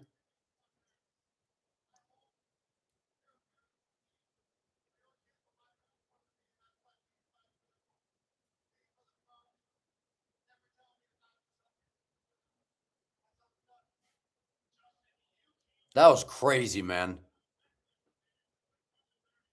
Yeah, oh my god, Prime Gaethje would have that would have been bad. Prime Gaethje. Well, I wouldn't have picked Patty over a Prime Gaethje, dude. It was the fact that Gaethje's a little bit older and he's hittable.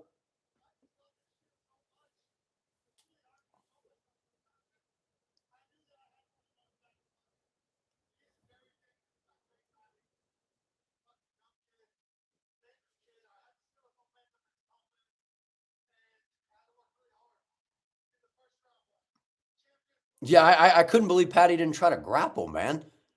I mean, I get it. Like Gaethje, he's got good takedown defense and all that kind of stuff, but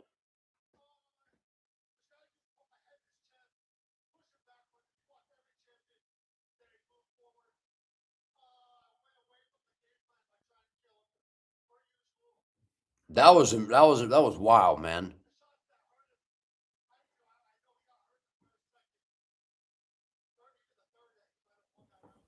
Gaethje never in a boring fight, man.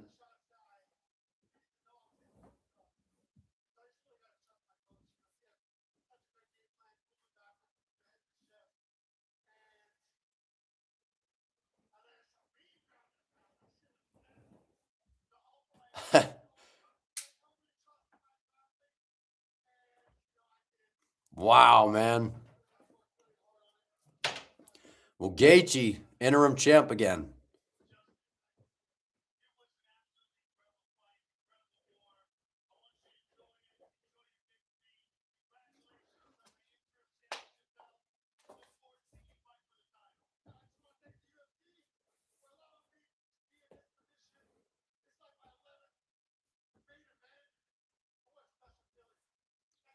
Nice.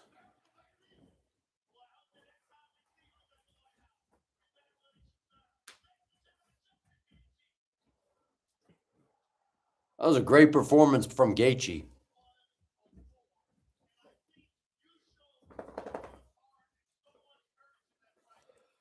Thank you, Inverted, for the $5, man. Yeah, I got the Patriots tomorrow. I got the Patriots tomorrow.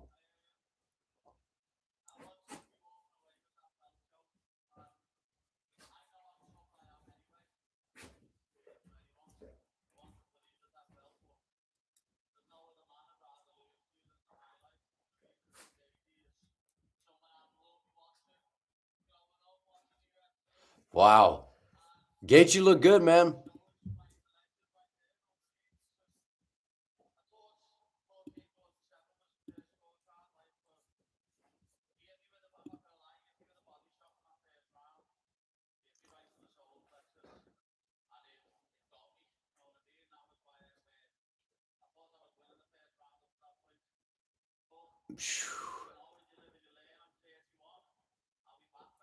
Yeah, Patty's it.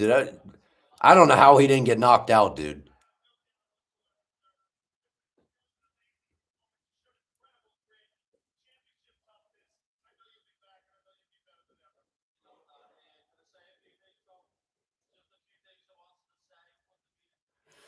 Man, oh man.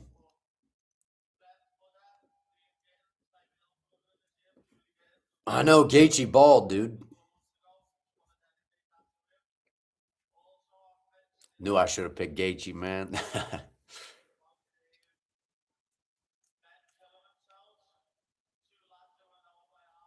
I'm just surprised that Patty didn't try to grapple more, which is wild. But I appreciate you all being a part of the stream tonight, man. If you guys could do me a favor, like the stream, subscribe to the channel, help your boy out, I would appreciate it. And stay tuned for the recap, man. I'm impressed with Gaethje, man. He looked good. He looked good. Patty's tough as can be, man. Surprised we didn't see more grappling, but at the end of the day, shout out to Gaethje. That was impressive from Gaethje, man.